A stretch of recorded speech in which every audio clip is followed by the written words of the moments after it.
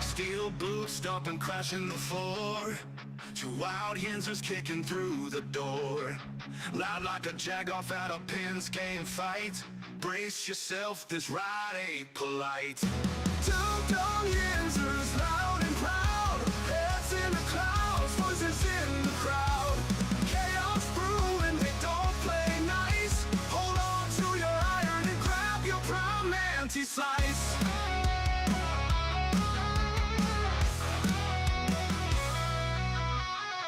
Tales from the burg with a hint of mayhem.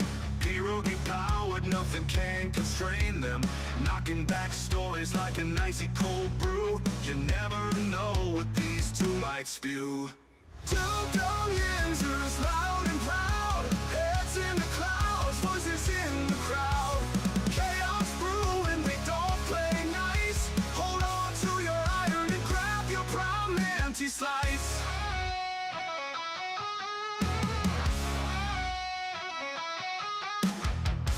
From the burg with a hint of mayhem. Pierogi powered, nothing can constrain them.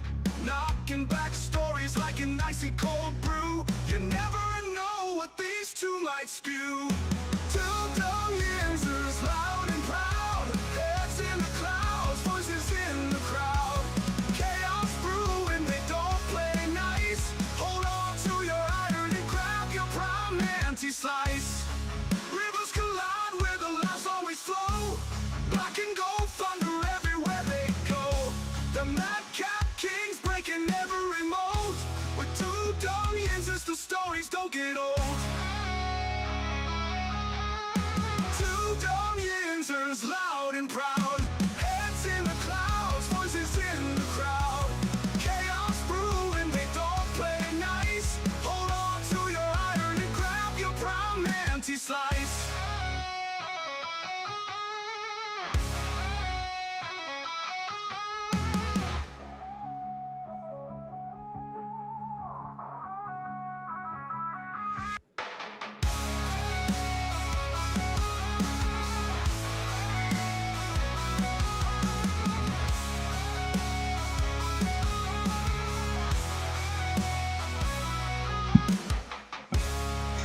Fire! Good morning, everybody. Welcome back to the show. This be episode 844. I'd like to say to everybody this morning, welcome back, welcome back, welcome back to the show. It's a big day, everybody. Today is the trade deadline at 4 o'clock today, a little less than 4 hours, 3 hours and 55 minutes. We are going to be at the trade deadline. There's already been moves made. We'll get into this real soon. And Derpy, he's off air. He's giving us updates, which, you know what, I'm okay with, because again, if he wasn't, he would be here.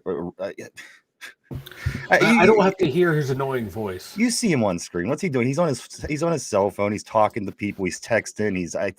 So He's our Adam Schefter. So he's off screen. He's keeping us updated. Mike actually suggested, he said, too bad we couldn't abort Derpy.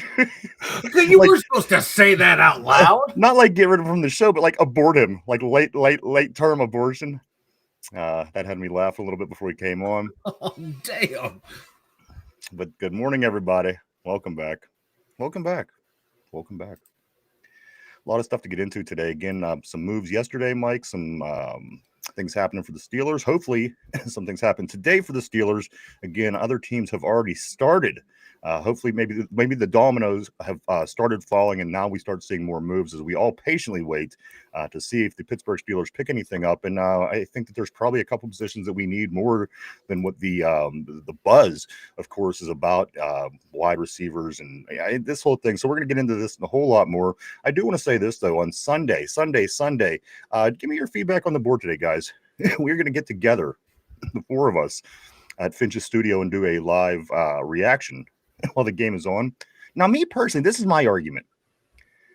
When I watch a game, I'm not messing around on my phone, and I'm not watching. Don't get me wrong. I like people that do reactions, but me personally, I have to be in my spot. I have to be saying nothing.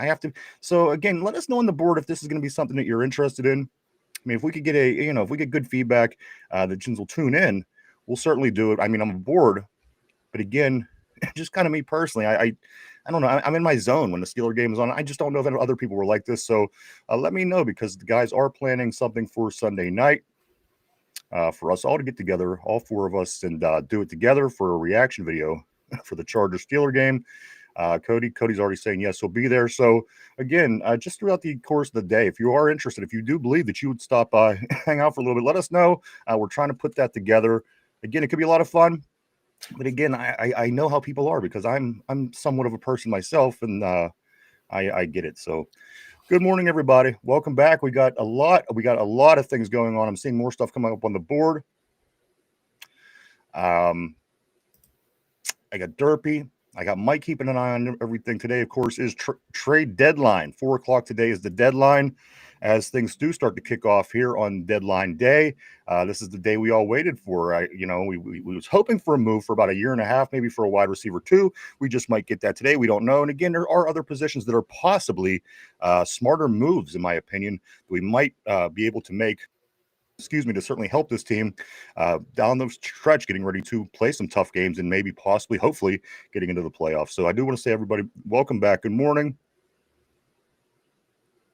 I'm going to start on the board, Mike. I don't want to leave anybody out on this trade deadline Tuesday. Good morning, everybody. Cody, good morning, friend. He says, good morning, fellas. Corey says, hey, guys, here's my thought. We don't make any trades, but we sign Asante Samuel Jr. and maybe Juan Valdez, but I have fingers crossed for Waddle and the Asante Samuel Jr. to help out the CB room. And we are signing Juan Valdez. As of yesterday, it was said that it is being done. So Juan Valdez is being signed to the practice squad. Of course, Marquez Valdes-Scantling is who I'm talking about. So we'll get into this and a whole bunch more. And things are probably going to happen during the show today while we're live. So again, hang out, guys. It's going to be pretty fun. A lot of things going on. Cody said, "Who's the guy on the right? The hair is flawless." That's Mike. The hair is back. What is going on, man? There's been no hair. Halloween's over. Now the hair is back. What's going on with you? The hair's back, boys. You know, some days Vanilla Thunder's feeling the flow. Other days he's not. You know, you got to respect the flow.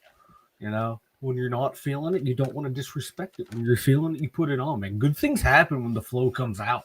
Well, this is what Cody's saying. He's saying, Mike, leave some chicks for the rest of us. Damn. Can't do, brother. Can't do, man. No promises. The flow's flowing and the lizards are lizarding. All right. Tortilla says Myers for a fourth. We better get cooking, be cooking something. Did they get a couple of fourths and a six? Is this correct? They got a fourth and a sixth, and the rumor is it's going to be because Jacksonville has 2 4th-round picks. It's probably going to be the Minnesota Vikings 4th-round pick, because the Raiders are assuming the Vikings will have a worse record than anyone else who they were going to trade with. Of course, Jacoby Myers is on the move. He's heading to Jacksonville, guys. So if you had your sights set on Jacoby Myers, it's not going to happen this year, at least. Here's what I found the problem is. I was reading a couple articles, and there's such a demand for a tier 2 wide receiver, which is what we're searching for. All these names that you've heard us talk about over the past month or so. And there's only so many tier 2 wide receivers that are going to be available at this time of year. So it's supply and demand. The price is high on a lot of these guys. And this is what we're trying to place phone calls and get things figured out and see if it's even worth our while to make a move today. But again, that's the big question. Is there going to be a splash trade for the Pittsburgh Steelers in the next 3 hours and 49 minutes? We don't know, but we will certainly be keeping our eye on that and so much more while we're on the air for sure. And certainly after. Joe, what's up, bro? He says, I guess we lost out on Myers already. He's going to Jacksonville. So the Jacksonville Jaguars are in, guys. They're buyers. They think they have a chance. And I'm going to be honest with you, they're not that far off. I think they're just a guy or two away from having a pretty all right squad down there. They're building around the quarterback, which I figured they would do when they drafted him, and it's finally starting to come together. So they are buyers at the trade deadline. And we lose out on Jacoby Myers. It's true. Tortilla, my man, he says this. He says Steelers are going to wait until the show ends. They will. I'm pretty damn certain. As soon as I sign off, they'll be like, all right, guys, let's make that move. It happens every show. Every show. It never fails. RB, what's up, bro? Yeah, good, Mike. I say no. That's usually how it runs. Like we'll sign off the air, and that's when all the Steeler activity will happen. We'll have to scramble and record a short real quick. RB says the name I keep hearing is Jackson Powers Johnson and Deontay Banks. And we did talk a little bit about JPJ yesterday. I think that's a great pickup. The guy's young, Mike. It was just how long ago? Last year's draft? Year. Yeah, he was last year's drafted. draft. And we wanted him or Zach Frazier at center, and JPJ can play guard as well. I think this could be very beneficial for our football team because he was ranked right there, right at the top with Frazier. Again, if Frazier goes down, there's always a person that could be depth at center and a guy that could play guard with an aging Siamalu, on this team, again, with his pec hurt week to week, guys. So, again, JPJ, I didn't even cross my mind until it was brought up recently here on the show, but I think that would be an amazing move, Mike, and I think that would certainly help solidify this offensive line as they continue to try to build their interior line to be solid cornerstones for this team. Yeah. To build around, to obviously be your long-term lineman. And this would be, I think, a big step along that way, Mike, and it would cut off a step that we would have to take in the draft, perhaps somewhere to maybe look for guard down the road. Yeah, because if you can get him, he played really well as a center last year, and I don't know why the new coaching staff out there decided to move him from center to guard. That was a boneheaded move. And then you ended up making him I think he's second team guard now. Correct me if I'm wrong. I'm not familiar with the roster, but I know some of the drama going on with him. They moved him from center to guard, and guys were starting above him that he should have been starting above anyway. It made no sense. I would gladly take him.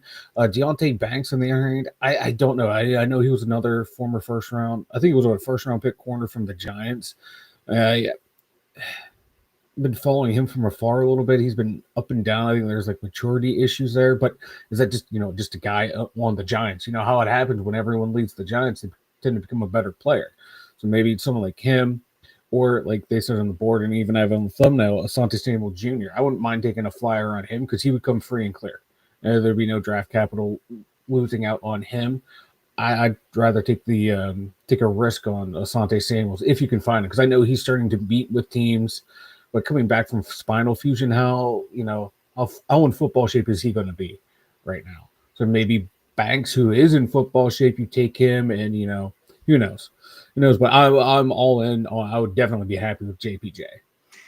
Just a couple more tidbits of news, things you may or may not know going into the trade deadline this afternoon, guys.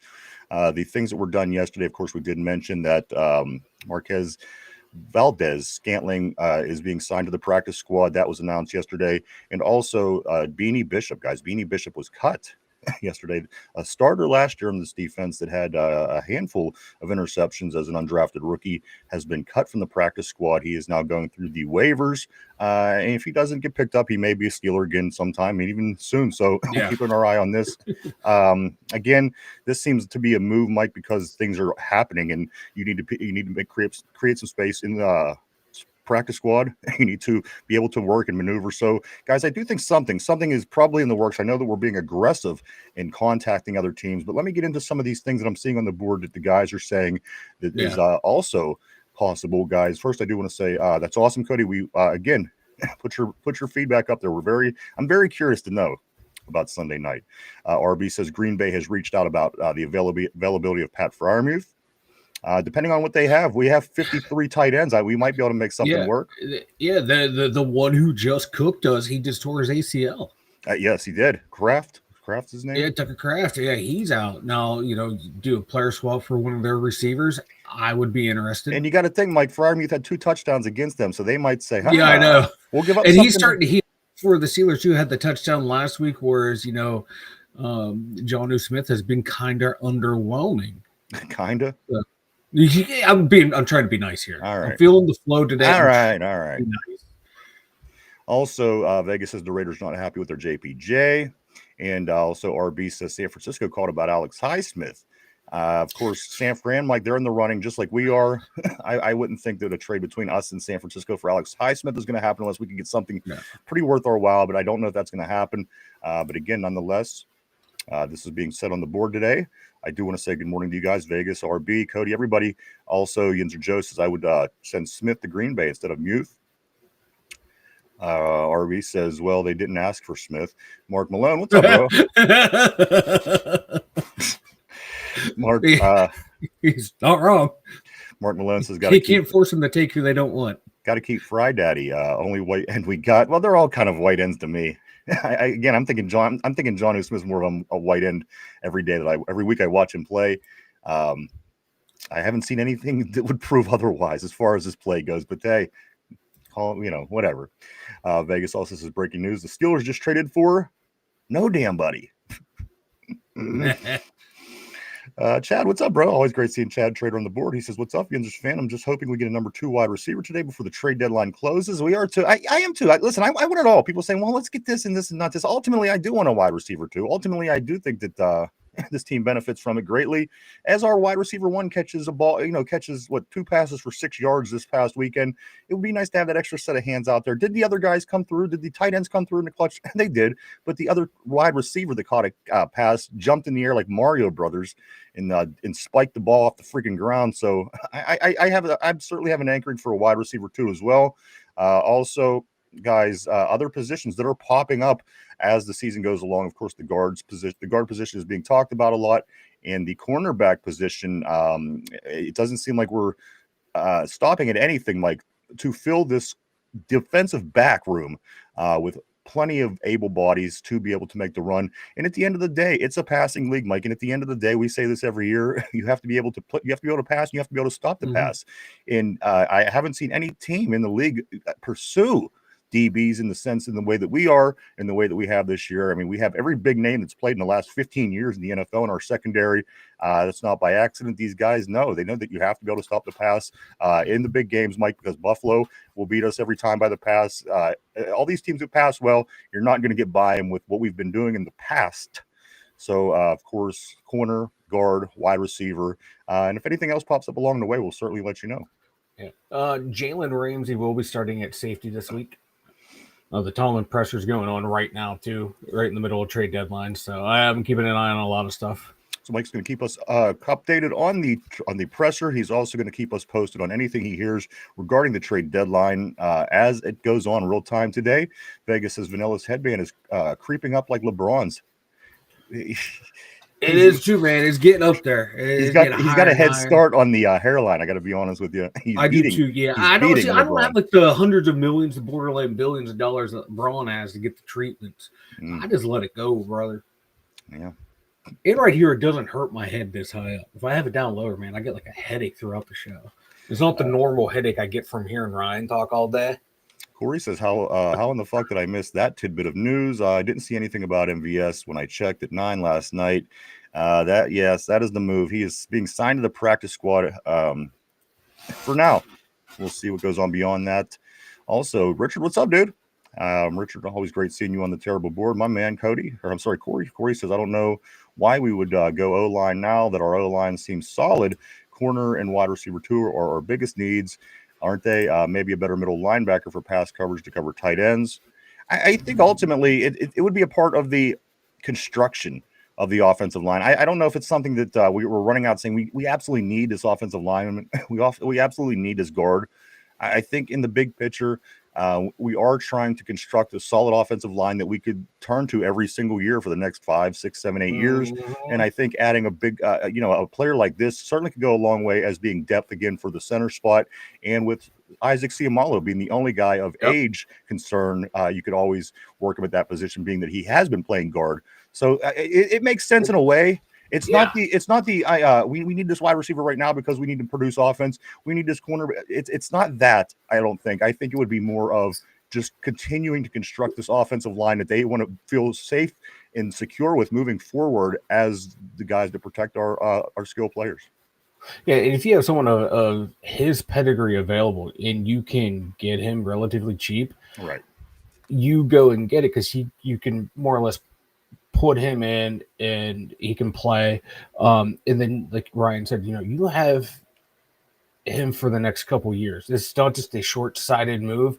They're also thinking long-term. And look how they built this team. A lot of these guys are on one-year contracts. And so far to build this team, they haven't given up any draft picks except for a second-round pick in the 2025 draft to get DK Metcalf. That was it. So they've given up nothing in next year's draft.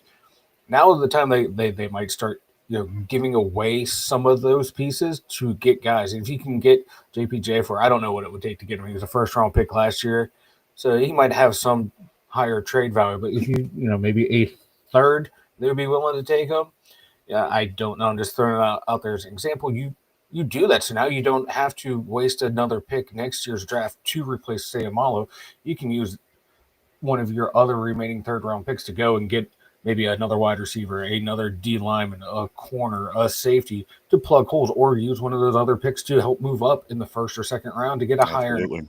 So if you can get one of those pieces now that is going to be here for another 3 years, potentially 4 years with that 5th-year option, you go ahead and do it.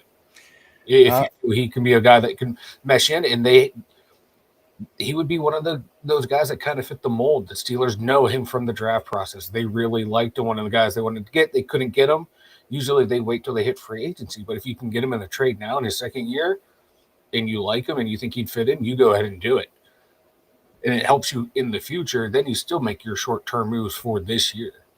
Being the trade deadline, guys, there are a lot of transactions going on around the league. Of course, a couple already that we've seen. Jacoby Myers heading to Jacksonville.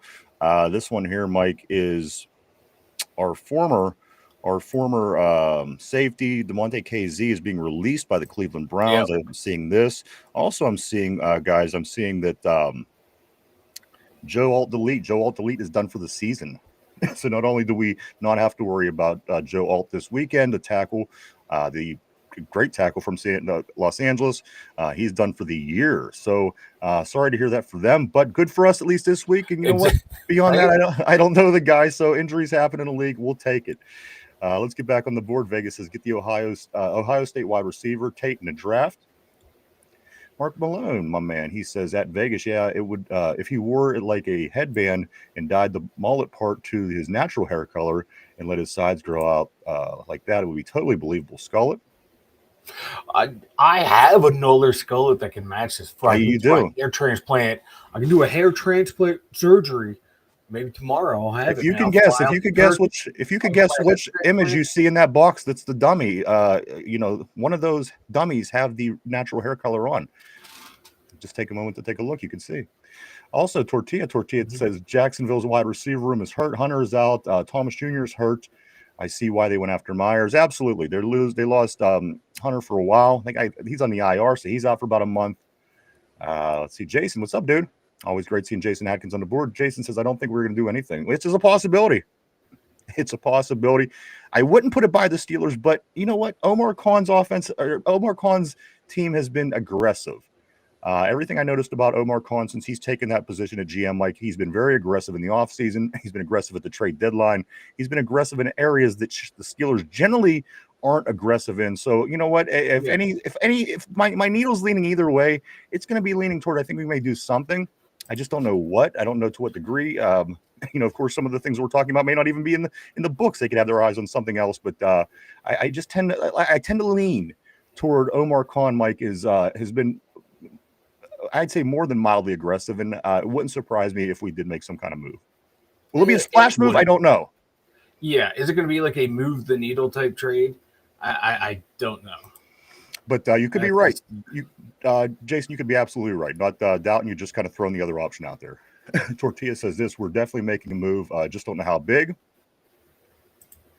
Joe says, so rumor is Pittsburgh surgeon worked on Asante Samuel and was giving reports to Khan about his condition and told Asante Pittsburgh is a great place to be.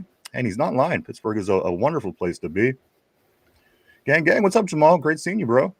Always love seeing Jamal on the board. How you doing, brother? He said we the best. Absolutely, man. Ain't no two ways about it. RB says if we get Jackson Powers Johnson, I'd move him to center and Frazier to guard. I love Zach, but his shotgun snaps are the drizzling shits. Like he used your vocabulary. So he did too. The drizzling shits, maybe.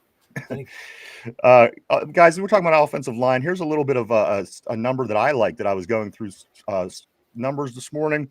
Fatanu, Mike, 39 blocking snaps this past week. And of course, our right tackle was a rookie last year, out all season with injury, finally getting his starts at the right tackle position. Mike, 39 blocking snaps, 0 pressures allowed, 0 sacks.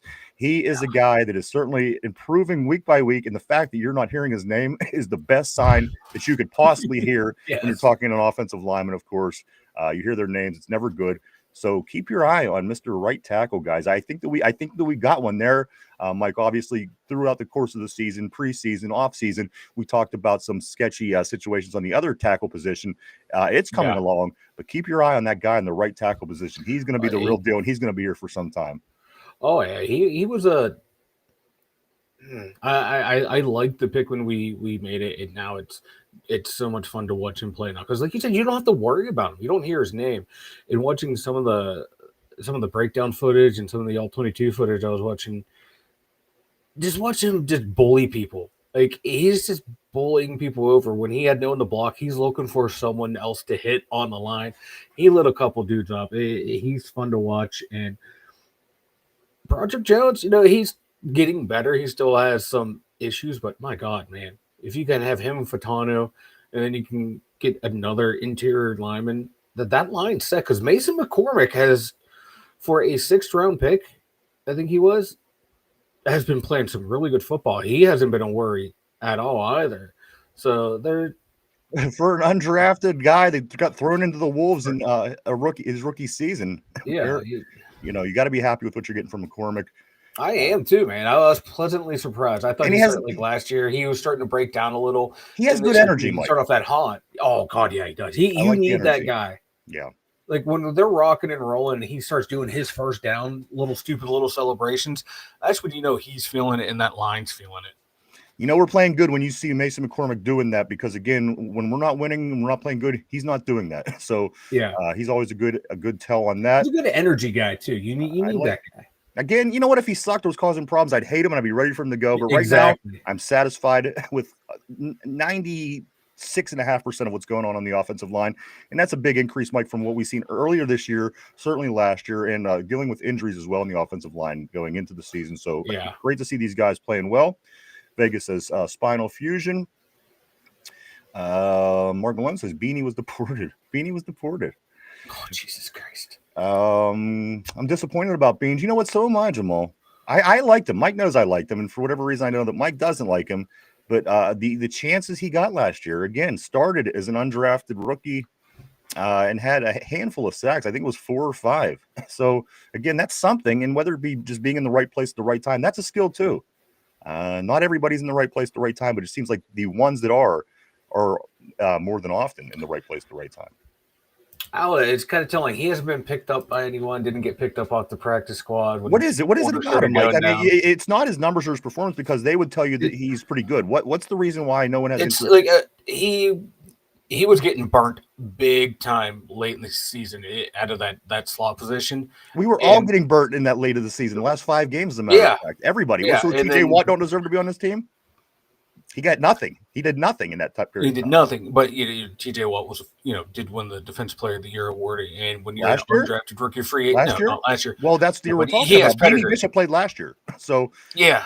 But Beanie Bishop played last year, but he was out of position a lot, and some of those interceptions were clanged off a receiver's hand that he was in trail because he got burnt and had a, did anybody else make those interceptions? They did not. But I do want to say this. I do want to say blow some good smoke out there about TJ Watt, guys. He did take his career sack lead back from Myles Garrett this past weekend when he did have his sack, guys. So you heard over the past week, Myles Garrett jumped in the lead all-time career between the two gentlemen.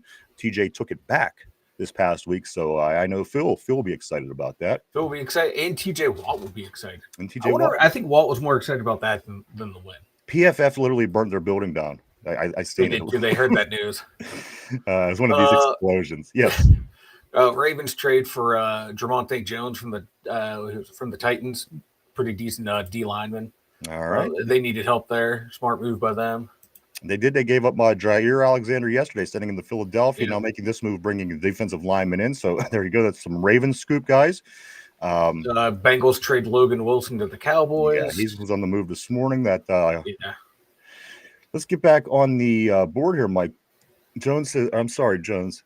Jamal says this. He says, I think Jonnu Smith makes Muth better, get better separation since now he isn't a focal point. Hey, that's probably true. Probably true. Absolutely. Tortilla says, Colin, better be on the phone with the Bears. We own the Bears. We should just be able to snap our fingers. Chicago, send us this, send us that. Because they are our bitches. We made them our bitches as soon as Omar Khan took his job, and I think we got plenty to show for that, Mike. Also, I do know this: Minkah Fitzpatrick could be on the move today as well. Obviously, can't come back here because of the rules, but he's another big name, guys, that we may see moving today in this next 3 hours and 28 minutes of the trade deadline. It's here. Today is the day, guys. This is Charger Week. We traveled to Los Angeles on Sunday night. I'm very sorry. At 8:20 to play the Chargers. We are 3.5-point road dogs. This is week 10. The Chargers are 6-3. The Steelers are 5-3. And this is what the division looks like, Mike, as we do move forward in the week. Cleveland will be heading to New Jersey to play the Jets on Sunday. Baltimore Ravens are traveling to the north to play Minnesota on Sunday, and the Cincinnati Bengals get their week off. I think that catches the AFC North up on the bye weeks. But beyond this point, I think that everyone's going to be even playing field, playing out as far as our division goes. So Cleveland to New Jersey to play the Jets. Baltimore to Minnesota to play the Vikings, and again Cincinnati off, guys. And we got a big game. We're heading out to Los Angeles to win, hopefully to win against the Chargers, and keep the 2-game lead or maybe more, Mike, in the division, as we are up 2 games on the Ravens, 2.5 games on Cincinnati, and I'm not even keeping track because the Browns don't matter and they'll never be worth anything. So we're not even going to talk about them. But I just knew that they are in the basement. Think of it as the lowest part of a porta potty. Imagine what that looks like. That is where the Browns are right now. So that is what the Steelers are up against this week, as we do head out to LA, Mike. These West Coast trips, they used to be hard, but as of recent years, we head out to the West Coast. We aren't it's not so unfortunate anymore. We get a lot of support by fans, certainly in the Arizona area, certain cities in California. Las Vegas, when we play out west, a lot of fans show out, and I think that could go a long way for the Steeler team trying to bring in the win on Sunday night. Yeah, usually I'm worried about heading out west, but like you said, recently it has not been bad for the Steelers, and we've been taking. Last time we were out there, we took over some stadiums, so hopefully we can do it again. Make it feel like a nice little home game for us. Absolutely. We'll take it again. I love the West Coast trips when that happens. That couldn't be finer because, again, Arizona Stadium was a Steelers stadium the last time we were out there. And again, I think SoCom was well, and also, or SoFi, and also over in Las Vegas. Again, we'll take it. We will take it, guys.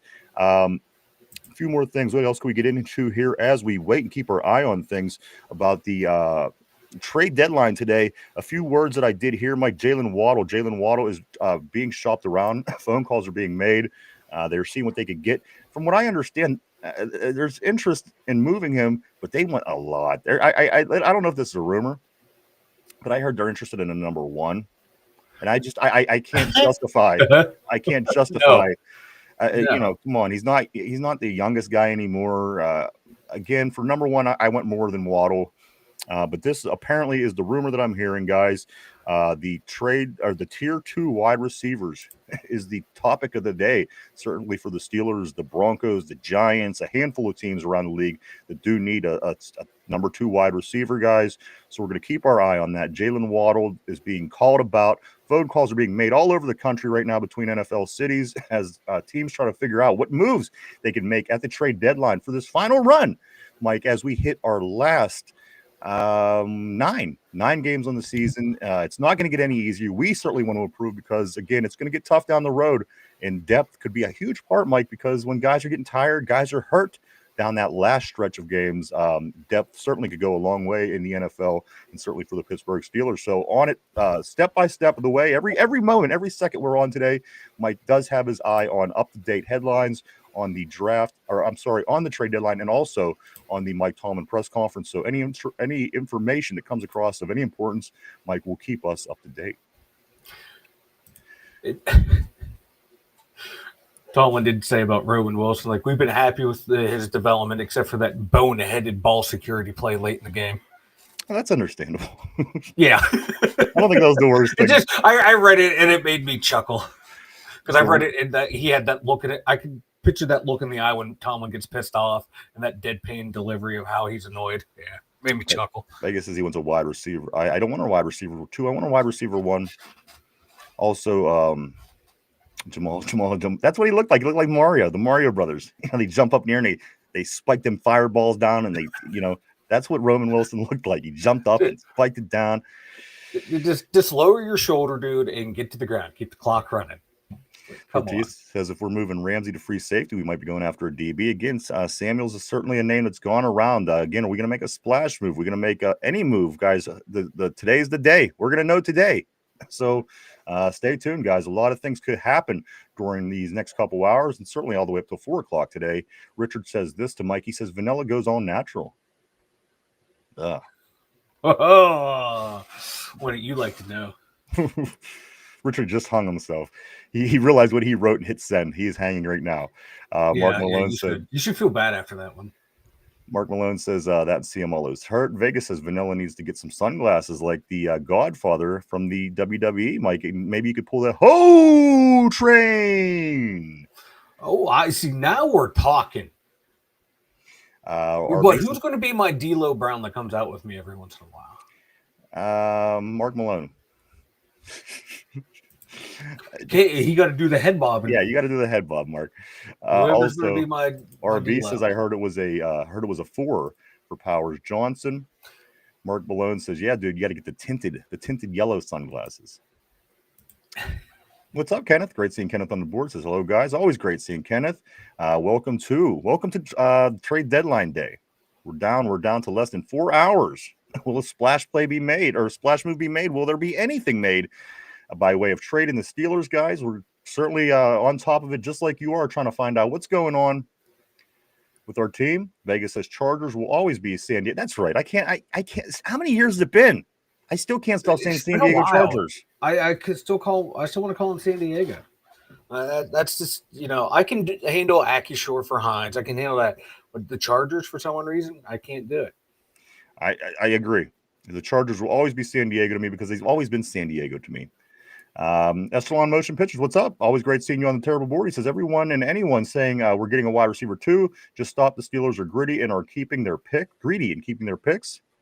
It's possible too. Do know that Omar Khan, albeit he's aggressive, he does love his draft picks. There's no two ways about that. Richard says we'll be waiting until 3:59 for a trade. Probably. If that's not the Steeler way, nothing is. Echelon Motion Picture says this. He says, we're the same team as last year. Juan Valdez is equal to Mike Williams. I agree. I don't think that Marquez Valdes-Scantling is going to be a big-time part. I do know that he is on the practice squad as of right now, as of yesterday. But, Mike, can you imagine he's anything more than Mike Williams? No, yeah, that's about what he is. And like as Tomlin said on his press conference, like this is not a Kyle Duggar situation. He's on the practice squad. Yeah. Referring to like if MVS will be playing this week, and more or less shot that down and say, no, he's a practice squad player. Bingo Winchester, I do want to say welcome back. Always great seeing Bingo on the board. My man, nice seeing you, sir. Bingo says this, we need to make some moves for sure, but hopefully not just for the sake of doing something. You know what I mean? I agree with you, Bingo, to a degree. Because if it's like a JPJ and it's ultimately helping in the big picture, the offensive line, the depth, the future, I'm not against that. But I don't think that that's being just doing it for the sake of doing it. But it is outside of the area of immediate need, which, again, I mean, we're certainly keeping our eyes peeled to see if wide receivers, cornerbacks, things like this are moving. But if it happens and it's beneficial, I'm okay with it. But I also agree with what you're saying, if that makes sense. Let's do this. Mark Malone says Khan has pulled a jihad on his personnel movements for sure. Corey says, after the game, we just played giving fans false hope that we turned everything around for the long haul is exactly the time we wouldn't make a move. I agree. That's the only thing that pissed me off about this whole timing. If the trade deadline would have been last week, we might have had 5 new players. But the fact of the matter, it comes after we beat the number 1 team in the league. So, you don't want that to weigh. But again, you hope these guys, they know what they're doing. So maybe that won't be the problem. But I understand and totally agree with what you're saying. Tortilla says this Con is known for pick swaps. We can technically have the same number of picks next year and still pick up some help. And that's another good point, Mike. I think that Omar Khan he's shown nothing but genius as far as his picks goes. I did mention earlier that we know that he's fond of his picks, but this guy, he uses picks like I've never seen before. And don't get me wrong, I don't pay attention to many GMs around the league, but as far as here in Pittsburgh historically, the way this guy handles these picks, man, it's like watching a magician at work. The three card Monty, you know what I mean? Yeah, and that's a lot of him and Andy Weedle, because Weedle coming over from Howie Roseman, and Howie does the same thing with his picks. Late round swaps, this, that, and the other, to where you're not losing the amount that you had. You still have them, and blah blah blah. And I just like how Kahn and Weedle are handling that type of situation, because you just have the feeling that in this draft coming up, it's in Pittsburgh, they're going to make a move, whether it be a quarterback or for an impact player, let's say a wide receiver, corner, like three real high-profile positions. I think that's why they're kind of gun-shy of maybe moving away from some of their third-round picks. It's like they want to be able to move up and still have picks in that round to get another top 100 player, and I don't blame them for that, because this team is, I would love for them to win a Super Bowl this year, but I don't realistically think they are going to win a Super Bowl this year. But you want to build a team that's competitive, make a run. You never know what happens, things break your way. But you don't want to mortgage the future, because this team is not built right now to where you could mortgage the future. The way, if you follow hockey, the way the Penguins were when they were winning back-to-back Stanley Cups, they were able to mortgage the future because they were on the cusp of – you can tell they were on the cusp of winning a championship, whereas the Steelers are not. So you don't want to mortgage the future, but you also don't want to short sell, the present. So it's a fine line. They're probably trying to debate, like, do we trade a lot of these draft picks to bring guys in, or we go and get someone a tier down to help us and potentially, things fall our way, we can do something, but still set us up for the future. There's one thing about the Steelers, they always want to be competitive, so it kind of, so do I. I can see why we might not get one of these top guys and still hold on to all of our draft picks. You make a great point, Mike. I mean, here in April, we're going to be bitching if we don't have the draft picks to be able to trade up to get a quarterback or, whatever we want in April. So it is a double-edged sword. But right now, we know what's in front of us. We know what's going on, and we're certainly trying to figure that all out. Jamal, I don't recall how long ago this was sent, but yes, Jacoby did get traded to the Jacksonville Jaguars, 4th-round pick, 6th-round pick, a couple things like this. So not too much. And we will see. We'll see if we are going to make a move. Are we going to make a splash move? We're going to make no move. We don't know. We have 3 hours and 16 minutes to find out, though, guys. Vegas says this. Vegas is 4th round, 119. 119 from McCormick. Okay, gotcha. Yeah. Bingo says speaking of O-line, I have Broderick Jones fatigue. Hey, you know what? I don't hate him. I thought I was going to hate him. He doesn't come off as a real smart guy. I have nothing for him against him besides that he has a hard time grasping and keeping it in there. He's been taught so many things over the 3-4 years now, and he still comes out with day one issues. He certainly did in camp. He certainly did in the first couple games. Again, I don't hate what I'm seeing from Broderick as of late. He's not getting killed off the ball. I'm seeing plenty of tape of him, making nice blocks, protecting his quarterback's backside. So I don't hate it. I just want it to continue to move in the right direction. That's all. Yeah. I hope that it's going to be good. And again, that's a toss up. You don't know. Well, watch him from game to game. This is something that's plagued him since his rookie year. And you'll see, like, some games you can tell it's been a focal point for him in practice. What's his hand placement when he punches people? Absolutely. When he's on, he's punching high, getting those guys back. When he's off, he's punching low or not punching out as violently, and they're able to get it in on him. They're able to start pushing back a little. But, he's strong enough to where some of these guys he's able to brace with his lower body and, and hold him off and twist him. But it's you watching him from his rookie year to now, it's he's still up and down in that area. Whereas you watch Fatano, his hands are active hands. Very inconsistent. And you're seeing that with McCormick too, active hands. And Mike, the thing about his Roger Jones, he has all the physical coaching. He has all the physical attributes you want for a left tackle. He has the perfect He get it size. together. He's athletic enough. He can move. Again, you're right. It's connecting those dots in his head. And once he can do that, if he can do that, I think you got yourself a pretty good left tackle. But as I'm saying right now, the only thing that I could say about Broderick Jones is I don't hate it right now. Yeah. It could be a lot worse. Yeah, like you see, like when he has a good game, you can tell he's locked in and doing everything he needs to. When he has a bad game, you can tell his mind is just it's just not his day, and like he can't overcome that. You know, but he's been locked in recently to where even if he does mess up, he's finding ways to win those reps against guys to where it's not killing you. I remember a couple games ago, I think one of the edge rushers beat him, and he was quick enough to able to recover and just get enough on him to allow Aaron to complete a pass. So he can do those things, but I don't know if it's a confidence issue with him or just today I feel like I haven't, and today I feel like I don't. Mark Malone says, I wonder if they elevate Kent. That's whether he's elevated or not, that is certainly a name that's in the practice squad, a name of depth. Vegas says, look who has forced the most fumbles since TJ was drafted. He's a beast, dude. And that's the thing, we're so spoiled. We expect, the greatest. What? It doesn't affect us. Sauce Gardner was just traded to the Indianapolis Colts. All right, that's good. We don't have to play them again. 2 first-round picks. Wow. How are the Jets going to mess that up? Wow. So there you go, guys. Mike, we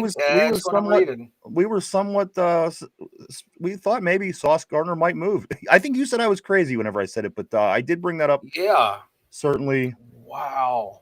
So there you go. Sauce Gardner is going to the Indianapolis Colts, guys. Sauce Gardner to the Colts on this trade deadline afternoon on Tuesday, November 4.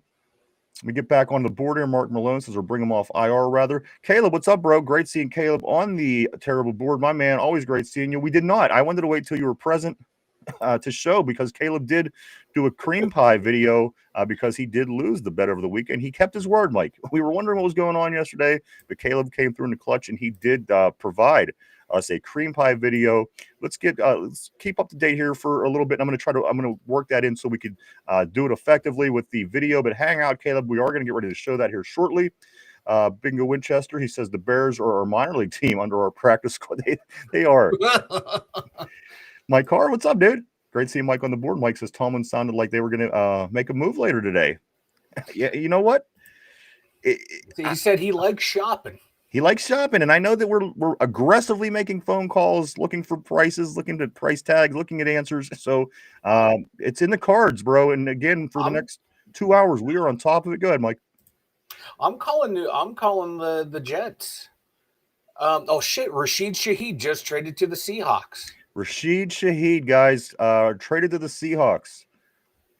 Rashid Shaheed from the Saints to the Seahawks. This was another name that we were possibly interested in. Guys, the dominoes are falling. Don't go anywhere. I'm calling the Jets right now. I'm like, what do you want for Garrett Wilson? What's the defensive lineman? I'd be on his ass. Williams, one of those two. Keenan Williams would be on my defensive line this weekend. Yeah. He would be on my defensive line this weekend right now, Mike, because if the Jets are trading away Sauce Gardner, they're selling obviously with one win. Go in and try to rate the hell out of that locker room, Mike, right now, because you could get a lot. I'm betting because Sauce Gardner, a lot of people didn't think he was even possible for him to move this year. But guys, the dominoes are falling. Sit back, relax, guys. We have a lot going on today, a lot to get into here on the show, and it just seems to be starting now as Rashid Shaheed on his way to the Seahawks, who could certainly use the help. They're looking pretty good, Mike. They're just, you add another receiver to that offense. And again, Sauce Gardner heading to Indianapolis, the Colts, who shut our wide receiver one down, but bringing in a pretty damn good cornerback, Mike, moving forward as this team falls from the graces of the best team in the NFL over the past week. With that being said, I do want to say the Steelers did move up one spot in the NFL, in the ESPN weekly power poll by beating the Colts, Mike. We went from 13 to 12, and the Colts went from 1 to 7. So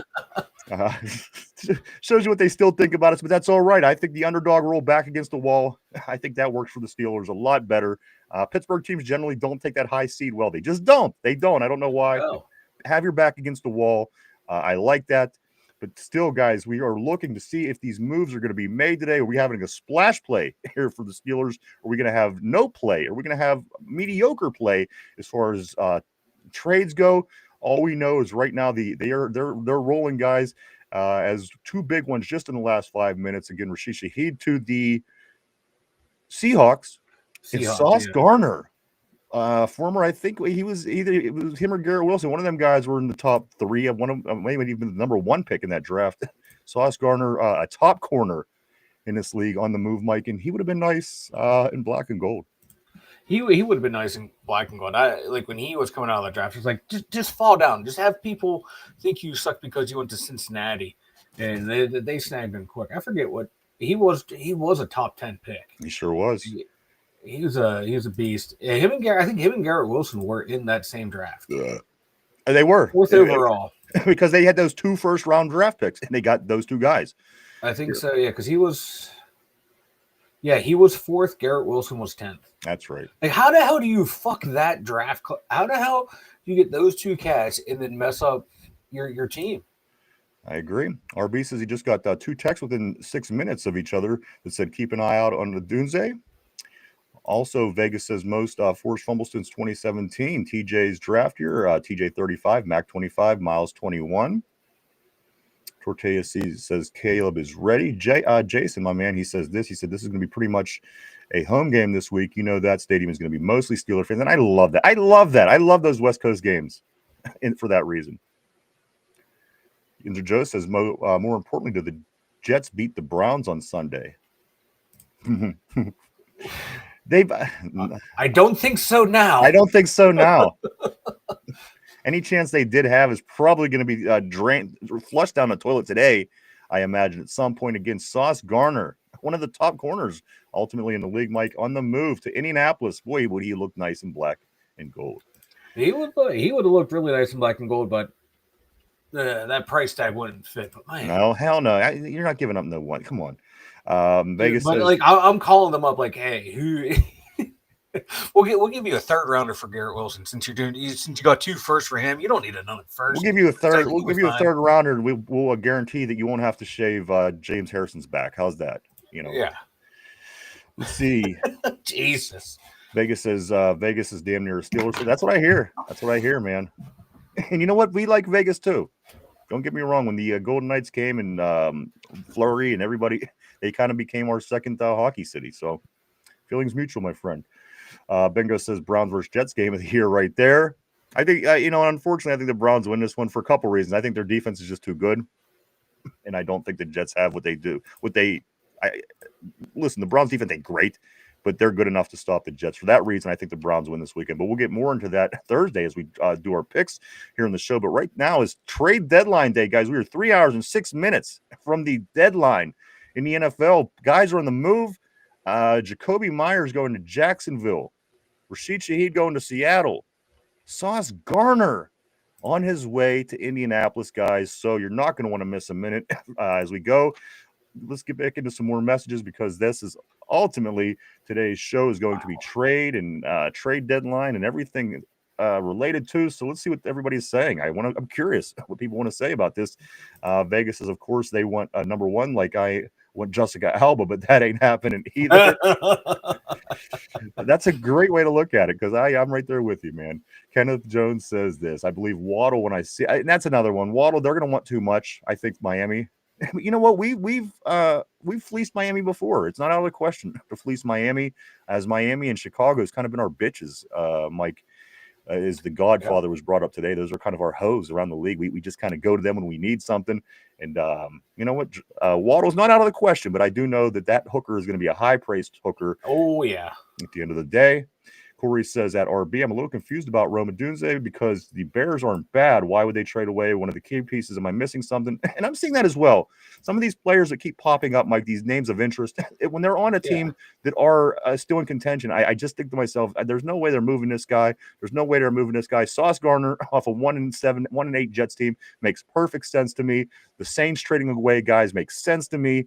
And, of course, the Vegas Raiders trading up a nice receiver like Jacoby Myers makes total sense to me. So those things are kind of difficult to understand. And I'm right there with you, Corey. So I don't know if anything is going to come our way by way of any of these teams that are semi-successful, but I totally understand what you're saying.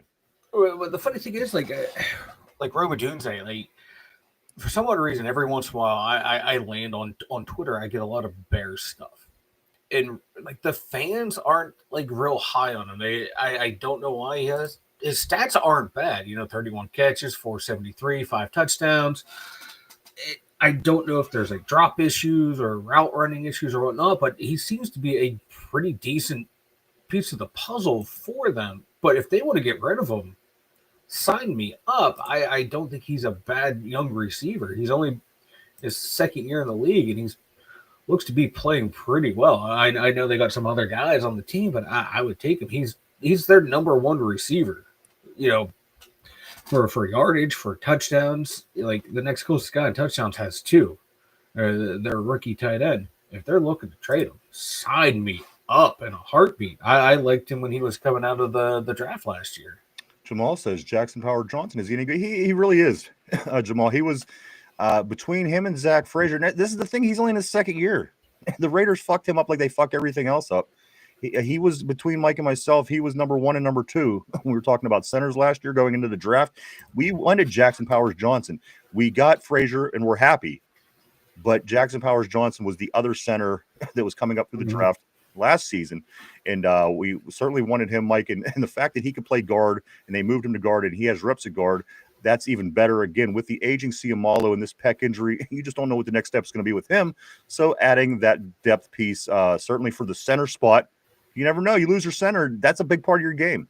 You lose your starting center. So now you have depth at a starting center position guy, and you also have depth at that left guard, which could go a long way, especially his youth down this stretch. Ciamalo is not getting any younger, guys. RB says, Corey, he 1,000% hates it there. Not sure. I'm just trying to skim back real quick to see who Corey might have been mentioning. I'm not sure. Let me move forward a little bit here. Vegas is Bingo Winchester. They should just flex that game off the schedule and call it a tie. That should be Browns Jets is a Thursday night game. That should be a Thursday night game.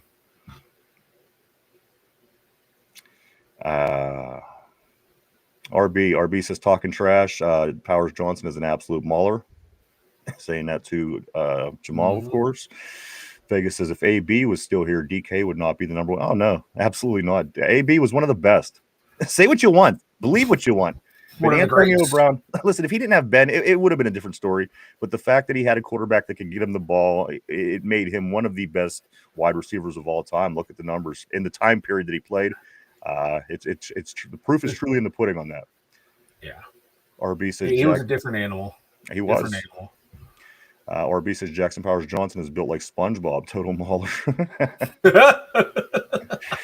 Yeah. Bingo says this. He says maybe some brownies get hurt. Who knows what the hell's going on over there? Derpy's and Peaches. Derpy's and Peaches says, look at those Goldilocks, Mike. Look at you, huh? I'm just staring at your hair. Aunt Peaches knows all about these golden locks, boys. Man. Even Peaches is up for the trade deadline today, guys. You don't want to miss it. We are keeping an eye on everything as long as we can. Of course, 4:00 is the deadline, guys, in the NFL to see if the Steelers are going to make a move. Big moves has been made in the past 20 minutes.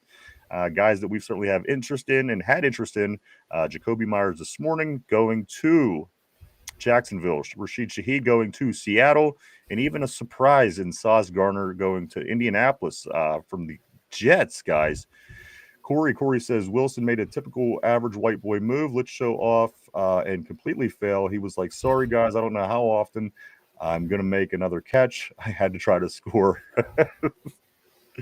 Let's call it a half of a typical white boy move. I don't know, right? John says, hey, what's up, John? Always great seeing you on the board. John says today is the last day for fantasy GMs. Today's the day, man. We will know. We'll know here in a few more hours what the move is. What's up, Sommer? Always great seeing Sommer on a terrible board. He says, howdy party, people. Corey says at RB, shit, I would too. Navy blue and orange is ugly on everyone. Damn right. You ever wonder where they come up with some of these uniform color schemes? Vegas says Richard was here in the woodwork like Brooks on Shawshank Redemption. Damn. Vegas says Romaduze is from Vegas. He went to Bishop Gorman, which is basically a college for high schoolers. It's crazy nice. Bingo Winchester said no, and Con will get Waddle in there first for like Rudolph in our fourth, and they'll still thank us. I don't understand how he died. I know. I want them to thank us when it's done. Phil the Steel says this. He said, you know what? Was he? I thought Finch was the big loser this week. As we are on the halftime of the show here today, I'm going to get into that just shortly, guys. We do have the results from the CBS Pick'ems, and the new Pick'ems are up as of today, and Week 10 starts on Thursday, so don't forget to get in and get your picks. I do know that Richard does have his picks in, but guys, I thought Finch was the big loser. I'm not sure. I will check into that as we do give the results here shortly, but I do want to say welcome, Phil. Always great having you on the board. Jamal says we might end up with Brian Thomas Jr. Phil says, oh, snap, my bad. He's hurt. I do too. Phil says, oh, snap, my bad. Sorry, Jamal. Corey said, this is why AR needs to tell us. And he might have. They might already know something. You know what I mean? Important conversations happen. Yeah, and even if he comes back or not, I was saying earlier, they're not going to mortgage the future for this team because they're going to set the team up to where if things fall their way and they make a playoff run, awesome. It's not a team that's built to win the Super Bowl right now, so I don't think they're going to risk the future for it. I agree with you. I agree with you, Mike. And again, I think a lot of these moves could be beneficial, though. We're talking about offensive line. We're talking about things that we don't necessarily need at this point, too. Yeah. Which could certainly play a role in the way that this trade deadline goes here this afternoon. Let me get back on the board here. Let me finish what Corey's saying is he needs.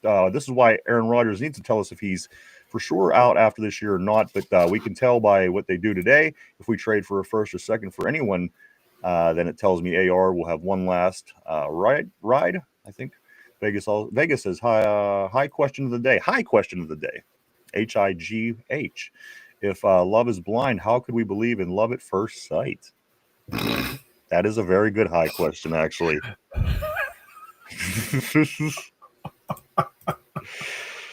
Of course, a lot going into it, guys. We could use the humor today. A lot going into this afternoon as we're trying to find out and see, as big names have already been on the move. If anybody's coming here, Phil the Steel says Fincher, wherever you are, loser of the day. I thought Finch was the loser. I think he had 6. He got 6 correct. John says I don't expect Aaron Rodgers to say anything until after the draft, not publicly.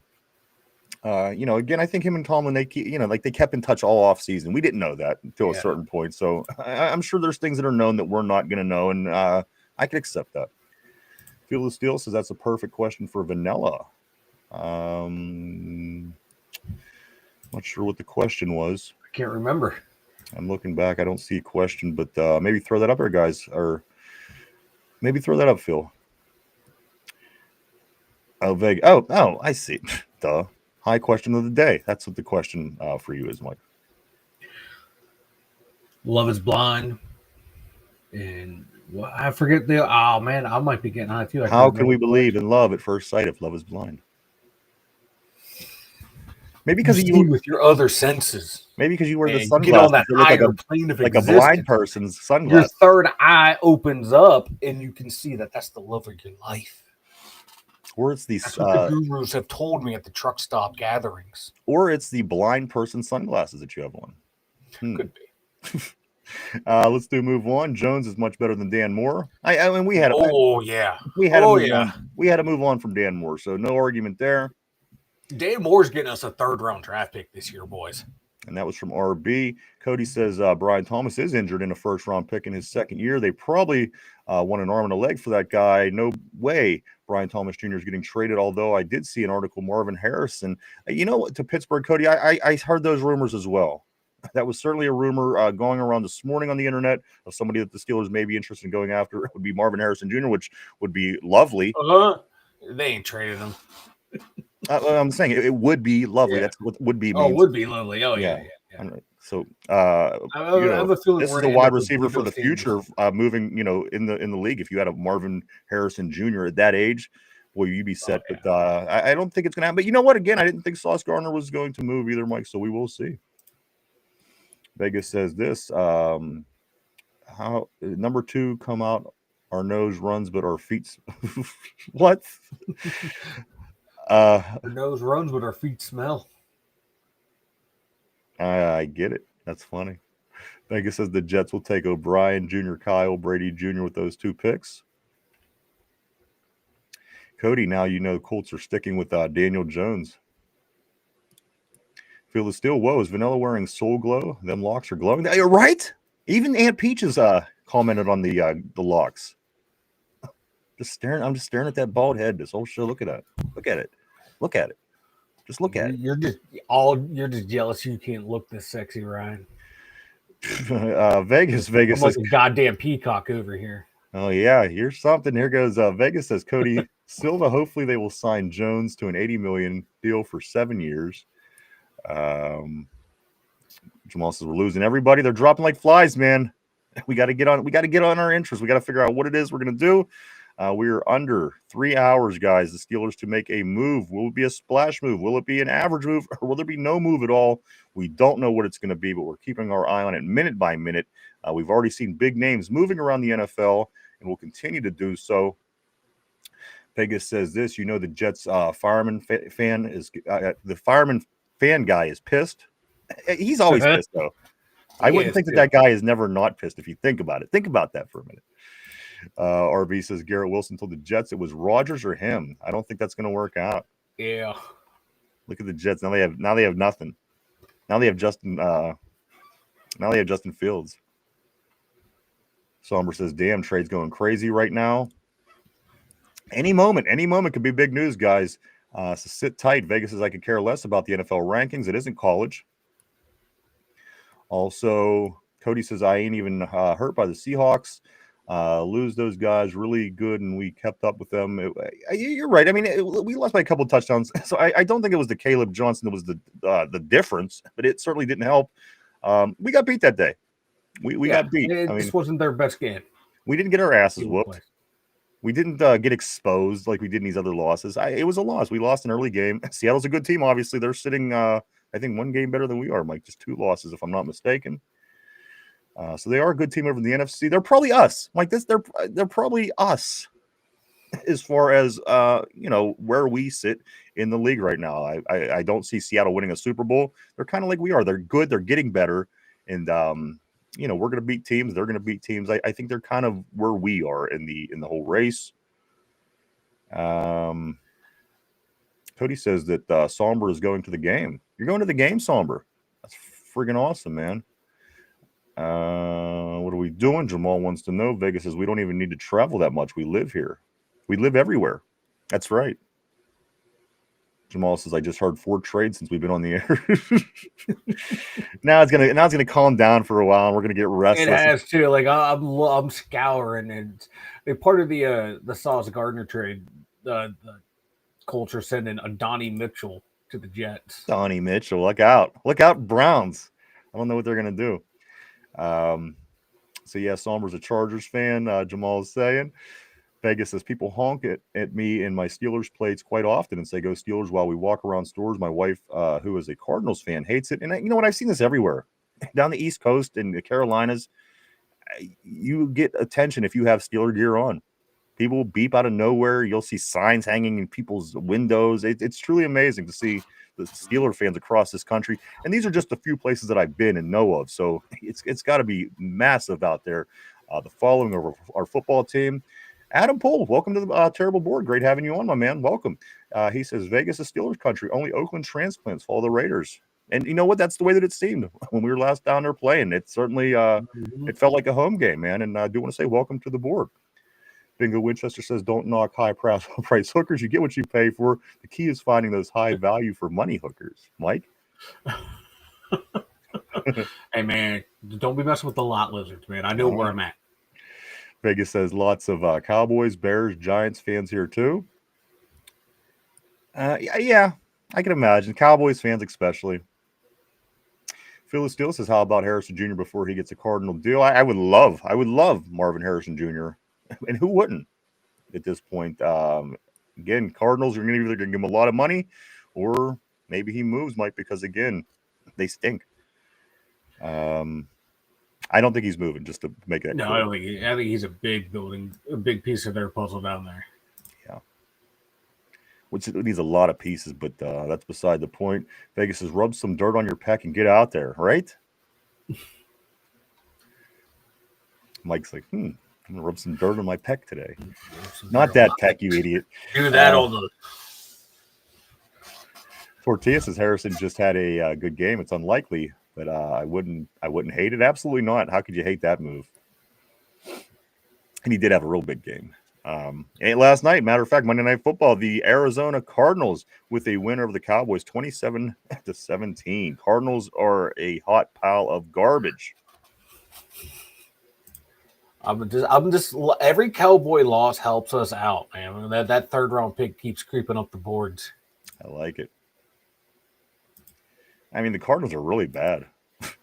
Yeah, apparently so are the Cowboys. That's what I'm saying. How you lose to that team?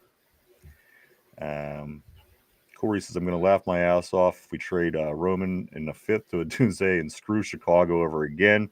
You know what? It sounds so unlikely, but again, it wouldn't be the first time it happened. So I it's possible. John says this, I was at a Steelers versus Ram game at SoFi. It is true that there was 50% Steeler fans against the Chargers. It could be more like 70% Chargers fans. How is LA taking to the Chargers? I'd like to know anybody that is out that way that does have insight. Of course, the Chargers are San Diego. They're always going to be San Diego to me no matter what.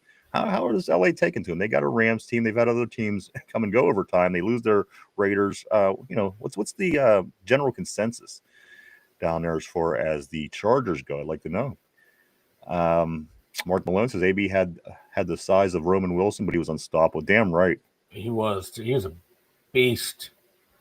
Vegas says Brett Brown's Jets should be the first game on a Wednesday morning just to get it over with. That should be every international game. Find out when most people are working and just put it on. Vegas says Peaches said you shaved her muff and made a wig, Mike. Boy, that's a hell of a muff. Look at that. Hell yeah, brother. Hell's down there for hours. Phil laughing at that. Aaron, what's up, dude? Always great seeing Aaron Jade on the terrible board. My man. Here we go, Steelers. Tortilla says, I just saw Omar Khan fall to his knees at Walmart. What? Corey says, to be fair, Ryan, a lot of these colors came out when TV was still black and white. It isn't until the 60s when MFers like this were like, the fuck are these fools wearing? Very, very good point. Especially those older teams, the Bears, Skins, teams like that, right? Cody says, if we need some comedy, perhaps we should talk about Penn State. Oh, sorry. They're on the list. They're on the list. Number one. Corey says this at Vegas because you see love with your third eye, which you also can't see because you see love with your third eye. What about your opens up? Well, my question is the third eye, the first eye. What about the brown eye? We don't see butthole on the board today, which is we don't see butthole on the board. That is very disappointing. I was hoping butthole would make a return. Butthole and taint, man. We need that duo. I know. Maybe he'll be back. And then because Bingo just said something that certainly goes along with it. He says, love at first penetration. Yes. Fearless Still says, stupid vanilla is super baked. I wish I was, man. I wish I was. Wade Johnson won. Welcome back. Welcome to the board. Great seeing Wade Johnson won. He says, Waddle or bust. I'd love to get some Jalen Waddle, man. Again, guys, we were just 3 hours.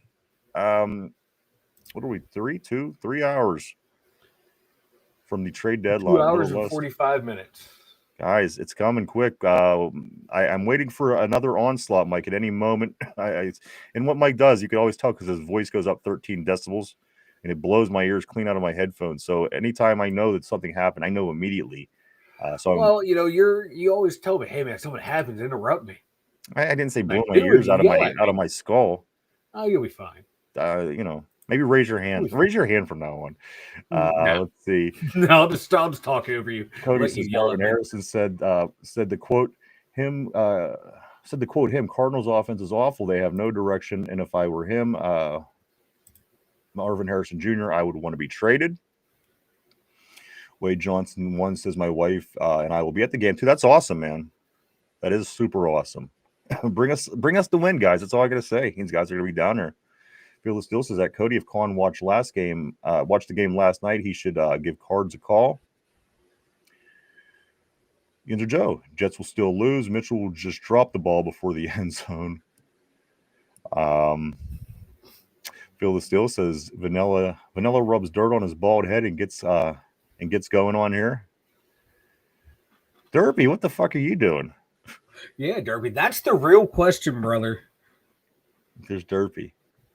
Derpy, a member of the show, and just decides to no-show us, but he'll come up on the board and raise shit. But you know what? I'd rather that be today because there's a lot going on. If he just keeps us updated, I'm fine with that. He'll be on, Mike. He'll be on in a couple of days. Don't you worry. Tortilla says breaking Steelers trade 2/5 for a lot lizard and extra small condoms. Mike, there's your move. That's your move. That's my move, baby. Hell yeah. Tortilla, I told you that in confidence about the size of the condom. Cody says, and another FU for George Pickens. You know what? It's so great that they're bad. I couldn't love it anymore that the Cowboys stink. 30 years, Mike. They are the only team that has not been in the NFC Championship game in this last 30 years. You got to love it. Cody says, we are the Steelers. We don't want any we are the Steelers. We don't want anything derps. Derpy. Kenneth Jones says Pickens had a costly penalty to help. Yes, he did. Come on. That's stupid shit. Something as stupid as taking a ball and waving it around in another guy's face to get you 15 yards. You couldn't have avoided doing that. You couldn't have avoided hurting your team by taking the ball and waving it around in another guy's face. It was literally the dumbest penalty I've ever seen. He could have just taken the ball with his right hand and handed it to the ref. Now he had to take it and wave it. He didn't know that he was going to get 15 yards. This is why I'm not so against what happened with the George Pickens move in the offseason. Mike, again, yes, his talent is missed, but he's so much baggage. Like they used to say about Jeff George back in the day, $1 million arm, 10-cent head. That's George Pickens, man. $1 million talent, 10-cent head, man. Like, just keep your cool in that situation. Hand the ball to the official, stare at the guy, hand the ball to the official, and walk back, and you're fine. You wave it in his face, dude. You're getting 15 all day, every day anymore. They are cracking down on anything remotely taunting. You got to know better in that situation. Point up to the scoreboard. If someone says something, you just go. And also, Mike, scoreboard. And here's another thing: all the shit that we heard all off season. Oh, you got fleeced by the Cowboys. Look where the Cowboys are, and look where we're at, fuckers. Aren't we sitting in first place? Didn't we just be the number one team in the league? Yeah. Aren't we? We have a better record than them, so everybody could just shut the fuck up. And if they don't make the playoffs or re-sign him, that's a win for us because we're getting that immediate draft capital now in the higher part of the third round. Instead of he goes somewhere, we could potentially get a third round pick, and that's later in the draft. Because there's no way the Steelers were going to re-sign him with all with all of his shenanigans. So that it was the right move. It sucks because we couldn't use him right now, but the shenanigans we don't need to use right now. So I'm happy with the trade, and it's working out in our favor. Vegas says, last high question of the day, unless I forget, is the S or the C silent in the word sent? I think it's the C that's silent. I would think, but I don't know. And sent. Great. Now that's going to play in my head all day long. Well, if you take the C out, it's still sent. If you take the S out, it's still sent. I guess you're right. Yeah. Jamal says, what the fuck are we doing? Can I get a receiver already? Jamal and Derpy must be hanging out. Staring at each other. Can I get a receiver? Can I get a receiver?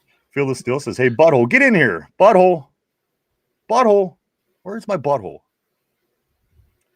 Vegas says butthole is rumored to be Roman Wilson on the TK Pittsburgh Sports YouTube page. Tyrell, what's up, dude? Bro Sauce, yeah, Sauce Garner. But you know what? Yeah, I know. Good for Indianapolis, though. They were able to pull that off. Corey says, be careful with this game. We don't win much in LA. We're like 9-24 against them at their house. Not a good look, but lately we've been good. That's true. In the past, Pirates, Penguins, and Steelers might have had terrible time trying to win games out west. And just in the past couple of years, I know that we won in Vegas, we won in Arizona. Even the last game, I think we played the Rams out there. We managed to win that football game. So I'm not afraid of the West Coast like I used to be. It used to seem like it was always. Yeah. A major hurdle along the way. It hasn't been such a major hurdle, but again, it's still, you got to acknowledge it. Tyrone says Myers on the Jags. Omar about the, and you know what? Big moves though, Tyrone. We got all kind of big moves, man. Jacoby to the Jaguars. You got Rashid Shaheed to Seattle. You got Sauce Gardner to the Colts. I'm sorry, Mike. Yeah, I was just the Sauce Gardner to the Colts. Sorry, I pulled a derpy and was talking over you. Oh no, you're good. You've been doing it all day. I'm adjusting. So this is the thing. What's going on, guys? You know, we have about a couple hours, guys. 3 hours and about 3.5 hours. No, not even that. 2.5 hours. Yeah. Jeez, oh man, guys. So the trade deadline it's really close. Guys are moving. The dominoes started to fall. It's slowed down. Let's keep an eye to see if anything else goes down. Guys, splash trade. Are we going to have a splash trade? Is it going to be a medium? You know what? That helps. We'll take it. Or is there going to be nothing? That is the question, guys. We're down to 2 hours and 38 minutes till the draft deadline, trade deadline. If I say draft one more time. Also, Vegas says, did you ever notice that the word swims is swims upside down? I did not. Call me later after I light this blunt up after the show. I want whatever Vegas is smoking. There you go. Cody says if Penn State was an NFL team, the whole team would be free agents right now. Fuck you, Cody. Leave my boys alone. Derpy says I'm hope on real quick. I passed out. No. Take a minute. Just take a minute. Take a minute. What he just wrote. I'm hope on real quick. I passed out. That's our Derpy. He's all ours, everybody. Mark Malone says this. He says there's a lot of women jogging in Derpy's neighborhood today. Derpy wore he said Derpy wore no clothes. I just got the salt burn out of my eyes from last time. I went home and I put salt in my eyes immediately. You remember when that happened? I was thinking about that the other day when Derpy showed up with no shirt on the show. In the board. The next 100 messages on the board. What the fuck was that? What the fuck is that? I still go back and watch that. Do you? Yeah. That's weird, man. That's really weird. But, you know, Vegas says, why are they called cowboys when they ride horses? Shouldn't they be called horse boys? Damn, Vegas. Damn. Cody says, don't be naked. Please, please. Derpy, come on, man. Jamal says, make sure you have a shirt on, Derpy. There you go. That is in Vegas, or at least a bra. So that's the general consensus, Derpy. Please be clothed. Peach, Phyllis still says Peaches was sitting on Derp's face, which is why he's late. Hey, Peaches is a freak. I would not put it by Aunt Peaches, guys. I would not put that by Peaches. Tyrone says this BS, bro, tops all. Omar Dumb Tortilla says, where are y'all getting head for 10 cents? Phyllis still says, F you, Pickens. That's what I'm saying, guys. Come on. He's that great. Why do they have a losing record? Why did they just lose to the Cardinals? Didn't we just beat the number one team in the league? Oh, yeah, that's right. Yep. Vegas says, you know who didn't? George Pickens. Vegas says that third-round pick for GP might end up being pretty good. Mike, as you've been saying on the show today, that pick keeps getting better the worse Dallas looks, right? Yeah, it's right now we're sitting at pick 78 because of them.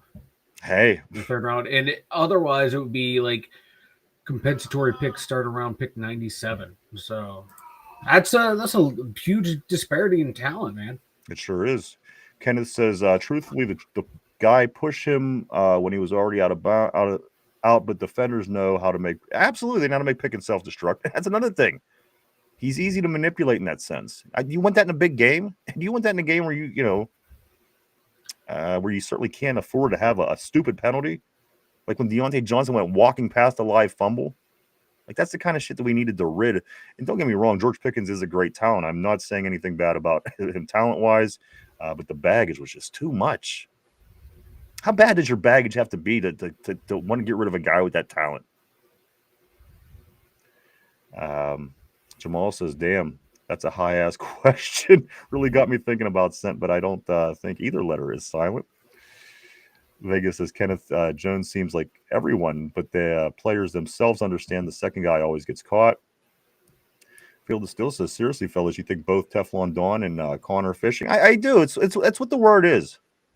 The word is these guys are aggressively making calls and inquiring. So we're keeping an eye on anything and everything at this moment. And Jason, he's saying we're going to do nothing. And you know what? Jason has been right so far.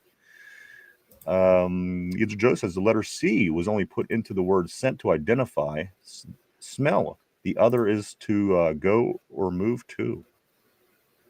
That's why I hate the English language, man. It's a bunch of made up bullshit. I don't hate it now. I hated it when I was in school because they made you learn it. I know how to talk. Leave me fucking alone. It makes no sense how we spell words and shit like that. It makes zero sense whatsoever, and I hate it. Jamal says, "You really looked that up, Waterboy. Must be high too." Kenneth says Steelers will stay the course with receivers and use Juan Valdez for packages. I'd go corner, defensive line. Defensive line's not bad, Mike, especially if the Jets are selling today. By all means. Yep. Come on. They're selling. Do you see if they surprise us? Mm-hmm. Like a kid when you surprise them with a toy or something. Surprise us. You can't go wrong with knowledgeable is power. Knowledge is power. Sorry. Defensive line help goes a long way, Mike. Especially, I mean, the depth is down. Ukulele out for the season. Some of these guys are out for the season. The depth guys. What if you lose? What if you lose? Let's say Harmon goes down for the season. Now you're kind of in a predicament again. I'm going after a defensive tackle when the trade deadline was not the worst move ever. I wouldn't, and certainly if he's a good defensive lineman, Mike, I would love that. And someone that you could move on from Cam Hayward next year. Move on from him because you got a viable replacement right there, ready to go. Yeah, absolutely. And you're seeing guys where the depth has certainly been helpful for us this year. We went out and got a million defensive backs, and we've certainly needed to cycle through them as we continue. Every single one of them. And Slay now with his dislocated finger, so it hasn't stopped. So the reason things are working, what has worked for us, it's by design, guys. We have been building depth on this team. I like it. Cody says, Mike said, whoa. Ryan said, go to the board right now. I don't know what that was actually about. That was about Derpy when Derpy was naked. Oh yeah, you did. You were like, whoa. I was like, get to that board now we need to read it. Vegas says, I refuse to pay 10 cents for Dome. Me too, man. Yeah, I don't know. Tyrone says, so Waddle or Debo, you know what? Samuel is, again, they mentioned him yesterday, Mike. That's a rumor that's been popping up. They have to figure something out with him in Washington. They could very well move him here in the next 2.5 hours, guys. So, again, hang out. We were trying to stay on top of this the best we can. Vegas says it has to be at least 100 or 100. So I don't feel bad for her. I don't know what the prices are like out in Vegas, but that's a lot of money. $100. Wow. Yeah, $100 a lot of money. Cody says Jamal. Ryan said George Pickens is garbage. Oh no, here we go. Also, Pat Freiermuth is better than George Pickens. You know what? I made a special attempt to say that he's not garbage. I said he had all the skills in the world, all the talent in the world. I just said he's a fucking nut, and he's going to cost you yards. And again, if we didn't learn from Deontay Johnson walking by a live fumble, you gotta have guys that have at least a half a brain in their head. Otherwise, they're going to kill you. It's going to hurt you. Their talent's great. And again, I did say that Pickens is a hell of a talent player, one of the best wide receivers in the league. In the perfect situation, he's something amazing. But he didn't have that here, and obviously he's not having that in Dallas. Still having a good season down in Dallas, though. Vegas says, who decided that the alphabet was in alphabetical order? The Greeks. Well, the Greek alphabet's in their alphabetical order. What about ours? Alpha, Beta, Gamma. We kind of Fall What upon. about W and J? What were they? Nothing. Well, we just added them in as Exactly. we expanded, you know. And then you got to bring the Anglo-Saxons, the Normans, the French, you know, the Latins, everyone. Wade Johnson Oh, once says, God. "What about 2, 2, and 2? 2, 2, and 2. Very good point." I was in my 30s when I finally realized the difference between 2, 2, and 2. Obviously, I knew the number, but the TOO is what threw me off for years. I was in my 30s when I learned that TOO. Oh yeah. Look at this guy. Look at this guy. There he is, everybody. There's Derpy. Gentlemen, What's up, dude?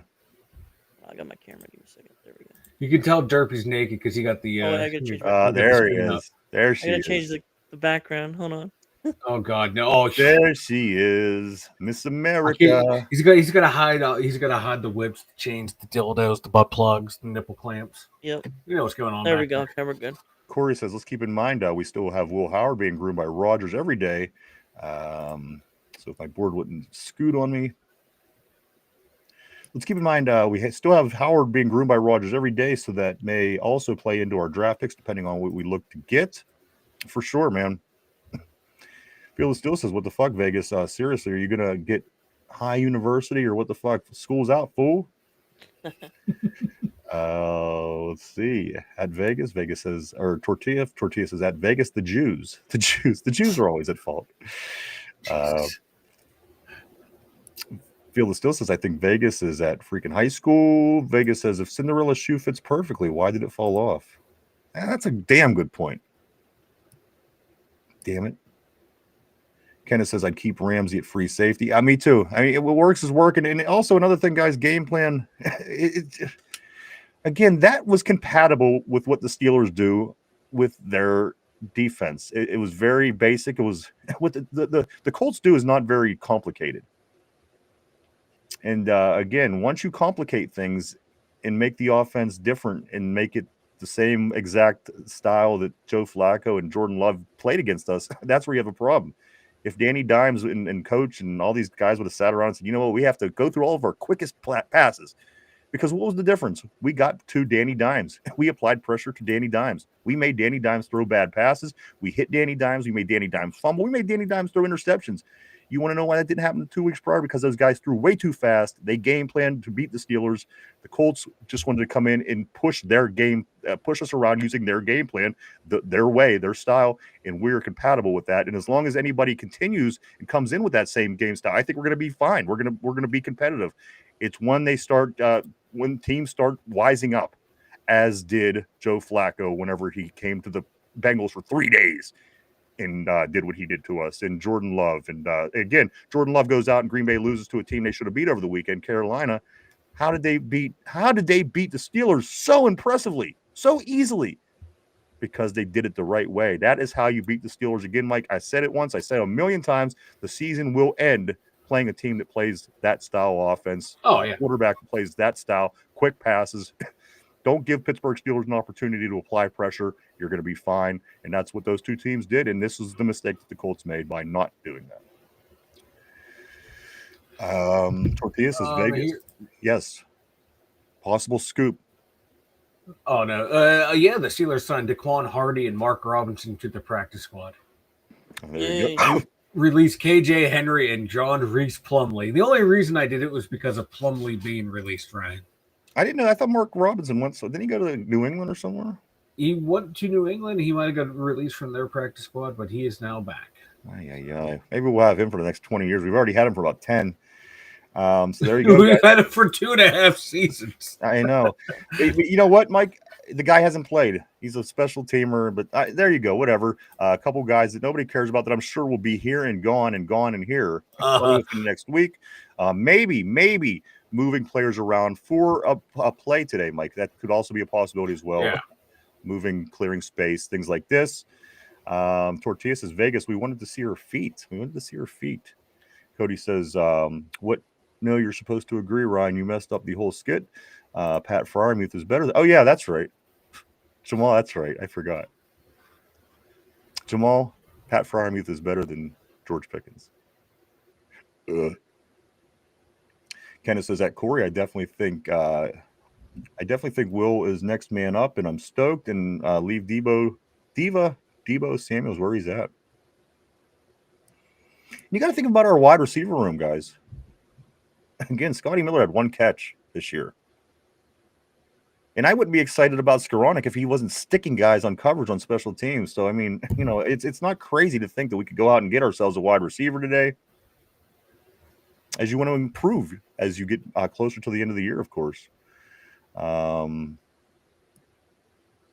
think I see a song. I see something here, Mike. I see some kind of song coming up.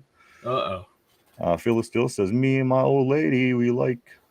I don't know how the harmony is on this. Me and my old lady, we like to get outside, but sometimes people space us out. Song from Things Are Tough All Over. Vegas says, looking like Hey Kool-Aid Jr. Poor Derby. This guy takes the abuse. But Tyrone, he just laughs it off. But that's why he's our guy. That's why he's our derpy. You just gotta yell back, "Hey, Kool-Aid!" Tyrone says, at least he has a shirt on. You're on the list. He's on. Derpy has a list. Oh no! Now he's infringing on my gimmick. This gimmick thief that I rightfully stole. He's on FBI Most Wanted. Bingo says, got my Howard 18 jersey last Father's Day. Hell yeah, dude. Nice. Derby, you would like that, a Howard jersey. You're an Ohio State guy. Yes. Also, Derby, do you have any comments you want to make? Do you have anything you want to say to Mike from the big Ohio State Penn State game last weekend? I know that the two of you hasn't talked, but any quick comments before we do move on about the any bragging? Do you have any bragging to do to Mike? I think I'm going to be humble about this. Oh wow, Penn State is in a rough spot. Derpy is growing. Derpy, I'm trying to happy. win two championships in a row. So because I had my finger over the mute button on you, ready for you to start talking. I'm just going to mute you and go and then unmute you when you're done. But yeah, Penn State sucks, dude. We suck. We suck. That's it's why not like they're losing to these good teams. They lost to every team. team. They're losing to the bad teams too. That's what's even better. I know, right? If it was just Ohio State and Indiana and teams like this, but they lost to everybody. And the thing is, though, they don't have a bad team. I don't know what the fuck's going on. I don't know what kind of cornerback that was on Saturday, though. If they won a single Big Ten game, your backup was probably worse than Drew Aller. Oh yeah, and Drew Aller sucks, and our good backup left and went to Mizzo, and now we're stuck with a bunch of garbage. Speaking of garbage, let's get off this topic. Let's get back to the board, guys. Penn State. I thought you were going to say, hey, speaking of garbage, let's go talk to Tortilla, who just made the list. This Penn State talk is making me nauseous. I'm going to be honest with you. So let's move on. Let's see right here. Yes, that is really cool, Bingo. That is awesome, man. Vegas says today is the oldest you've been ever, but also the youngest you'll ever be. Tyrone says Waddle, man. Jamal says, yeah, we have to get Waddle, but we know that's not happening. Shake my head. Mark Malone says Derpy checking on the cams he has set up around the neighborhood. Let's see, Vegas. If corn oil is made from corn and vegetable oil is made from oil, what is baby oil made from? Ooh. Baby goo. Mike could whip up a batch right now if you'd like. Wade Johnson 1 says, who do you think will pick up Beanie Bishop? The Ravens. You know what? I can see him going he seems like a Raven to me. After this whole process, I can see him going to the Ravens. I'm sorry, Kenneth Ryan, your answer to how to beat us is Chuck Clark. Well, Chuck Clark, wasn't he out? Or he was sick last week. I'm not sure which way. Thankfully, he didn't play. I see what you're saying because he didn't play. Gotcha. Yeah. Also, Cody says, see Jamal, all the homies think so. Talking about Pat being better than Pickens. Phil says, see, freaking at Vegas, you got me singing some Cheech and Chong song. You know what I was thinking this morning? You guys ever see, and most people did the movie Half Baked with Dave Chappelle. Yeah. What about the part where he was talking to Mary Jane? They were sitting there in the restaurant, and he's like, they're meeting one another. The girl he was like, and she's telling him about her dad, and she's like, my dad, yeah, he was a drug dealer, and there was always drugs around the house. And Dave Chappelle was like, man, that must have been the shit. And she goes like, well, he's been in prison for 10 years because of it. He's like, oh, that must have been shitty. For some reason, that always makes me laugh out loud. Anyway, guys, let's go back to the board here. Let's see what everybody's saying. We are down to the last 2 hours and 19 minutes till the trade deadline is up, guys. Corey said, I said it before, we lost to Cincinnati, but I say that whoever lost the Green Bay game was going to go on and beat the winner in the Super Bowl. If this is AR's Super Bowl year, it will be against his old team. And I've said that since day one. Boy, would that be good for the NFL? It'd be just one of those good feel-good years. Green Bay versus the Steelers in the Super Bowl. Mark Malone, how about Khan's version of working my way back to you, babe? He sings jihading my way through the Jews, babe. Contracts are falling through. Corey says the team that built him, the team that carried, and ultimately the team that gave up on him for Jordan Love. Don't get me wrong, I think that would be a great Super Bowl. I think all the fair weather football fans would tune in because of the storylines. The storylines would be of abundance. Could do good for the NFL. Also, RB said if Derpy had the horseshoe haircut, he would look like old WWF jobber Friar Ferguson. I can see it. I can see some Friar Ferguson. Vegas says Derpy has tats all over.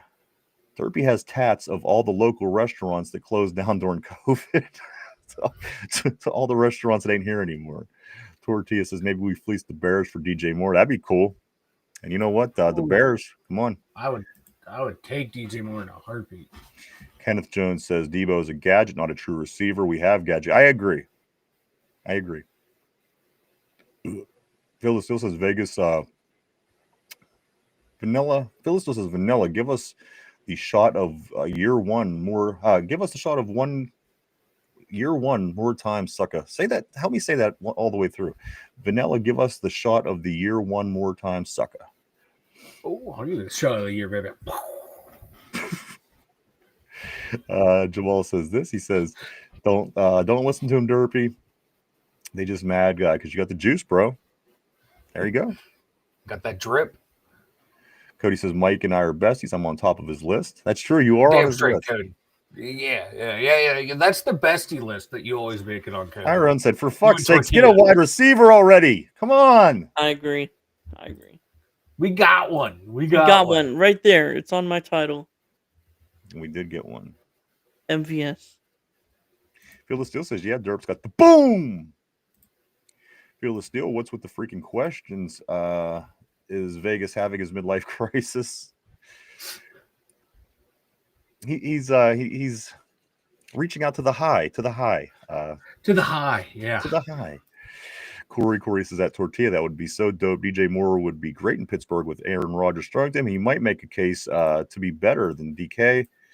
Healthy, friendly, wide receiver competition for catches and touchdowns. Azaba, you're my only friend, Somber says. Love that movie. Abba Zaba, you're my only friend. First, I'll kill the Mexican. I'm Cuban, B. Ah, yeah. Cuban, B.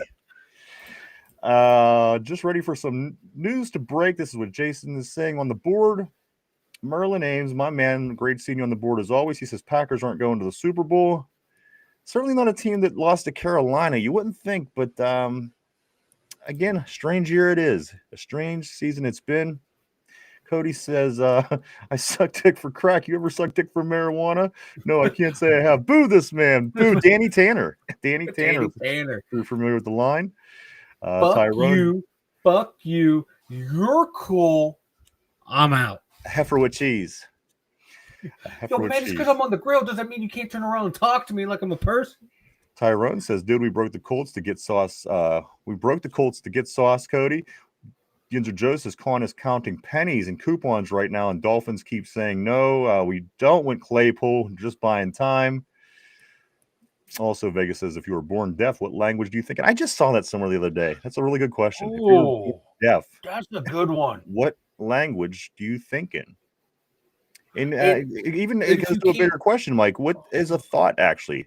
Because it's not a sound. It's not a voice. Listen to your thought right now. Just stop. That's not a voice. That's a thought.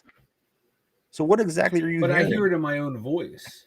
No, you I don't. hear it in my own voice, my No. thoughts. You're but just I used to can't, your like- voice, but you're not even hearing a voice. Listen, stop. Do it again.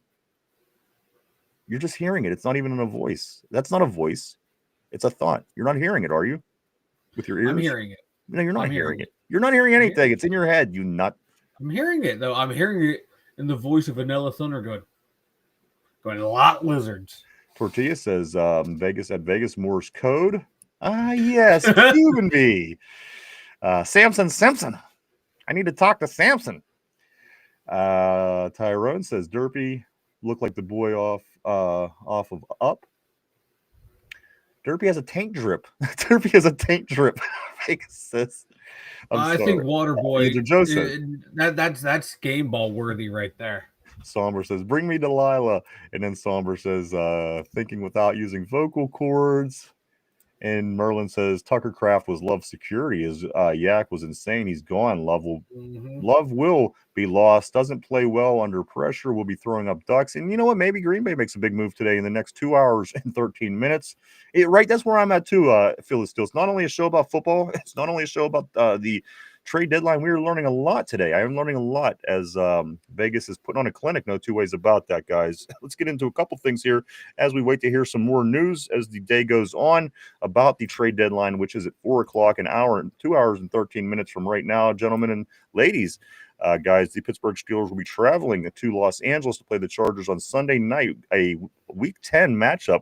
The Chargers come in with a 6-3 record. This game is at 8:20 on Sunday evening and Eastern Standard Time here, of course. And we are 3.5-point dogs as of right now. But Mike, this might be the best time to get it in right now because there was a bet from last week. It was between Caleb, our moderator, and Mike right here on the show, and the winner. The loser, I'm sorry, let me start with saying it this way. The loser had to get cream pied, and we got the video. Caleb lost. His Colts lost, and we have a video of the cream pie that we're going to show you right now. So if you're waiting for the cream pie, you're going to see it. But here's a little bit of there was a bit of a technicality with it. The cream pie, guys, apparently I missed this while this episode was going on. It was on his Jim Palmer poster, which Caleb is known for here on the show, is his Jim Palmer poster. Yes. We've known this since day one. So Mike is going to play you the footage of Caleb cream pieing his Jim Palmer poster. So there's his Jim Palmer. There's Jim Palmer, and you're going to see a cream pie coming out of nowhere. You'll see the shadow. I see the, oh, no. And bam, there it goes. He cream pied. No. He's going to pull back. He's going to pull back the pan here, and you're going to see the cream pie on his Palmer poster. He kept to his word, guys. Caleb, the moderator, right here. See, now I thought it was going to be in his face because I was going to cream pie Mike's face. That was the deal. But now I didn't even do nothing damage. Come on now. So, Mike, I have two questions. Is this the famous Jim Palmer poster? I don't know if that's the actual famous Jim Palmer. I think he kind of skirted the bet by getting the printout of the Jim Palmer poster. Because I'm picturing the big, tall poster that we would all get as a little kid. Right. Of them, and Palmer would get it in the face. But I was wondering why was he trying to aim the cream pie for Jim Palmer's nether regions? When if you were throwing the cream pie, if it was projectile, if you will, the cream pie. Yes. You would, I could accept the mistake, but the fact that it was kind of dropped, and you kind of dropped it. He was aiming for the nether regions. Yes. Yeah. And it's 2025. Do what you want to do, but I just want to know, was he planning on licking it off? Well, we do have some answers on the board, Mike. First of all, Caleb did say, "I'm never allowing my Jim Palmer poster access to my YouTube again." And he follows that up by saying, I don't have good aim. So, but you know what? So Caleb hears a lot. Ow, my eye. Okay. But here's the thing, Mike. You know what? It was my mistake. I should have paid closer attention to the details because for you, I would have cream pied your face. But this was on his Jim Palmer poster, so it's fair. He went through with what he was supposed to do. So there you go, guys. Colts lose. Yep. He didn't think that the Colts were going to lose that football game. He did not back out for the challenge. He put Jim Palmer poster on the line, And you know Jim what, Mike? I Palmer. was just as ready to cream pie you as he was his Jim Palmer poster. Yeah, I had it yeah. on my list. And Things what to it, get. and I was waiting for your projectile cream pie I know you were. I know. right in my face. Look, Derpy just sits idle. Let me get back a little bit here. You haven't Okay. What, Derpy? told them the news yet, have you? Yet? Are you gonna say that? Hold I on, don't hold know. What on, news? Do you have news? Exactly. hold on. I meant the plans.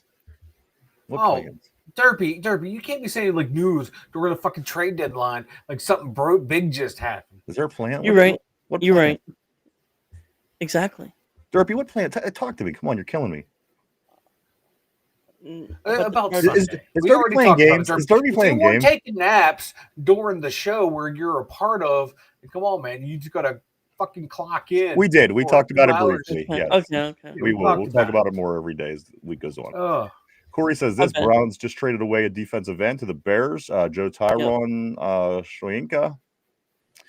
There you go, guys. So the Browns a little bit losing Giving more up. pieces, They're losing giving more up. pieces of that defense as the day goes on. Like the linebacker, of course, earlier. Now the defensive end, and this is a Browns team that we're going to see later on in the season. So keep tearing it apart. We'll take it. We will take it. You shit Browns. Tortilla says this. He says, "I imagine people born deaf think like Tom."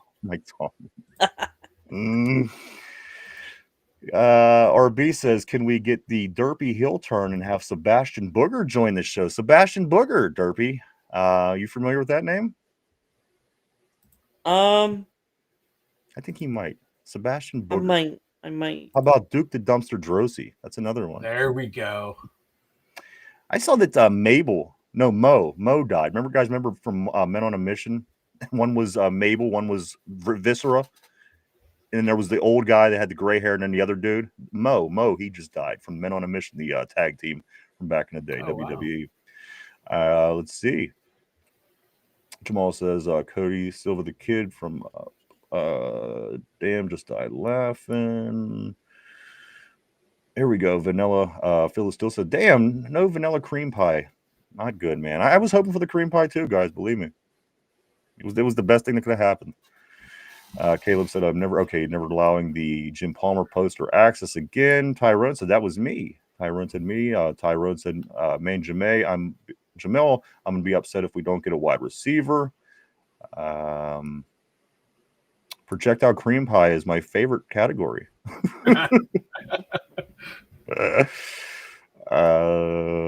Fuck the Colts, man. Caleb is saying this. Tortilla says, "Somber, you beat me to it. Giggity." Phil still says, "Vanilla Friday should just get cream pie just because it's for the terrible board because he loves us.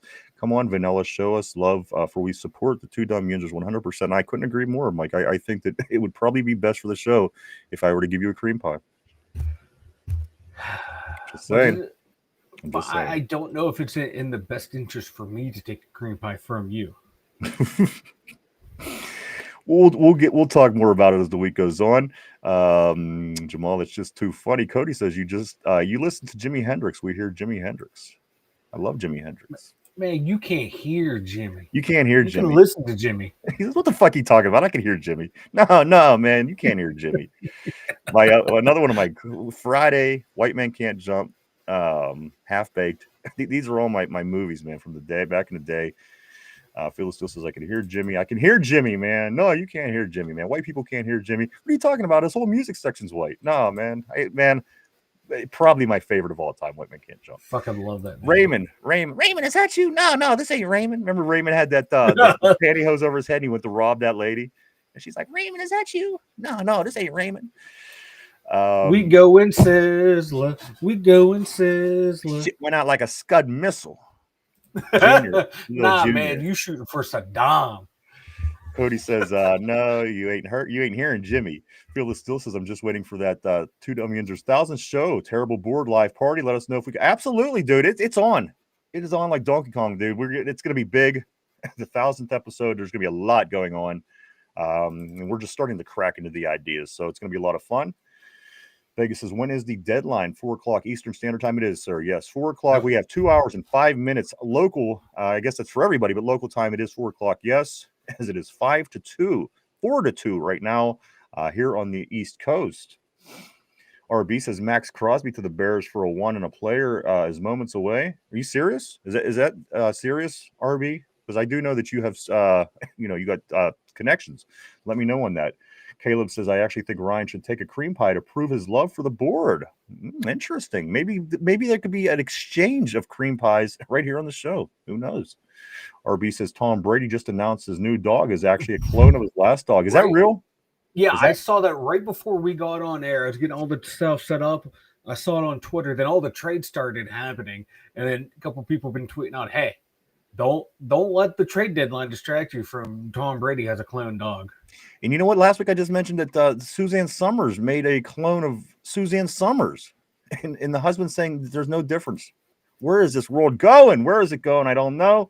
But I do know that, guys, we are 2 hours and 4 minutes away from the trade deadline in the NFL, and the Steelers still have not made the splash move that we've all been waiting for. No Asante Samuel, no none of these big name tier 2 big name wide receivers. Also, no more of the we haven't had no offensive lineman, no defensive lineman. A lot of things that the Steelers could certainly use heading forward, guys, this season. So 2 hours, 3 minutes, the time it's ticking down, and we're trying to find out, guys, are we going to have some help on this team moving forward? Big questions, a lot of questions. Let's stay on the board, Mike, because again, very important. The word of the general Steeler Nation is what's important today, as it is always, guys, here on our show for sure. I do want to say welcome to the board to Mr. Rob Welsh. Rob Welsh is I want to say welcome to you to the terrible board. He says, evening from the UK. Watch the Colts Saturday next to Saturday to the Ravens fan. Help me out here. Help me out, Mike. Okay, yeah, he watched the Colts game while sitting next to a Ravens fan. Okay, just for the added amusement. I like it. I like it. See, people from the UK are smart. I like it a lot.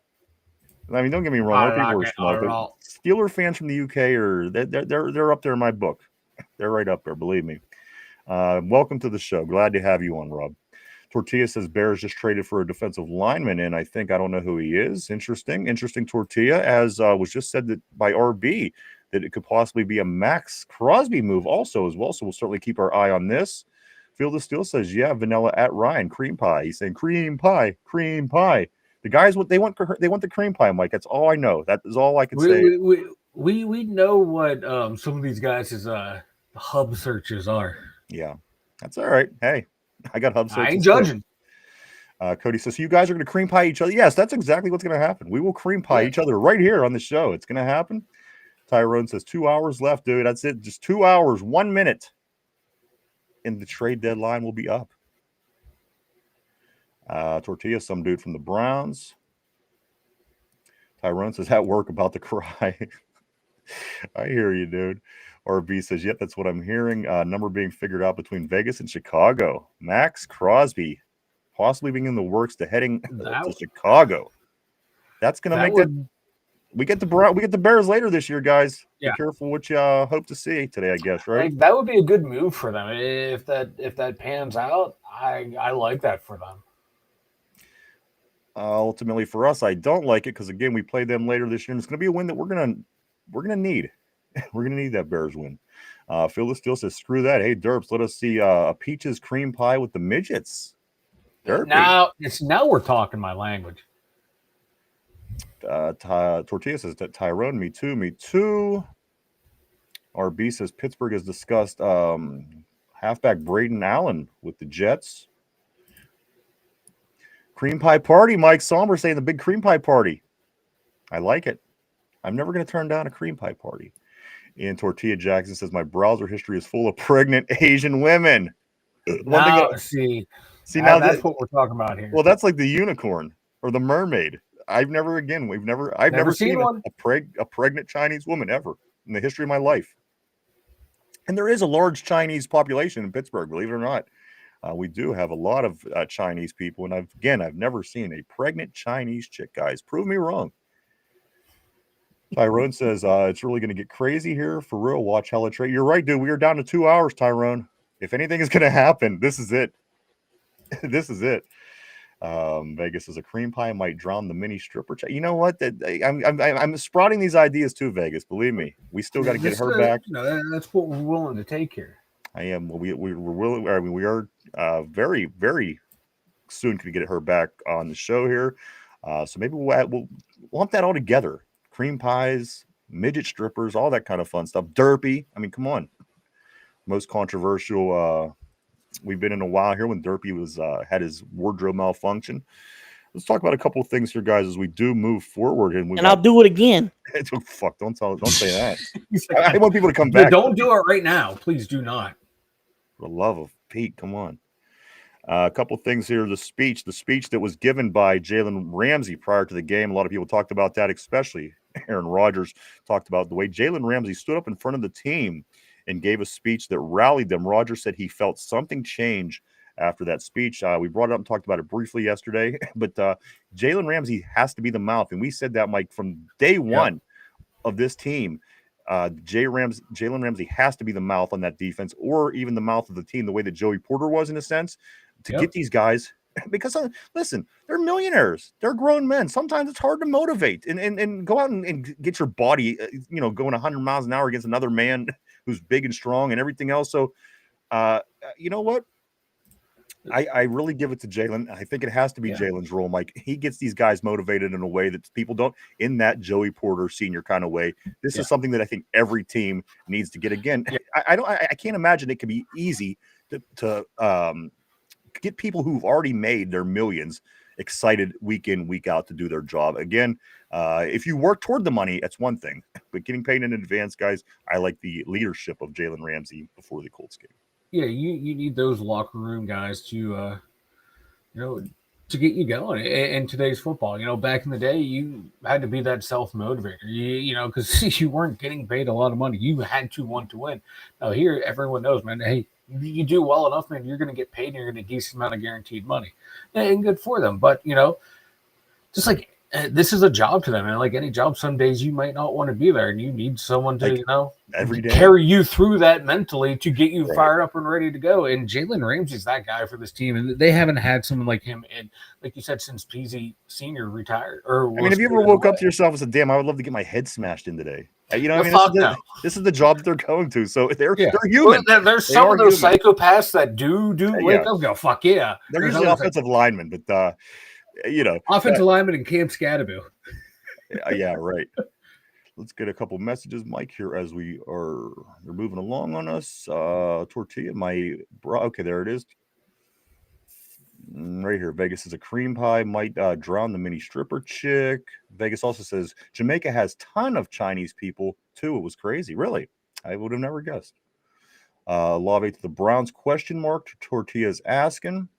I don't know. Is that something that's going on, fellas? Olave, Browns, anything in the works?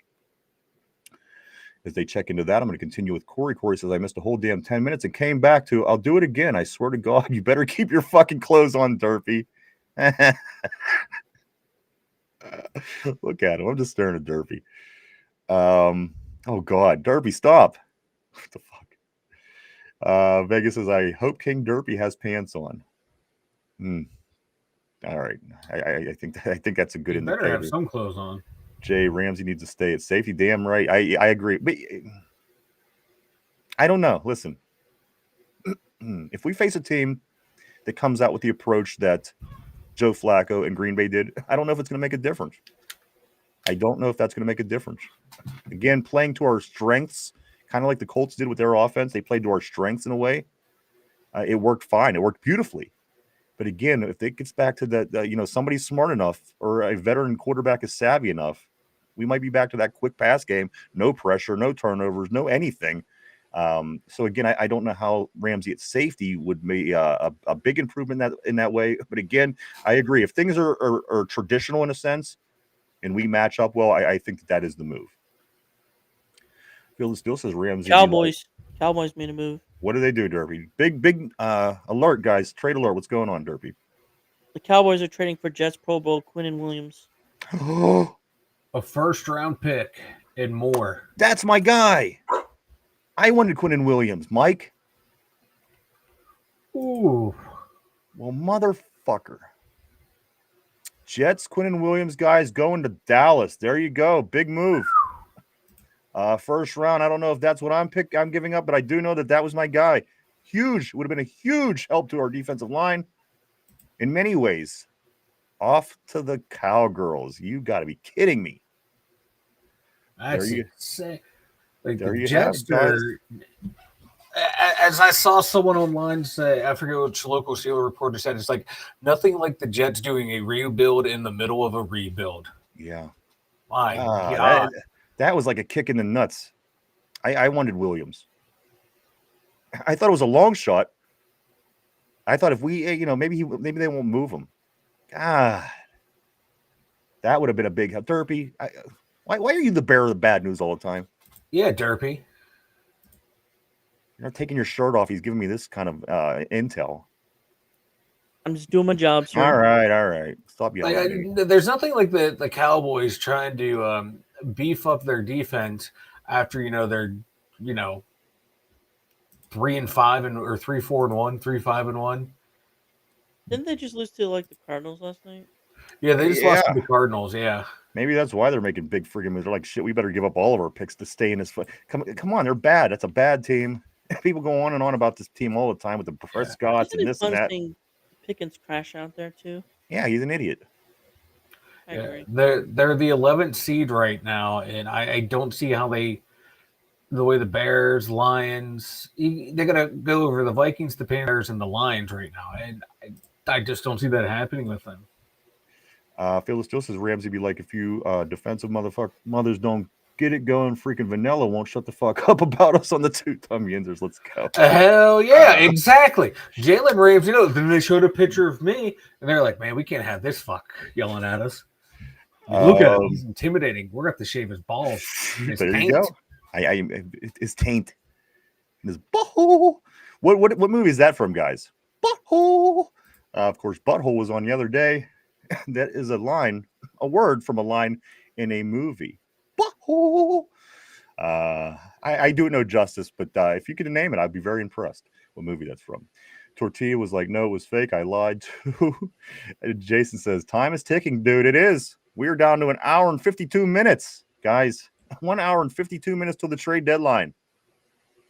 We did get Juan Valdez, guys. He's on the practice squad. Marquez Valdes-Scantling as a Steeler as we speak. Guys, moving all over the place. We're keeping our eye closely on this trade deadline as the day goes here. Corey says, here's my question. The quick pass game works very well with hitting guys in the slants. How come we don't? You know what? I've been wondering that since Tom Brady, Corey. Why can everybody do that against us, but we can't do it? We did it once this year. DK got I think a 90-yard touchdown. It was that long touchdown on that slant. For whatever reason, we don't use that play, and every single team uses it effectively against us. I don't know why. I don't know. Let me finish your comment. He says, how come we don't all do that? LOL seems easy enough, right? It's like the tush-push slants are so hard to stop. Why everybody doesn't do it against the Steelers is beyond me. Wade Johnson 1 says, wow, I think on that last trade scoop, of course, with Williams. Field of Steel says, in Steeler Nation hasn't heard shit. What the fuck? Teflon Don and Con. Kenneth says, Eccles makes splash. He will be better than Clark. I agree. Oh, my God, I agree. Clark is he's a body at this point, and not even a healthy body. He's dealing with illness. Not that that's anything against him, just saying. When teams use the quick game with an occasional mistake. Tyrone says they asked. RB says Jets shopping Breece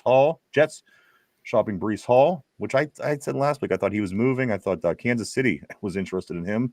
But again, that was just rumor. Somber says Quinnen Williams to the Cowgirls. Damn, that's my... that one would have made me really excited if we could have got Quinnen Williams. Vegas says Eccles should have bobbled the ball all the way into the end zone for a touchdown, or do you think the NFL have found some rule from 1934 to say it's not a touchdown? I don't like. Oh yeah, they would have been like blowing off some old. I don't like that call. Book. Yeah, even on onside and anything like that, you should be able to. Why shouldn't you be able to advance the ball? That's all. Stupid ass rule. Cody says that Jamal, this George Pickens talk is killing me. Vegas says, is the show on until... You know what? Unfortunately, it's not because... Mike does have some things going on today, but we are going to try to stay on here for as long as we can and try to get all the scoop out as we can, as we are down to 1 hour and 50 minutes left on the trade deadline today, guys. Trade deadline today, 4 o'clock. Tyrone says, man, fuck Juan Valdez. Give me Waddle or Debo. I know that they're looking for, they from what I hear, Tyrone, they want a one. They want a first round and possibly more for Waddle down in Miami. I don't know if that would be something that the Steelers will be willing to do. And also Debo, if he's being awesome, he's awesome. But if he's not being awesome, he's I don't know. I'm kind of torn on the Debo thing. I know that he can make plays, but again, I think also you leave a lot to be desired. Not a great route run. He doesn't do a lot of things well. Again, I'd take him if he came. No two ways about that. Corey says Pat Fryermuth the goat. He knows Jamal's probably at work listening with his earbuds in. He's probably thinking, "Oh, I'm gonna kill that Cody," because he does keep going on about Fryermuth. Cat Williams is a Steeler fan. Somebody else just popped up as a Steeler fan this week too. I can't think of who it was. There was somebody. I can't think of who it was. Jamal says just saw he was at the Colts game in his Steelers gear. Maybe it was Cat. I don't know. Every day I'm hustling. Tyrone says Omar be aggressive. I just heard been aggressive. Yes, they've been aggressive, guys. They're trying to find something. We're on top of it, trying to find it as well. Kenneth says DK has been dropping his share of passes lately. Valdez will at least keep the team's secondary back out of threat so we can keep doing the underneath and moving the chains. And I brought that up to Mike the other day too with Metcalf, and he brought it to my attention. He's like, you know what, Metcalf's generally had the dropsy somewhat throughout his career. I never followed him in Seattle. I always knew that he was good, but it's still, again, the dropsies have been something that DK's had in his career. Let's see. Somber says media couldn't wait for GP to do something stupid. They're all up in his ass today. Are they really? Tortilla says trade Mike Tomlin for Waddle and McDaniels. Oh, God. I don't want that McDaniels. Oh, God. Jalen Ramsey would meet him at the airport and beat him. Let's see. Debo is a locker room problem. Kenneth says Corey says Omar can get away with trading a 2026 fourth, 2027 first, and Roman Wilson for Waddle. You would have to give up a lot, and it would be in the trade capital. And I think that's what, you know, they try to be very wise with their draft pick. I'm sorry, with their draft picks. Yes, Omar Khan certainly big on his draft picks. I'm like he treats them like his children. He treats his draft picks like his children. Yes, he does. Jamal says Mike T for life. There we go. Tortilla says, I'm just kidding. Vegas says cornerback Woolen from Seattle has been mentioned. Yeah, I've been seeing his name. Like, as we are starting to round third, again, we are about an hour and 45 minutes away from the trade deadline. I do know, Mike, that you do have something planned here in about the next 20 minutes or so. We're going to have to wrap it up. So we are rounding third. We do apologize, guys. We're trying to keep everything up to date as we can. You know what? I'll go live. You be all right? And Mike, you be okay? And then you come back and be able to help us wrap it up? Because if I leave, I'll probably be gone for about a good half hour. Oh. Like, if you guys want to stay on, we can stay on. I can come back on and hop on, and we can hang out till the trade deadline. It's up to you, boys. I'm cool with that. Let me grab some more messages here. Corey says Ryan like his children, so he trades them away to different families and they don't come home. A+ grades. Hell yeah, that's what you do. You move them on and you get better children. A couple of things, Mike. I did see all right. So the missed tackles, they went down this week. As you recall, we were making tackles. Mike, this was the missed tackles for the week. Just an interesting side note that I had. If you did want to know who did still miss tackles, we had 11 actually missed tackles this past week against the Colts.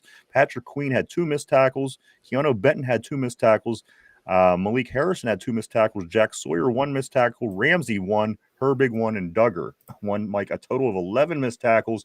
So if this was 11, how many missed tackles have they been having on the weekly? As that's Yeah. certainly been a problem for the Steelers, at least the past couple weeks prior to this last game, Mike. But that is the list of the numbers of missed tackles and who made them this past week. But I do want to say this. By the way of success that the Steelers had after the Jalen Ramsey speech, Mike, Alex Highsmith, big day. Peyton Wilson, big day. Cam Hayward, big day. Keanu Benton, big day. So say what you want about those missed tackles. Something certainly clicked in the locker room, Mike, because those guys had probably a couple of those guys had the biggest game they had all year. And certainly a couple of the other guys had games, the biggest games they've had since the New England game. So whatever Jalen Ramsey is doing, keep him talking, keep him getting these guys motivated. It's helped. It's helped us to this point, certainly last week. Let's see if it can continue that success, Mike. And again, I think we are compatible. We are compatible with that the Los Angeles Chargers offense. I think this is a team that we could beat. Keep them off the quick slants, quick passes like this, and I think this is a team that we could certainly beat. I think so too. I think they're a very beatable team. Their offense is banged up, beat up. I think we can move the ball against their defense, man. And I think it's a very, very winnable game for the Steelers. Let me ask you this: people are saying now that after this Cam's showing this past weekend, some people are saying, Mike, he's still elite. This is what pisses me off about fans and people that like Cam like that. Yeah. Why is it he could have a good game every 4 games and then you call him still elite? If he was elite, wouldn't he have good games all the time? Wouldn't he be noticed all game through like Quinnen Williams or any of these guys? Why is it after he has one good game, everyone starts talking about him being an elite, and then everyone jumps on board, Mike? They're going to say, hey, he's one of the 5 best defensive tackles in the league. They'll show the film from his good games, and when they're good, they're really good. They won't show the games where he disappears for games on end, where he's really bad and opening up run lanes by some bum you never heard of, pushing him 20 yards downfield. So it's that's the Cam Hayward effect, man. They only show the good, they don't show the bad with him. And he can still play at a high level, but there's games too, man, where he just gets beat down and is a liability. So and he had this game, that's going to allow people to think that he's still a game in, game out guy like this. I don't know what's going on with Donnie. Donnie's trying to troll. Okay, Donnie's troll. Let me see. Yeah. Where's Donnie? Dallas gets Mazzie Smith too in the train. Never. No way. Yeah. Yeah, Donnie. Vegas says, who makes plans before the deadline of a trade deadline day? That's what I want to know, Mike. What do you got going on in your life here? Somber says, at Donnie, stop. Somber says, also, they used a 5th for Debo. Oh, he's worth a 5th or a 6th at most. Cody says, haha, the lies. Tyrone says that he says, stop. Donnie's a liar. A big, fat liar. Donnie says, stop bringing up missed tackles. Every defensive player misses. Well, no shit. When those missed tackles lead to big explosive plays, they're kind of important. We got a genius. Try rubbing those two brain cells you have together there, buddy. Welcome the genius to the board. Donnie the genius, everybody. In short supply of gray matter and neurons and synapses. Or Mr. Obvious. I don't know what we'll call this guy, but Donnie, you're on a list. We'll work with you here, buddy. Debo's worth a 7th is what Tyrone is saying. Also, Donnie the genius. Professor Donnie. Donnie is saying, breaking news, Steelers trade Roman Wilson in a 1st for Waddle. Tortilla, I think he hits it more on the head right here. He says, breaking news, Donnie likes men. Tyrone says, dude, I have ESPN. I'd get the news right away. Donnie the genius says this. He says, breaking news, the Steelers trade Tortilla Jackson for 50 in food stamps and a $5 gas card. Cody said, Donnie likes men. That seems to be the general consensus so far on that. Tortilla says, did your boyfriend tell you that, Donnie? Is what he's wondering. Cody also does say this. Damn, now you erase your comments. Come back so we can troll your bitch ass. Now, we will remember Donnie, believe me. Cody, I'm sorry, Tortilla says Donnie is George Pickens' burner account. Right? And then Mark Malone says, "Fucker stole my keyboard duster." Corey, someone booted Donnie out of here. We didn't boot him. I don't know. I put him in timeout. I was tired of seeing his fucking comments. I didn't realize it would like erase his comments. I thought it would just stop him. Oh, real nice. Real nice. Donnie no dimes. Donnie no balls. Dimes. Donnie no balls is in timeout. Corey says someone booted Donnie out of here. His comments disappeared faster than his brain matter when he posted those comments. Somber said, or he erased the comments. I thought he blocked us. Who knows? Donnie's retarded, obviously. He's in the corner. Got it, with gum on his nose. Looking in the corner like the genius that he is. Yeah, I guess we'll stay on, guys. If you guys are willing to stick around and do this trade deadline with us, Mike, we'll Derpy. You and Derpy, man. I'll be bouncing out for a good half hour. It's up to you, boys. Donnie the Rat Brasco. We look at. I mean, Derpy, are you? Tyrone saying stay on. Derpy, are you good? I am good, sir. All right. You want to do it, right, boys? Well, I'll be back in a little bit, man. All right, we'll do it. Cody's saying hopefully Donnie no dimes. Hopefully Donnie no balls comes back. The fucking genius. I kind of liked having Donnie, but that was fun. He was annoying me, so I exercised some power. All right, that was good. I know who's in charge. I know the boys on the board had him, but they jumped him. They jumped his ass. They were taking none of his shit. I was just getting annoyed with him, so I said, "Fuck him." That's cool. Tyrone, yep, you're good, man. Be safe. Tyrone says just work and chilling with the gang. Absolutely, man. I think we're gonna stick around. I got Derpy. Corey says I'm ready to see something happen now. This is crap. The anticipation is stupid. It is. Tortilla says we are taking our anger. Isn't that the truth, Tortilla? That might be the comment of the day. That might be game on. There's been a lot of great comments today. Don't get me wrong. Tortilla says, I think we're taking our anger out that the Steelers haven't made a move yet on Donnie. Donnie could be the nicest guy. We could have all liked him for all we know, but we are so you're right. We have anger. We're waiting. And I have to say this, Derpy.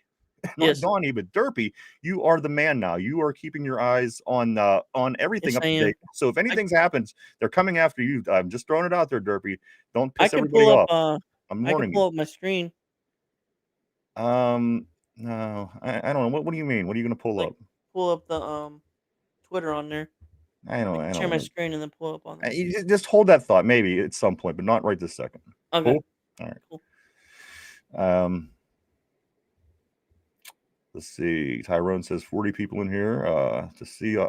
Absolutely, man. We appreciate this, guys. Everybody, it's a big day, and I know this, and we know this, and I don't want to miss anything. If something big happens, we want to be able to share it with you guys because as they say, we are family here, man. Everybody are here for the same reason. We all do the same thing every weekend, and we celebrate and try to recover when things aren't good together. So we will continue, guys. We aren't going anywhere. We are sticking around until 4 o'clock today. Today is the big 4-hour show. 23 after the minute, 23 after the hour. Nothing is happening yet as far as the Steelers goes. Derpy is on top of this. I hope I put him in charge. So we're going to continue to look to Derpy to hopefully to leave his clothes on and keep us posted on what's going on as far as the trade deadline, as we are only a minute and 36 hours. Hour and 36 minutes away from the trade deadline. Let me get back down on the board here to see what people are saying as we are nearing that time, guys. Somber says, I miss Donnie already. Me too. That was fun. It was like you said, or it was said, it was like the punching bag, if you will. That was fun. Cody says, that's a lie. Troll everyone that deserves it. And that's, you know what? I could respect that. Cody, watch this JPJ is overrated. He has nub hands and can't cover anybody. Oh, I see what he's doing. He's trolling. I like that. But he says, what's that, Derpy? Who's trolling? Cody. He's conducting an experiment, basically, is what's going on there. Vegas says, sweet, you should go get a sandwich and a beer and play your song. Vegas also says Derpy could run the show for 5 minutes. I'll burn it down in 5 minutes. Everybody could watch him play his video games on his phone. Yep. Tyrone says Jets are making moves. Phil still says Ryan, where I guess are there's the more. run scheme? What's that, There's more. Derpy? I guess there's more moves for the Jets. All right, let's hear what's the Jets got going on, man. No, I'm just saying that there's more works of selling, basically. Okay. Yeah. Did you literally say that the Jets are making moves? And I said, who are they? You were saying, no, they didn't make any moves. Yeah, they're selling, basically. Okay. As Tyrone did say, the Jets look like they're making moves as well. Phil says on offense. Cody says, Tyrone, did you see my comment? Guys, more things that I do want to talk about today. Derpy, do you feel that, and I think this is a no-brainer. What? Do you think that Darnell Washington earned tight end one? I did, but that face that you make, a lot of people are saying that. I don't know, man. I mean, he's a good weapon, but he doesn't seem like he's tight end one to me. The thing why he doesn't is because he's not like all the rest of the tight end ones. He could be better, right? Because of his size. I honestly think that. Like Gronkowski, Gronk, he wasn't like everybody else. He was kind of a freak. But you know what? That's what made him different, made him stand out amongst all the other tight ends that are out there. I honestly think that Darnell Washington's going to be tight end one. I mean, of course, your Meatwad isn't going to be tight end one. Pat Fryermuth has been tight end one for years, and they already show you that they'd rather have other people also involved rather than just tight end one. And also, John O. Smith. I mean, come on, he hasn't played any better than any of the white ends in the league. And I say that, funny because again, there is the typical white end that catches a ball, he'll make a first down, but come in right under his legs, that guy goes down every time. I haven't seen John O. Smith show me anything to get me excited yet. You might as well have. Yeah, that too. You know what I mean? I want more. I need more out of John O. Smith before I could change that opinion. The ball though. I mean, they do motion, and that's about it. Yeah, but when he does get the ball, there's never a big play. I want to see a big play. When he's going to make a big play? We're halfway through the season, right? That's the same here. But it's let me get back on the board here. All right, Tyrone. No, right here. Cody says, JPJ. Tyrone says JPJ is the GOAT. I like JPJ a lot. Matter of fact, I wanted us to draft him. Pittsburgh Steelers keep tweeting out random stuff about. They're literally just pictures of Jalen Ramsey's sneakers and shoes, and they haven't traded anyone. You know what I mean? It's ticking me off right now. All right. Well, you stay on top of that, Derpy. You're the backbone now, man. I know. You're an integral piece. You're not just I'm Adam Schefter. You're not just a naked body anymore. No. You've been given a raise, promoted, if you will. Bet. Hey, are you good for Sunday though? You're good for Sunday going, right? Yeah, Sunday's guy. Like I said, I'm trying to get a general consensus from the board because again, like I said at the top of the show, we're talking about getting the four of us guys from the show together and doing a watch party, a reaction to the game on Sunday night. And I asked at the beginning of the show, is this something that you guys would be willing to tune into? Because I know me personally, if I'm sitting at home watching the game, I got to be in my spot. I got to have my everything that I need right by me, everything that's very habitual when it comes to Steeler games. And I generally don't turn on reaction things when I'm watching Steelers. So guys, if you're interested in seeing that, let us know. I know that a couple people had said that they would be interested. But again, guys, Sunday night, we can certainly do this. We'll get together, but I want to know a little bit more. I need a little bit more feedback before we make the call on that. Okay. Also, Tortilla says the Jets are probably moving Brees too. They would be dumb not to since they got traded Williams and Sauce. Right. I mean, that's how. If they had any defense before, it's gone. You trade away Quinn and Williams and Sauce Gardner. That helps me this week with my Browns Jets pick. I'm going to be honest. I thought it was going to be kind of a difficult pick for the picks, but Browns, Jets. But you know what? Also, Derpy, the Jets also. The Browns also already gave it up a couple people off their defense as well. So we'll have to continue. They don't have a quarterback though. We are down to 90, just 90 minutes till the trade deadline. 90 minutes, Derpy. Ridiculous. We still have trade, man. We're still looking for that splash trade for the Steelers. Of course, we signed Marquez Valdes-Scantling yesterday. He is on the practice squad. We're all hoping that wasn't our big move. That would be the most Steelers thing ever. That must be shitty. Somber says, good Lord, Jets have 2 first-round picks and 2 second-round picks for 2026 and 3 first-round picks for 2027. Wowzers. You ain't shitting. That is pretty good for the Jets. Isn't that just, I mean, that's key to these terrible franchises. They just get an array of high picks and they never get better. Let's see if the Jets are a playoff team in the next couple of years. I highly doubt it. I doubt it too. Bad franchises are bad franchises, man. Plus, you sold your soul to the devil in 1969 for that Super Bowl win. You're not winning shit. Yep. Cody says JPJ is like the guys on Space Jam when they lose their ability. That's a good one. That's a good one.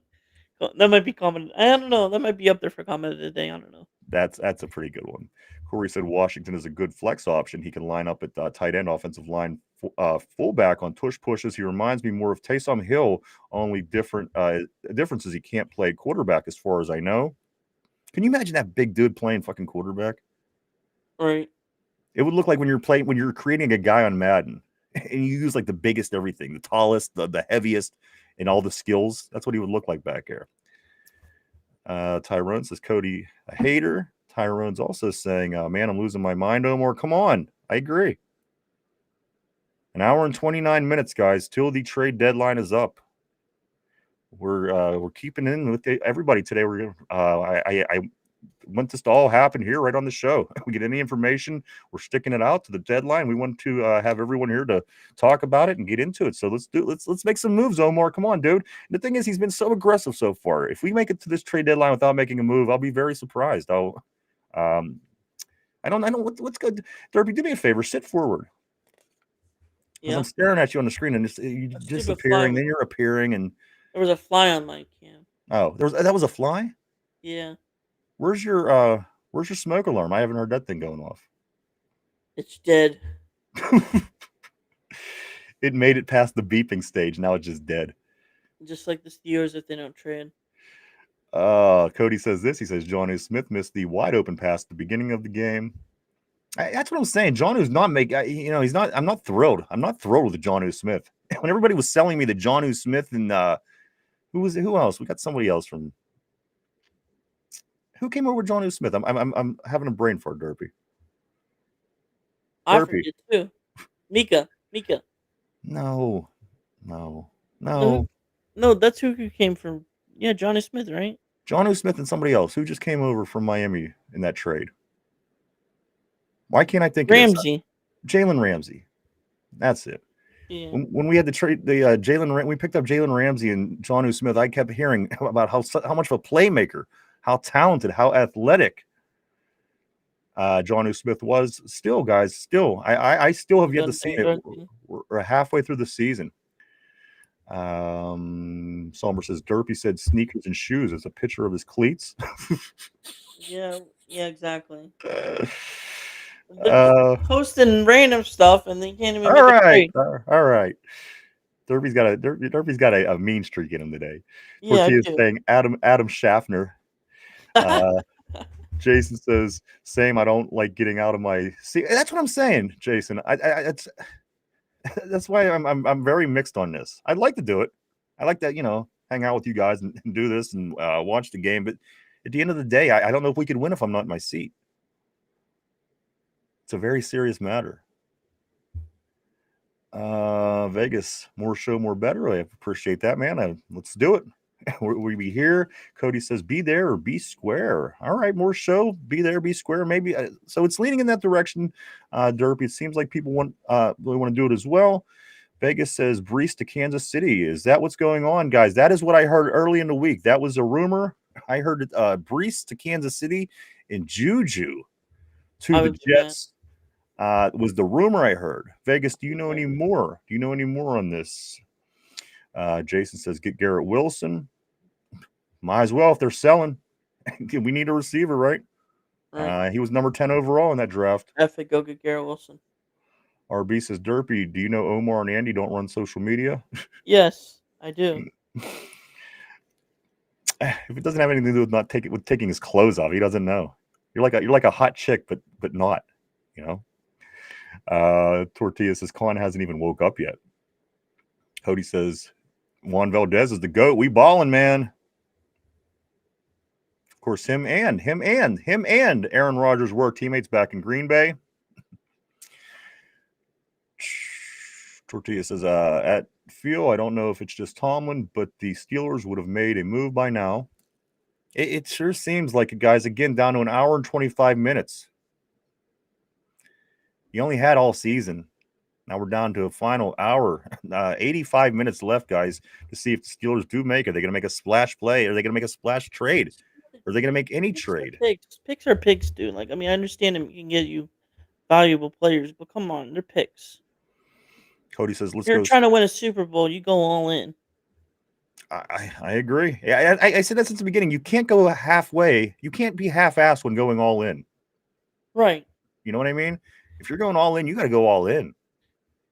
Half-assed when all in just doesn't work. That means you're wasting a lot of stuff because you're bringing in, the higher end things that would make you all in, but you're not finishing. You're not completing the process, and you're leaving yourself susceptible. So again, I agree. If you're going all in, you got to go all in. You can't go half-assed when going all in. We have like 16 picks now, I believe. Right? We're going to be drafting all day in April here in Pittsburgh. I don't know. Is that what it is? I don't know. I thought it was like 12, but I think we acquired like 4 other picks. Cody says, let's go splash trades. Juan Valdez is the GOAT move. Come on. Somber says, Con got me over here refreshing Twitter like a damn crackhead. Me too. Maybe it happened. I just have to refresh. Derpy, are you refreshing over there? All right. I'm refreshing every minute. All right. Don't make me tell you. Richard says this. He said, I would watch before the game and or after the game during the game, but that's where I'm at too. I'm hoping we can. Only for the past 40 years of my life. It's just kind of my thing. I swear to God, Omar, is what Tyrone is saying. Tortilla says we need to get the Bears number and do this shit. All right? You want me to make this call? You want me to call? I'll call. Call them. If we had our phone line hooked up like we were talking about yesterday, we plan on doing, we could make the call. Somber says Ramsey. Okay, Ramsey. Jets are trying to make another move right now. I'm not sure yet if it gets done, but they're trying. Ramsey was the person that I was not thinking. Like the Steelers. What's that, Derpy? That sounds like the Steelers. I said the Jets are trying to make another move right now. Not sure yet if it gets done, but they're trying. That literally sounds like the Steelers. Feel the Still says that Tortilla. I know it's Teflon Don. He waited too late and nothing is out there now. As we do know, Jacoby Myers did move early today, guys. Jacoby Myers, the Raiders wide receiver, went to Jacksonville pretty early in the day. Also, Rashid Shaheed going to Seattle, another person of interest for the Steelers in the wide receiver room. And Sauce Gardner. Sauce Gardner was a surprise to me going from the Jets to Indianapolis, which they might feel that they might need the help in Indianapolis after taking their second loss of the season this past weekend, albeit it wasn't because of their cornerbacks, but strengthening up your secondary with a Sauce Gardner, I don't think is a bad thing. Smart move for them. Vegas says this. He says that wasn't the best throw by Aaron either on the first missed play. Hey, you're right. And even that the pass where he hit Washington on that quick pass in the end zone, I don't think that was entirely on Washington. I think, he's a big body. Give him a second to turn around. Yeah, he's getting the ball out there quick. Yeah, you got to keep your eye open. But still, the guy's a big, the big bodies. You got to be able to move, man. Corey says this. In Jonnu's defense, that pass came out quick, and it looked like he had turned his head. But let's look past that particular play. Go to any of the games this year and look at any of those catches. He'll get a quick a bubble pass out on the left. He doesn't make the play. He gets caught up. Somebody comes in and makes a tackle. There's not been any signs of a great playmaker. Again, when Jalen Ramsey and Jonnu Smith was coming, that was the selling point. We're getting Jalen Ramsey. He might be old, but we're getting Jonnu Smith as well. This guy has, his mad talent. So that's what I'm saying. I don't mean anything in particular just for any particular game. Just overall, not loving the Jonnu move at this point. If he does something amazing this weekend, that might change. But just at this point, guys, it has not really wowed me or a lot of people, I wouldn't think. As far as what's going on with Jonnu Smith. Do I like having the guy? Absolutely. Do I like the extra body? For what we're doing, it's working. But again, I would have liked to see a little bit more out of him. We have 9 games 9 games left to make that happen. So we will see. RB says this: does it matter if we make a deal with Tallman in this moving train bullshit? You know what? Ultimately, when you're asking looking at the big picture, that's a good question. How far do you think we are? Is going all in working for the Steelers? If somebody decides to go to quick passes and slants all game, any given Sunday, it could end our season. So again, that's just a kind of a bigger question, RB. I just think that, where do you feel? Where do you feel that the Steelers are at right now? Some people think and my thing is, it's such a weird year. Maybe we are in it like a lot of other teams are. We are in it, man. We are in it like the Colts are in it. We are in it like the Broncos are in it. We are in it like the Patriots are in it. You see what I'm saying? So, being that kind of year, I guess take it when you could get it and see if we can make something. But it's not the dominant Buffalo just sitting at the top. It's not dominant Kansas City just sitting at the top. It's not, right now. We would play Buffalo. We would be hosting Buffalo if the playoffs started today. So luckily for us, the playoffs don't start today. Right. I say the Buffalo. You gotta get better. Derby, I think Buffalo will be number 1 by the end of the year. Or I'm talking about in the division. I don't think New England's going to go the duration of the season being the top team in that division. I see Buffalo and even Kansas City. Say what you want out west. Pound for pound, Denver's sitting in the number 1 spot in that division. They're sitting in the top spot, but Kansas City finds ways to beat teams. And I just think when it comes down to it, Kansas City is going to be a better team. They're going to find ways to win. They've been there, done that, got the experience, got the coaching. But as of right now, that's not the case. So I think we're kind of in this whole thing. And again, just all depends, RB, where you fall. Where do you fall in how this team is looking at the moment? Tortilla, at least the train isn't moving that fast. It's like the train at the mall that they put the kids on at Christmas time. But it's a train. Tyrone says, RB, we need a wide receiver. M. Griff, what's up, dude? I do want to say welcome to M. Griff on the terrible board. Nice to have you. Welcome to this draft day the trade deadline special today. He says, get rid of Jonnu Smith. I mean, if you could package him up for some kind of trade today to get something that could certainly help us, I would do it. What are we missing if Jonnu Smith is packaged and sent elsewhere for something that is needed? Still got 13 tight ends. I think we'll be all right. Vegas says no. Brees to Kansas City is what I read hours ago. Nothing for sure. Okay, Vegas. That's what I seen too. I heard it initially. There was interest in Juju, and that might have been the move, but I don't know. Again, just rumors, as Vegas is saying on the board. Somber saying on a wild day in Florida Park, the Jets are not expected to trade Brees Hall, though there is still over an hour to deadline. Tom Palacero. M. Griff says this. I do want to say again, welcome to the show. He says, "Why would you sign?" I know. That's the thing. Nobody loved that move. No. It's almost like you just you're kind of happy to see that there's a pulse in this thing, I guess. But ultimately, the guy's on the practice squad. And somebody mentioned it earlier in the show. He's probably going to be the Mike Williams of this season.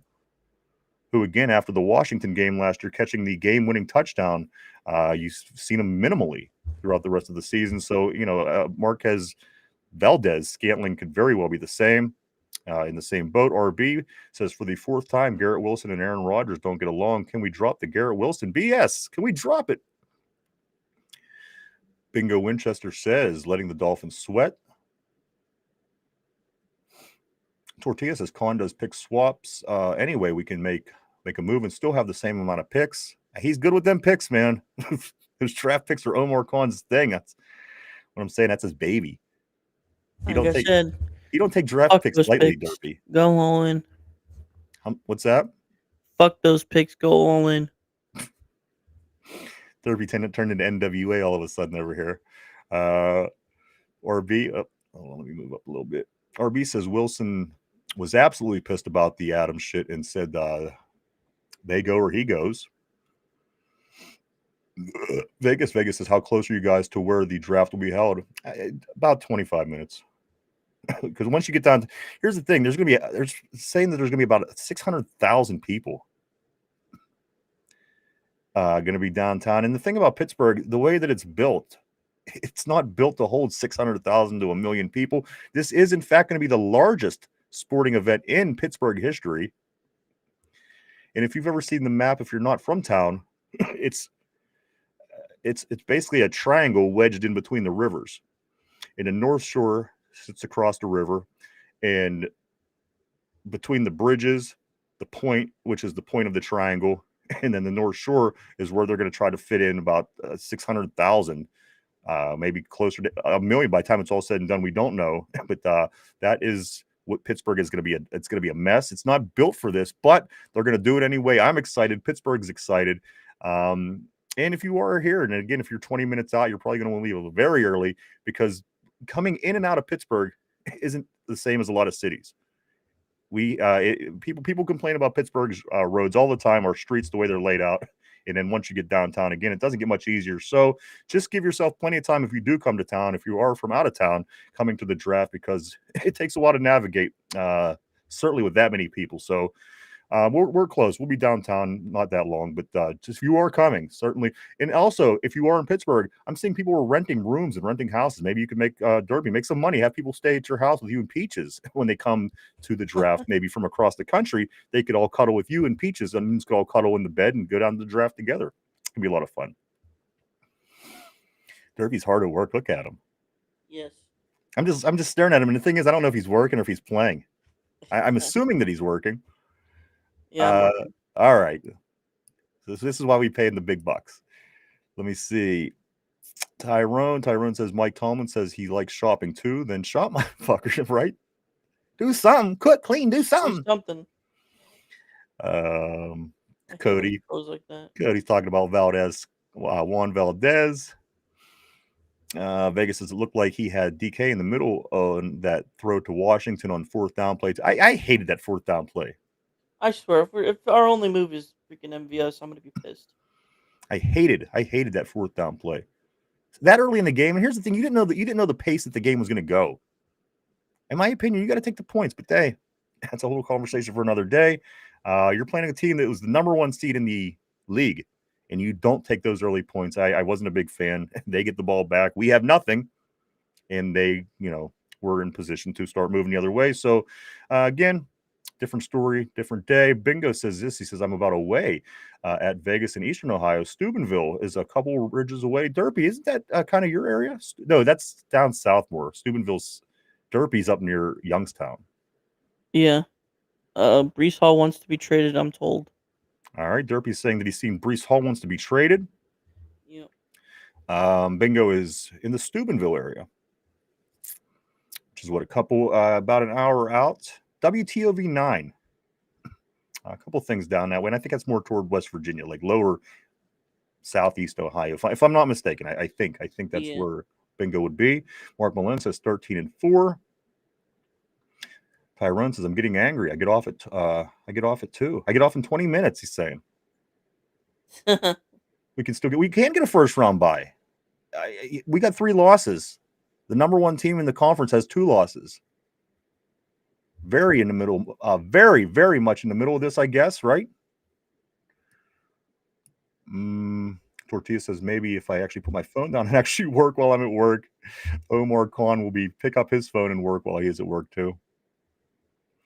Vegas says bingo, cool. My best friend is from Steubenville. He loves the Browns, but his mom loves the Steelers, so he has always Steubenville. Ooh. Derby, did you just miss the whole entire conversation about Steubenville? I did. As I'm turning to Derby for answers. I did. All I know is they got a good high school program. Are they the Big Reds or something like that? Yeah, they're the Big Red. Yeah, I know Steubenville. Matter of fact, that was the only when I was growing up. That was the Ohio channel that we got. Was the channel that carried the Steubenville Big Reds football games, and they were always like the best team in Ohio or some shit. Right. Cody says, let's go, Omar. Juan Valdez for life. Cody says, Omar the GOAT. RB says, Tyrone, we need a lot. Even if we get a wide receiver, Mike won't pay him for 4 to 6 weeks. Moving train playbook, got to earn bullshit.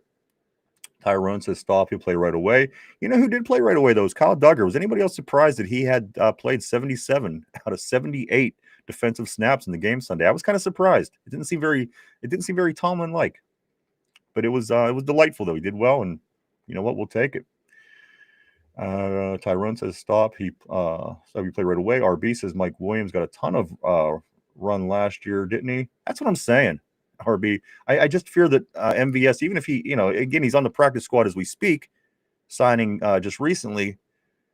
But is that what he's going to be? Is he going to be the Mike Williams of this year? And if he is, what's the point? Why are we even getting excited as we are just an hour and 10 minutes away from the trade deadline? Already an hour and 10 minutes away. That's crazy, dude. It is crazy. RB says Mike. Okay, I'm sorry. Cody says valdes-scantling the worst. Somber says where are they going to park? Oh, bro, good luck. Good luck. Yeah. Good luck. I'm just saying. We'll park in the river. Listen, if there's an event going on like a Steeler game and the Pirates, it's a fucking disaster down there.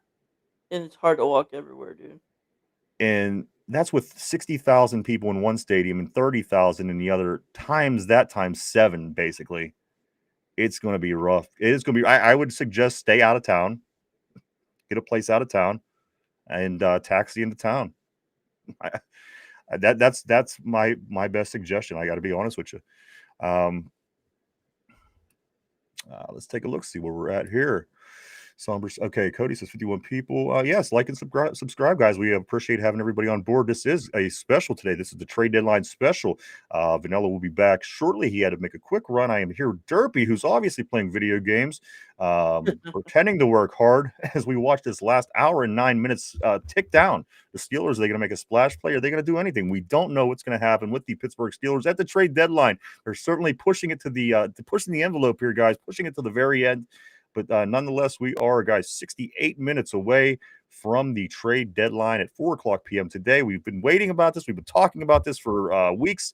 And matter of fact, if you wanted a wide receiver too, you might have been talking about this for the last 18 months, as I have, wondering why we just don't have a wide receiver too on this team, guys. And the guys that are wide receiver two material, Jacoby Myers on the move this morning from the Raiders to the Jacksonville Jaguars. Rashid Shaheed, also, guys, from the New Orleans Saints. He goes to Seattle. He's a Seahawk now. That happened today. Just got better, man. They sure did.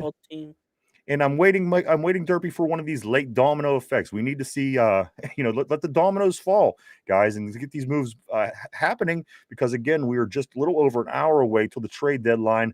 And Sauce Gardner, guys, I didn't think this was going to happen. He did make the move. They made the move from New York with him to Indianapolis. Sauce Gardner will be an Indianapolis Colt moving forward. Again, the former number 4 overall pick for the Jets, on his way to Indianapolis, helping him improve that team that we just beat. So let's do this right here.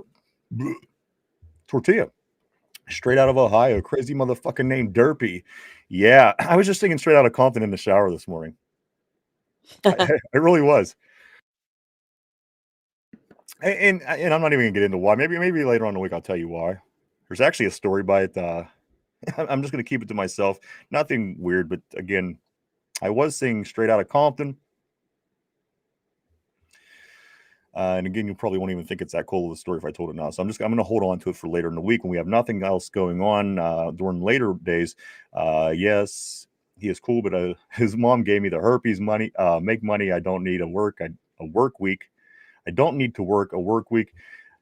Tyrone says like and subscribe. Thanks, Tyrone. Tyrone also says also go subscribe to Game Blitz with Izzy 6 Steelers. Absolutely. Get over there. Like they do lives at all hours, which is what I like about the guys, certainly with Jamal and over on Izzy 6, is they at any given time, if you could get a notification that they are on talking Steelers. It could be, if you're like myself, whose hours are kind of weird, 12:30 at night, these guys could pop on, start talking Steelers. So do check those guys out as well. Great friends of the show for Jamal and also for Izzy. Vegas is my godmother. What, Derpy? Nothing yet, man. Nothing yet. I need an alarm for you, or like a bell. Do you have a bell? No. I could hang around your neck. Vegas says my godmother lives in Sarver. That's not far away from the city. I'm not sure if I'm going to go to the draft yet or not. Tyrone said, that's okay. I'm sorry. Yes, I kept saying Jamal. Talking trash with the Steelers gang too. That is Jamal. He's often on the board. Love having Jamal on the board. Check him out too, guys. They will do lives. Like I said, they pop up. They have pop-up lives, and I dig this because, again, any given point of the day, you could get your Steelers scoop with them guys.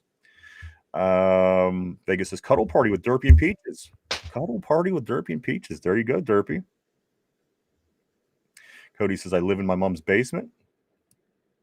Somber says Olave tweeted an hour ago. Wonder what that means. That face. If you can see the emoji that Somber has up on the board. He says Olave tweeted this an hour ago. Wonder what that means. Either he wants to be traded or he's upset about the contract negotiations. RB says Breece Hall just posted a fingers crossed gif. Asking price for Hall is a third-round pick. Tyrone is saying, make a motherfucking trade already. Fuck. We are down to an hour and 4 minutes.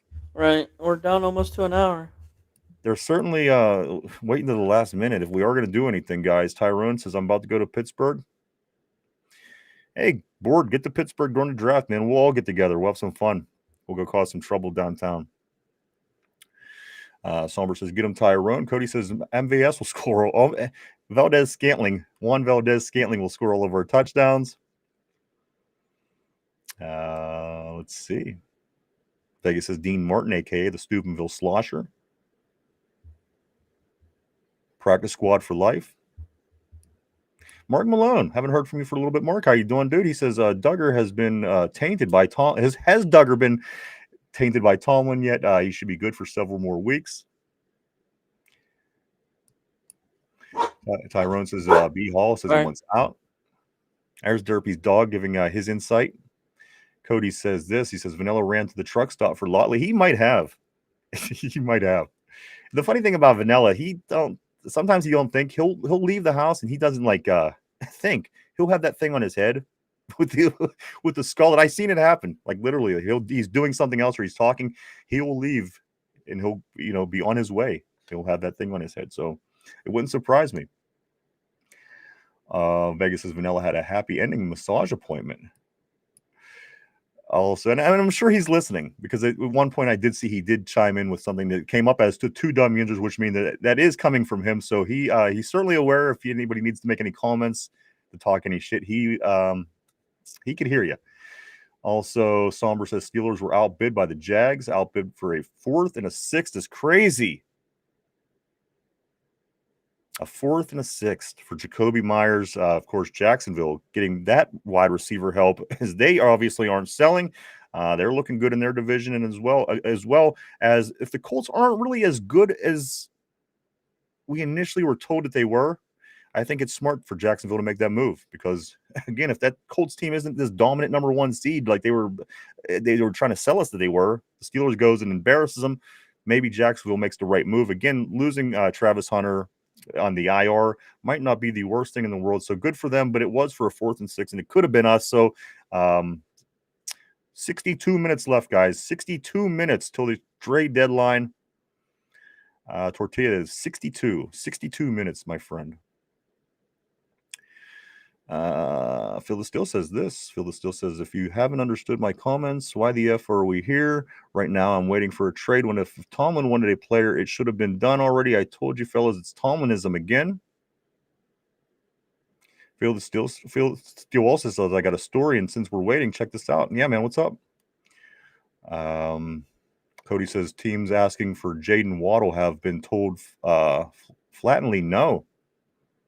It's interesting. I think they might want a little too much for Jalen, is what I'm getting. I heard I heard a 1 being involved, a 1st-round pick early in the day when I was reading about Jalen Waddle being available, about taking phone calls in Miami for Jalen.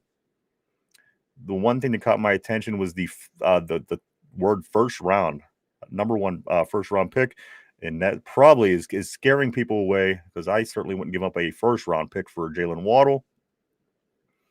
I'd give up something. I'd give up some pieces, but come on, giving up your 1, that's a big move, especially with the draft in Pittsburgh. I think they want something special this year. Phil Still says, I did not want to go party one weekend, so I stayed home. I got a knock on the door. It was about 2-3 a.m., and it was my cousin with her 6 friends who just got back from a night out. Guess who felt the steal? Wow, that's actually awesome, man. That is a good story. Vegas says, tell your girlfriend to be quiet, Derpy. Tyrone Omar better not ruin my motherfucking day. You know what? We have 1 hour. It is 3 o'clock Eastern Standard Time. As we speak, we have 60 minutes, guys. 1 hour left. Are the Steelers going to do anything? Derpy, grab that stick and poke them. Make sure they're alive. What's going on? Phil the Steel says, oops, sorry. Guess who felt the steal? All 6 of them. Oh, my God. All 6 of them. And you think I was going to pass on a 6-pack? Hell no. Hey, they were like, damn, that's your cousin. And they jumped in. Man, bring them with you. Come up here for the draft. Bring the 6-pack with you, man. Bingo says, your cousin? That's Phil. Were they your cousins, Phil? Was that what's going on? I don't know. Tortilla saying, Mike. Yes, I'm sure he's listening. I'm almost positive. He always feels like he's missing out on something. Phil still says, my cousin and her party crew. All right. Tyrone says, I'm off. I'm about to drive. I'll be listening. Come on, Omar. Come on. I'm right there with you. Vegas says, serial rapist. I was just telling Mike yesterday. Matter of fact, when we were coming on the show, we were having a conversation. And listen, I'm not for rape, but I think that they should start calling rapists rapers. I don't know. I just... And we were starting to laugh about it, and the show came on. And if you've seen us laughing at the beginning of the show, that's how ridiculous it was. We were talking about rapists should be called rapers, Derpy. Rapers. I don't know. Update the game a little bit. Tortilla said there's no way that they sell this team. There's no way they think this team is fine. We either buy or sell. These MFers want to go 9-8 again. Somber says nobody felt the steal. They all fell asleep and made love to Angela. Joking, don't get mad. Vegas says they didn't say no because they were asleep. Mark says getting back to our cousin effing Appalachian roots. Guys, it's like in the middle of the night when you get tired and who knows what the hell is going to come out of your mouth. That's what's going on the terrible board today. But you know what? I'm here for it. I am here for it. Derpy's kind of here for it. I mean, look at him. I see him. He's here. Mike will be back any moment. I do think that also. Okay, there it is. Somber says Angela and plus hand equals Angela. I like that. Pamela. You like that? I like that. How you liking the new microphone, Derpy? Looks nice, man. It's pretty good. All right, sounds good too. You could change the colors too, I guess, right? Yep. All right. Now it's green. All right. Oh, yeah. A blue. 57 minutes, and this is where we're at on the show. We're all staring at Derpy change colors on his microphone. I can't see it. Please make a move, Omar. For the love of, come on. Red, orange, yellow. Rosie green. Palmer and her 5 sisters. Like blue. Bingo. Blue. What was it? Wasn't there one that was like Jill? It was like the J and then the I, the L was another one. Phil is still saying nothing's going to happen, fellas. He said this is it's a bust. We're down to 57 minutes. Still seeing guys, MVS being basically the only move we made today. We made that yesterday, actually, signing Scantling to the practice squad. Again, Beanie Bishop was released from the practice squad yesterday. I was sure it was to create space, move players around, make room so we could make moves today. Not seeing that quite yet, guys, as we were down to 56 minutes. It's kind of ticking me off. We're here for it, man. 56 minutes, guys. Is there going to be a move? Will there be a splash move? I know that we have aggressively been shopping and looking around, seeing if there is anything. But again, guys, we're still waiting to hear as we were under an hour. Under an hour. We waited all season.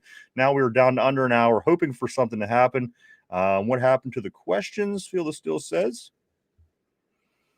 Keller Ross, what's up, dude? Always great seeing Keller Ross on the board. Keller Ross says, needs a fire alarm beep. I agree. We went on and on about how bad the fire alarm got on our nerves for years. And now he gets rid of it and we need it. Tortilla says that Phil might be right, bro. Bree 420. I dig the name. I do want to say welcome to the board, the terrible board, if you will. He says apparently Mark Robinson is back. He is back.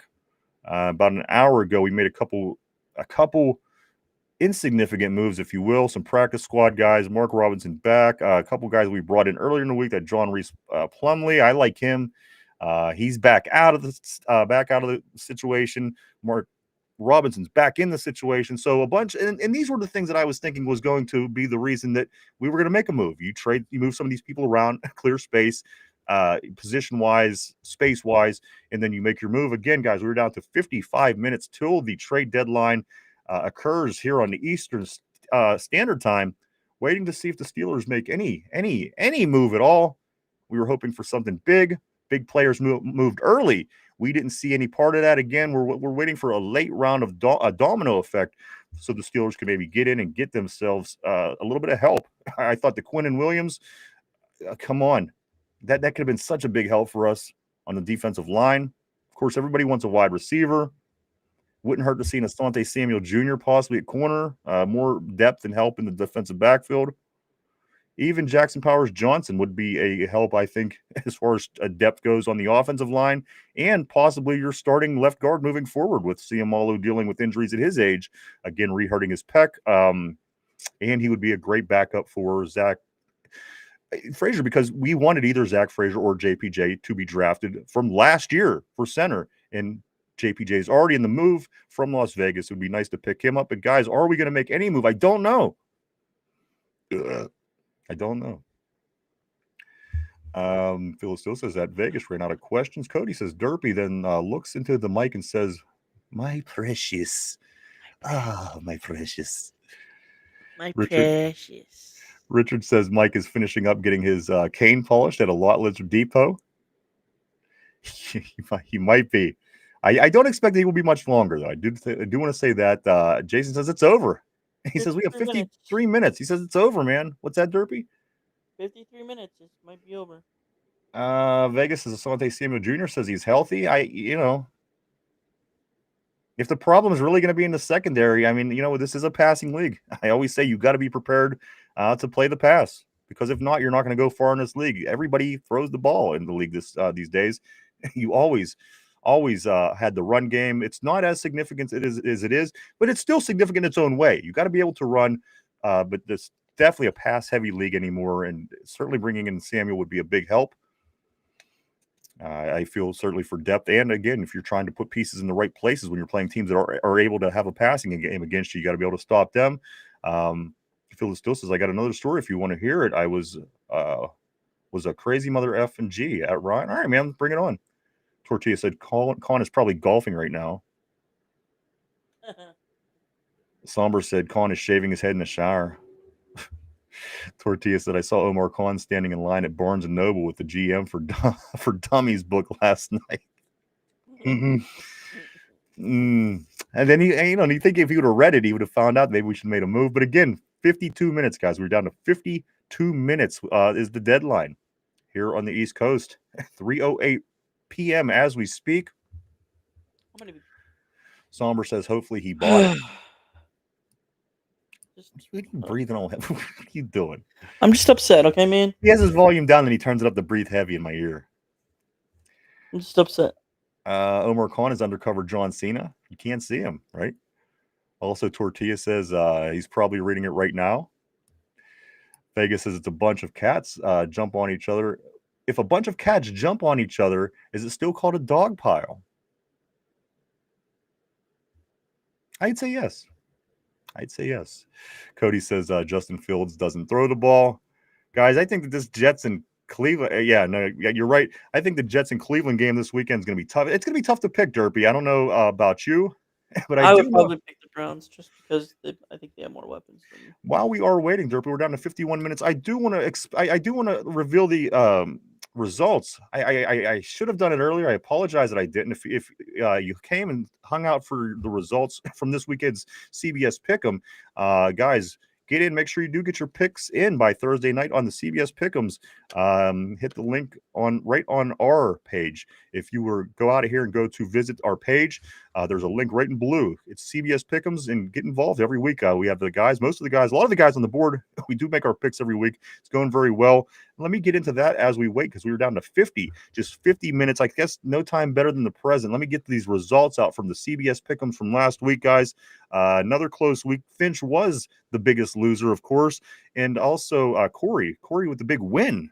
Corey had the big win this week in the CBS Pick'ems, going pretty well so far this year. This is what the results look like. Again, I know we were waiting for draft picks, trade deadline moves. Derpy is keeping me up to date. If anything happens, believe it or not, if it doesn't look like he's paying attention or doing anything or playing games or texting, he should be very much on top of this. Derpy, are you on top of this?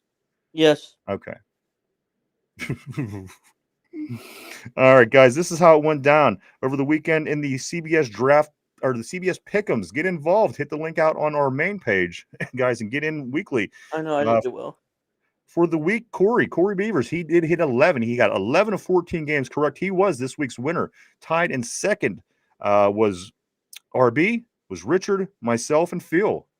Four of us finished with 10 out of 14 picks correct. Vegas, Cody, and Derpy and Mike all finished with 9. That is not that bad, Derpy. That's not bad. Tyrone had 8, Jamal 7, and Finch is the biggest loser this week. That's right. Finch managed to get 6. Uh-oh, what? That's what I was just saying. Oh no. Okay, Finch stop. came in last. Okay, stop doing that, would you? we need some kind of alarm on you. That's what I say, like you need a bell or something. Fair enough. But Finch was the biggest loser, guys. So if you do see him, if you see him the rest of the week on the show, which he will be on later on in the week, make sure you give him a biggest loser message because he managed to get 6, Derpy, 6 out of 14. I don't know how you even pulled that off, but Finch was the biggest loser this week. In the results right now as we move forward, first place is RB, has 95 correct picks for the season. Vegas has 93. Richard has 89. Corey and myself with 87. Cody with 84, Derpy and Mike tied with 83 correct picks on the year, Finch with 82, Phil 75, and Jamal and Tyrone, you got to give them some leeway. They jumped in late, so it isn't like we're going to talk shit because they were in a little bit later, so we're going to go week by week with these guys and keep up instead of the overall picture. But everybody jump in, and as I said, just go right out on the main part of our YouTube page. Just hit the blue link at the top. It says CBS right on there. Click. It takes 30 seconds to sign up. It costs absolutely nothing. Get in, make your picks every week, and see how you fare. Let me get back to the board, Derpy, as we have 48 minutes. 48 minutes left until the trade deadline at 4 o'clock here Eastern time.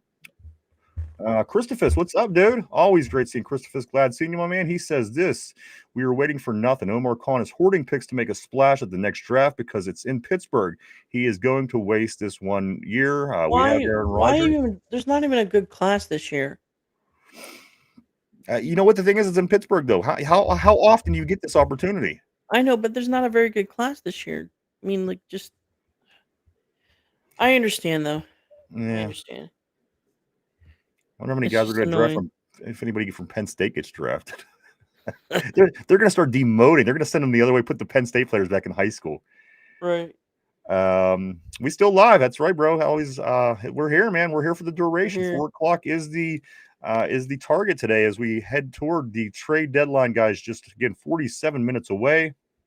Phil the Steel says at Christophus, no, it's freaking Tomlinism again. Cody saying Derpy is plotting against the Smurfs. Vegas said, is there a synonym for the word synonym? Maybe I think would be synonym. I don't know. He's definitely keeping the brains operating today. Vegas with his information on the board. Cody says this Derpy out here fucking with our emotion. Right? Is that what you want to do, Derpy? Do you want to piss everybody off? I do. There you go. Also, Christopher Hall, welcome to the terrible board. Great to see you. Welcome aboard. He says Brees for a third is a must. Do it, but they won't do it. I think is what you're saying there. You know what? I expected, again, the beginning of the week, I seen Brees Hall and Juju was a possible move for Kansas City as they were looking. But you know what? I watched Kansas City the other night, and I thought Pacheco looked – I don't know. But, again, Brees Hall certainly would be an upgrade. So, again, Brees Hall not moving, I think, would be more of a surprise, whether it even be involving us or whoever after this trade deadline, especially after moving Sauce Gardner, especially after moving Quinnen Williams. You know, if you're selling, you're selling.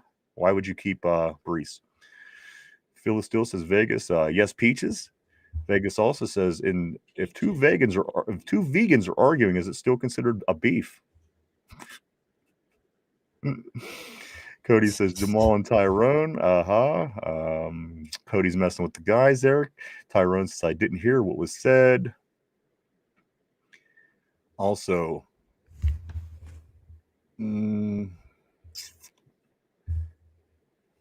says listening to your ass at Cody. Phyllis Steele says no, it's too dumb. Yinzers. Vegas says Barry Bonds is on the contemporary ballot for Cooperstown. And rightfully so. Listen, any of these guys that don't get into the Hall of Fame because of something, maybe I don't know, because again, that certainly played into his success. But you look at somebody like Pete Rose, the guy literally had more hits than anybody in the history of baseball. Right. You're not putting him in the Hall of Fame because he was a great guy. You're putting him in the Hall of Fame because he was the best at that sport. And again, Barry's a little different with the steroids. But again, if it was accepted across the majors during that period of time, I don't think you could take that away from him. Why didn't the majors jump in on these guys as it was happening? As Mark McGwire was hitting 70 home runs, as Barry was hitting 73 home runs in a season. If the MLB didn't go after them, then they shouldn't. It shouldn't affect their Hall of Fame. And again, they allowed it. You can't hold these guys out of the Hall of Fame because you literally allowed them to do it to help your business. So I want all them guys in there. I think they're the best. Certainly in our life, we always hear about the guys before us, all these Yankees, the Mandels, the DiMaggios. I want our guys in too, guys. Again, if the majors didn't stop them from the steroid age, that can't be held against the players. Come on. Mark Malone says the con man may snipe JPJ off the Raiders last minute, which I would be cool with. But again, not the splash move that everybody wants. But I would take JPJ in a heartbeat. I think that's a huge addition to our offensive line. And maybe something less that we would have to do in April, where we could use towards skill players and somebody that's a little bit more sexy as far as a pick. Cody says it wasn't me. I was the one-arm man. Kenneth says don't expect anything drastic. I think we're done with drafting. Maybe a lineman, either way, offense or defense. Yinzer Nation, I do want to say welcome to the show. Great having you as well. He says anyone saying it's Tomlin's fault for no trades is an abject idiot, is what Yinzer Nation is saying. And then Tortilla is saying this. He's saying that Bro has no trades gone down at all. Gene Smith, I want to say welcome to the board as well. Great having you on the show. Gene says this. Let's grab all the Ohio State and Wisconsin guys at the draft. There you go, Derpy. Now this guy's talking your language. Gene Smith is saying, unless you get Caleb Downs, that's about it. Derpy, the big Ohio State guy here on the show. He would be, I think he would be, he would love that actually. No matter who, he always wants the Ohio State guy. I just want a Ohio State receiver. We get a Michigan receiver that dropped the ball. What? We had one of the best. We had one of the best wide receivers from Ohio State, in my opinion, with Santonio Holmes. Yes. We gave up way too easy on him, in my opinion.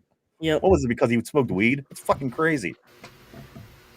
He might have been one of the best receivers the Steelers ever had. The bald man is back. The bald man is back. Mike, it is 42 minutes till the deadline. Steelers yet to make a splash move. Steelers yet to make any kind of move. Of course, yesterday MVS was the move. MVS is on the practice squad.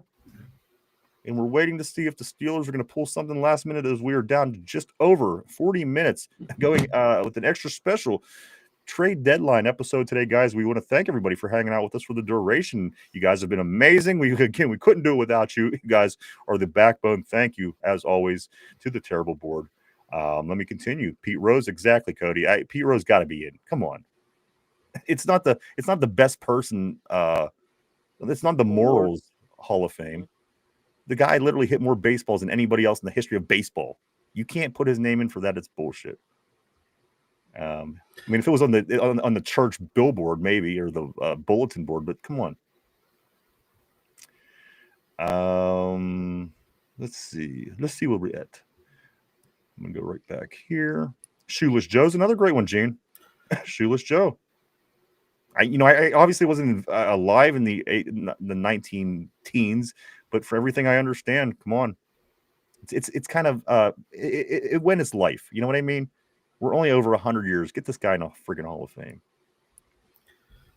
All right, boys, I am back. Mike is back. Me and the Lot Lizards want to go get a little little massage. Well, that is what was actually. I heard that on the board. Okay, yes. Well, we had you guys playing while we were there. I figured. Okay.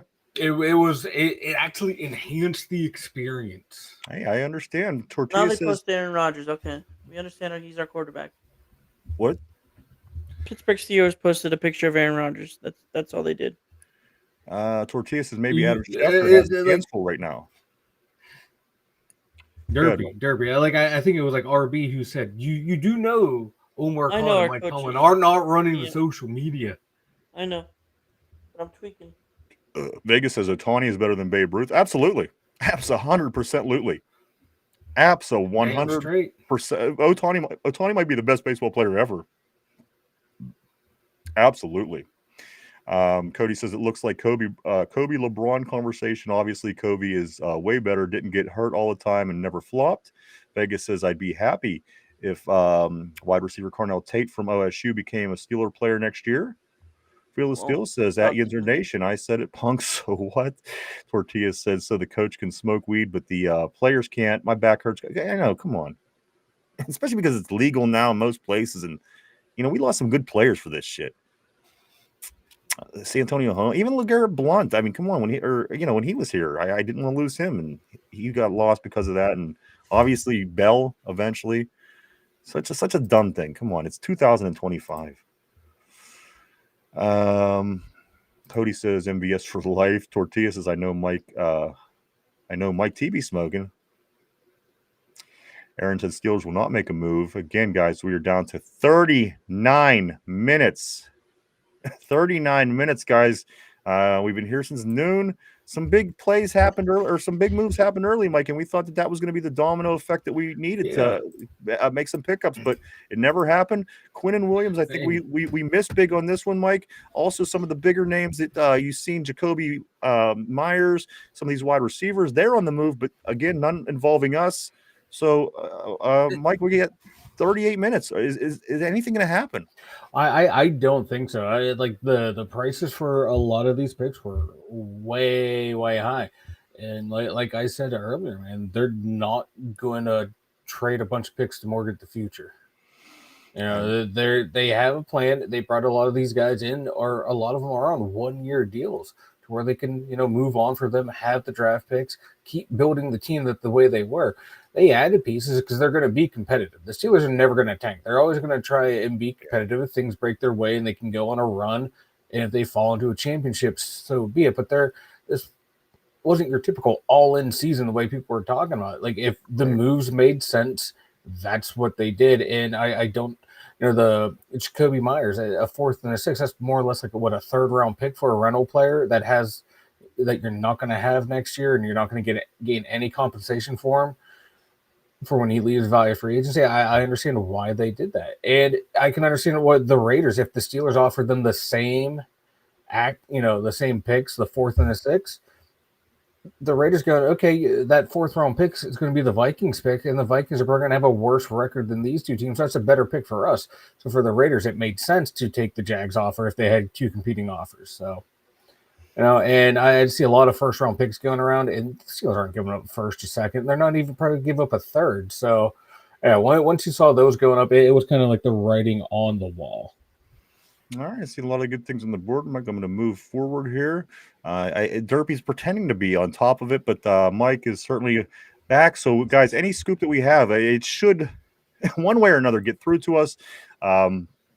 I was worried about Dirk, but you know what? He did a good job. I give him that. So let's get back on the board. He did. He didn't sit there. It wasn't like in the draft, like when he was falling asleep or started watching like OSU women's volleyball. He's always falling asleep, like on his Sunday nerd show. That show he does at night with his friend Chris.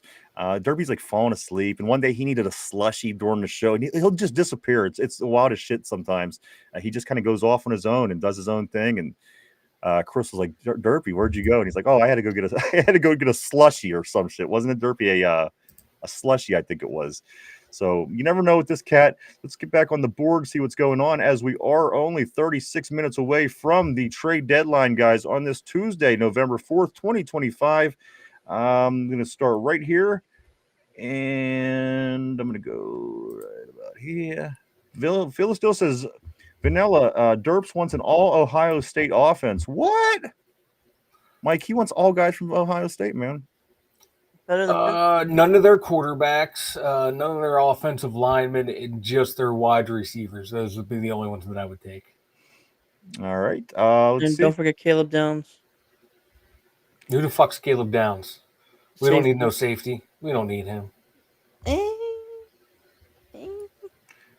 Tortilla said we needed Mike to be here for Con to make a move. And maybe that's like sitting in your special seat. Mike. Things just don't happen if we're not in our special seats. Guys, Mike is back, so we got 35 minutes to see if a move is made. I'm gonna move forward here. Tyrone says shaking my head, still nothing. Tyrone also says 40 minutes. What the fuck are we doing? Yinzer Nation, that's still you're an idiot. He says a no nothing blowhard. Vegas says, Ryan, you're not a vampire from the 1800s. Ain't I? Also, Somber says, wouldn't give up a fourth for Myers. We aren't making a trade, man. Shaking my head. Somber says fourth or sixth. Vegas says a not so happy ending. Guys, as we are down to 34 minutes in this trade deadline today, we waited and waited for this day, and here we are. All the speculation, all the rumors. Who can it be? Can we bring in a wide receiver too finally? As time went on, we said, can we bring in maybe a cornerback, maybe some interior line help? Here we are, guys, just 34 minutes from the deadline and very minimal so far as the Steelers going MVS yesterday to the practice squad. Beanie Bishop getting cut yesterday, put on waivers. Again, a bunch of low practice squad guys moving in, out. Mark Robinson, John Plumlee. These kind of things happening today. Nothing of any significance. So, we're hoping that it comes down here to the last 34 minutes. Something could happen. I'm seeing on the board. I see that. Let me get to that point here. Let me keep moving forward. Phil still says I did hear midgets moaning. Vanilla, he heard midgets moaning.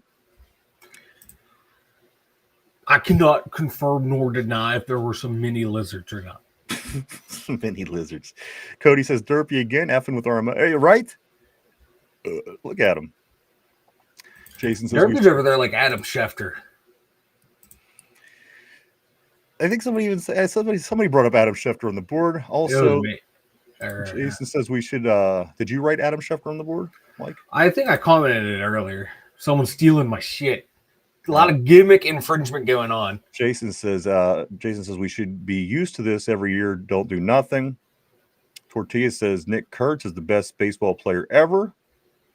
Jason says TikTok. Gene says Sauce trade moved the needle. That's what I'm saying, man. Nobody's seen that Sauce move coming. Yeah. I mean, we've talked about it, Mike, but it was just pure speculation and bullshit. Very, very surprised to see Sauce Gardner move without them completely selling out. There's still players on that. He just got traded huge. He just signed a huge contract a couple months ago. I know. And my concern is them. I mean, they have more players to move at this point. Why aren't they moving more? Are they completely selling or what they're doing? But Kenneth says Pete Rose was okay. Was he reinstated then? The argument has been there my whole life. If he just got reinstated this year, I could have very well missed it. But I believe certainly that he belongs. And I do want to say also, I passed it along the way here, and I apologize. I do want to say thank you to Tortilla. Tortilla says, get yourself something nice. Maybe a little bell for around Derpy's neck.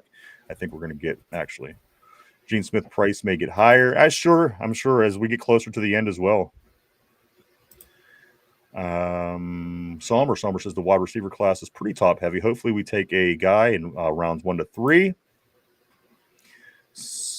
Cody says Omar is playing the world's smallest violin. Kenneth says he's eligible. Donnie says he's back. What's good, everybody? Somber. Okay, this is what I just wanted to get to. He says Kabul shit just tweeted. Price just hasn't been right. I mean, I would think that's obviously the situation, right? If nothing has really happened and none of these plays have happened.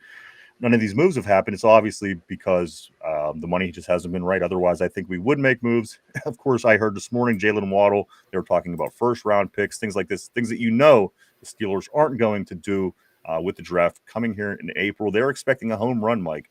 They're expecting a home run in downtown in April. Yeah. I expect. I just skipping ahead in the comments. I think Somber said maybe they're. I think what Somber said maybe they're gearing up for multiple trades up in this draft coming into Pittsburgh. Maybe. I could see it. You can trade back up into the first round with the team, and if you got two guys, a guy there at the first round that you can't get in the second, you want to make a big move in Pittsburgh, and you have the capital for it. Go ahead and do it, or move up in the first, move up in the second, something like that.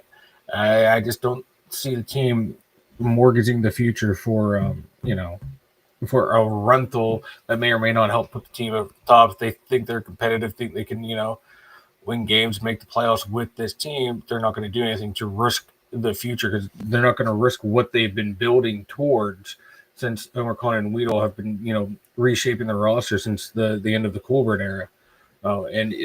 We talked about this before the last draft. They've been building a team to have a team in place to get a young quarterback in here. So when they started making all these moves and then went out and got Rodgers, it kind of surprised me, because they kind of deviated from like what I thought their plan would be. And I thought maybe they would ride Mason Rudolph and find a way to go 9-8. And it's looking like they're going to ride Aaron Rodgers to find a way to go 10-7 and get a first round playoff, either exit or victory. So I don't think a lot has changed in their philosophy. And then you're seeing the trades that have been made and the draft picks that it's taking to get those guys.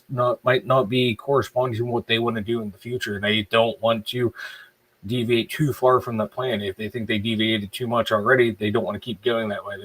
They had a plan, they had a vision for what they're doing. They started rebuilding this team in the offseason. That might be one of their thought processes. Okay, we're going to ride with what we have. We know it's a roster that can compete. Can they do it consistently? That's going to be the question. And then we'll keep adding to this team until we get our quarterback of the future and have all these pieces in place, and see if we can then go on big major runs. So they don't want to, mortgage the future. Do I agree with it? Do I not agree with it? I don't know. But if that's their plan and they're sticking true to it, I'm not going to get too upset about it. But as a fan, yeah, I want to see a bunch of trades guys coming in and winning. But thinking it from their perspective, I can get where they're coming from. Might not agree with it, but I understand it. Tortilla says, "What's up, Donnie?" Also, Cody says Omar is like Mr. Krabs is with his money with the draft picks. Omar says, "Oh, never mind. That was an hour ago." Going back to the bullshit comment. Phil Steele says, "Jason, it's called Tomlinism." Jamal says, "We need these draft picks at Cody." Bingo says, "Doing nothing is better than overpaying." And that's the thing. At the end of the day, you kind of walk away and you're like, I wish something would have got done. But if we don't get burnt, I guess that's a win too, It still kind of makes you wonder, could have been better. Could we have went out and got this guy? Could we went out and got a little help on the defensive line? Could we went out and got a little help in the secondary? Those kind of questions will still ring in our minds, as there's only 27 minutes, guys. 27 minutes till the end of this waiting period on the trade deadline. We appreciate everybody hanging out and sticking around today. This was a big day. We weren't even planning on going the full duration, but here we are, guys, and we're happy we did it. I certainly am. And I want to thank Derpy and Mike and everybody on the board and everybody at home as well, as we hung it. We did it. We stuck this out together, guys, and it's not over. We still have 27 minutes. Something could still happen. I'm keeping my fingers crossed here, Mike. But again, at the end of the day, these guys are speaking a little sense into me, because, again, if the price isn't right, why make the moves just to make the move? I know there's things that we needed. And, again, I'm sure they're not sitting on their hands. They're making phone calls and doing all the things that you need to do to find out this information. So, again, 27 minutes, we may or may not see something happen. Is it going to be splash? Is it going to be minor? Is it going to be nothing? We don't know. Guys are starting to get a little restless on the board. I see a bunch of people are saying that nothing's going to happen. Nothing's going to happen. I can't fault them for that opinion, because, again, that's certainly the way that it seems like things are heading. But, again, we don't know. We're paying close attention. I think Derpy's paying attention. Like, he's doing something over there. He's certainly paying attention. He's pretending to pay attention if he's not paying attention. Also, Jamal says this is called Tomlin for life at Jason Atkins. Tortilla says that's good news. If Bullshit said that the price isn't right, that means we're probably about to make a trade. True. That is so true. If Bullshit is saying one thing, maybe we're about to pull the trigger, because he's usually 100% wrong 100% of the time. Donnie says, I think we have enough. I think we have enough O-line injuries, change trade moves. We need offensive line help bad. I agree. We talked a lot about Jackson Powers Johnson on the show, certainly earlier today and heading up to this day, guys. I think that would be a great move for us. I don't know what the Raiders would want for him, but having he was the top center in last year's draft, in the same draft that Zach Frazier was in. And he got moved to guard, so he does a little bit of everything. Great depth piece, great piece for a starting guard, Mike. Even if Isaac Seumalo, who's aging, keeps having injuries with the pec, or if anything else comes along, I don't think the JPJ is a bad thought. I certainly was on board for that.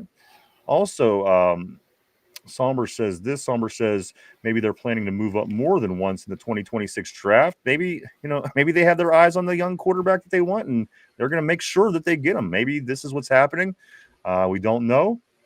Gene Smith is saying, let's get that Waddle. Would you, let me ask you, Gene, would you be willing to put up a number one in any kind of package for Waddle? Because I think that's what Miami is hunting.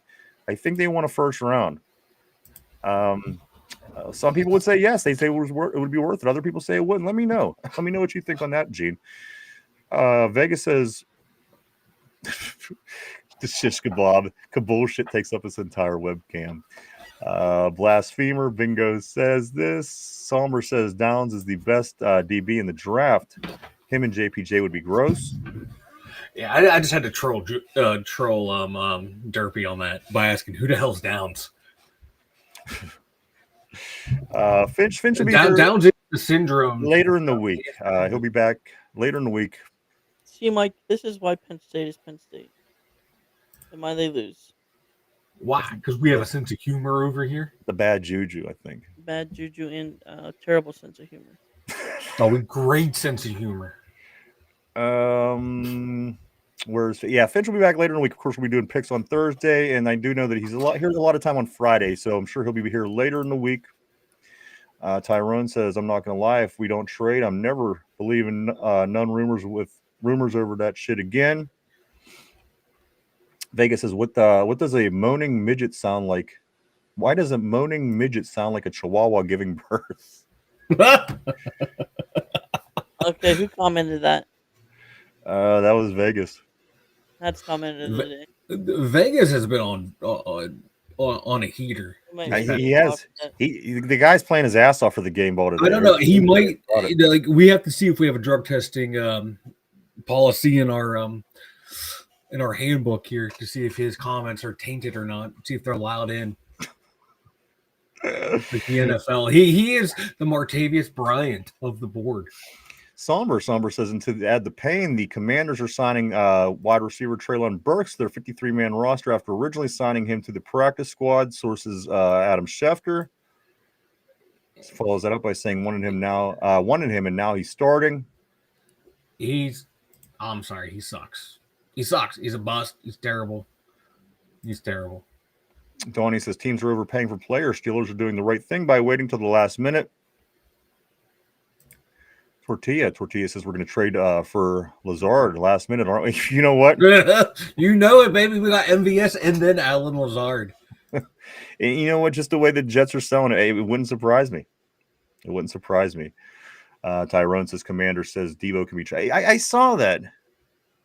I saw that. But again, guys, we're down to 22 minutes.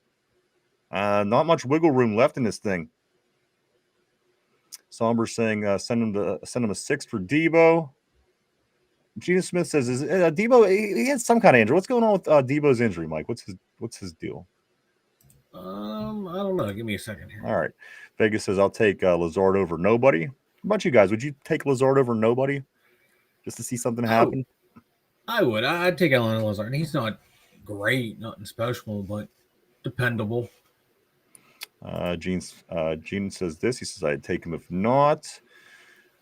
Tortilla says, "Man, I was really hoping to get drunk and play Madden with a couple new players on defense and offense." They're taking the fun out of everything. What's going on? I don't see an injury report for Debo. So I think that's what Elspeth Palmer is saying as well on the board. Donnie says, "Wait for it." He says, "Wait for it, guys." Cody says, I hate when vanilla sounds smart. So do I. It just isn't. It isn't often enough, is it, Cody? Let's see. I hate sounding smart. Oh, you're doing a great job then, because we hardly notice. Just kidding. Fuck off. Kenneth says Rose isn't in yet, but allowed to. Rose isn't in yet, but allowed to go in. Somber said he would be cheap. We have 2/6. How many draft picks do we have right now, Mike? It seems like we have dozens. We have a lot of draft picks right now. Vegas says, Yeah, we're not trading them, which is ridiculous. Yeah, because you use them to build your team, Derpy. Like Howie Roseman. Same old with the last 18 years. Is coming from the Howie Roseman school of thought, and Howie Roseman's done a pretty good job of you keep your draft pick so you can make moves up or acquire a lot of talent, because the more talent you bring in, more likely you're going to hit on those guys. That's what the Steelers are doing. They're not going to mortgage their future for a rental player. Vegas says NFL needs GM cam. I know. I like a little GM cam. See what's going on. Also, Christopher says, sorry to dash your hopes, guys, but Omar is not going to trade for anyone. He probably is in the cafeteria eating a late lunch. Donnie says, I don't mind if nothing happens. Teams overpaying for players. I agree. Ultimately, that's, again, kind of zooming out and looking at the big picture. You're not wrong. Cody says, I'm gonna laugh my ass off when we sign Odell Beckham Jr. My God, can you imagine? Can you imagine if we go through all this and all this waiting and hoping and wanting and rumors and we end up getting OBJ? Oh, God, kill me. We have 12 draft picks. A first, a second, our third, Cowboys third, a compensatory pick, third for Dan Moore. That one should hold. 2 4th-round picks. One of those is a comp pick. 2 5th. I believe one of those is a comp. 2 6th, and then a 7th. So how many? I listen. That took way too long. I couldn't count them up in my head. How many overall is that? 12. I said 12, and then I went through the order. Well, I wasn't paying attention, and then when I started paying attention, okay. So switch your roles now. I provide. No, I never pay attention, so it's always my rule. But again, once I realized that you were giving me the information, it was already too late to start counting at that point. Fair enough, bro. Yeah, all right. Let's see. So also, Mark Malone says the con man has. Con man has what? The con man has offers in. The con man will not be Jude. Aaron Jade says, can we get Asante Samuel Jr. because he's a free agent? Yep. Yeah, he's I saw early today, teams have already reached out to him and he's starting to schedule visits. All right. So hopefully we're one of them. All right. Aaron Jade said after the deadline, he's saying. Yes. So also Kenneth says we'll probably clean up all the cut fallout from all the trades. Christopher says he owes Steelers Nation an apology for trading Pickens without a backup plan. Literally, no backup plan. And all the names that we heard was supposed to be the backup plan never were the backup plan. Again, this athletic tight end from Miami. I'm not thrilled. This Roman Wilson, who was a rookie last year, he was supposed to be a big part of this thing this year. Not thrilled with what's going on there. Listen, I don't hate Roman because a lot of things he's doing is good. But again, he turned into Mario Brothers last week and jumps up in the air and spikes the damn ball halfway. So again, this was the backup plan, really is what is being said. And I don't know if that's a great backup plan, but it was a backup plan, I guess. Let's move on the board right here. Mark Malone says, hell to Nizzo. Tyrone says, well, just got home. I'm going to be bummed as fuck, dude. Somber said he's good for the scheme. Tortilla says, yo, why aren't we calling Washington for Terry? Yeah, you know what, Terry's hit or miss.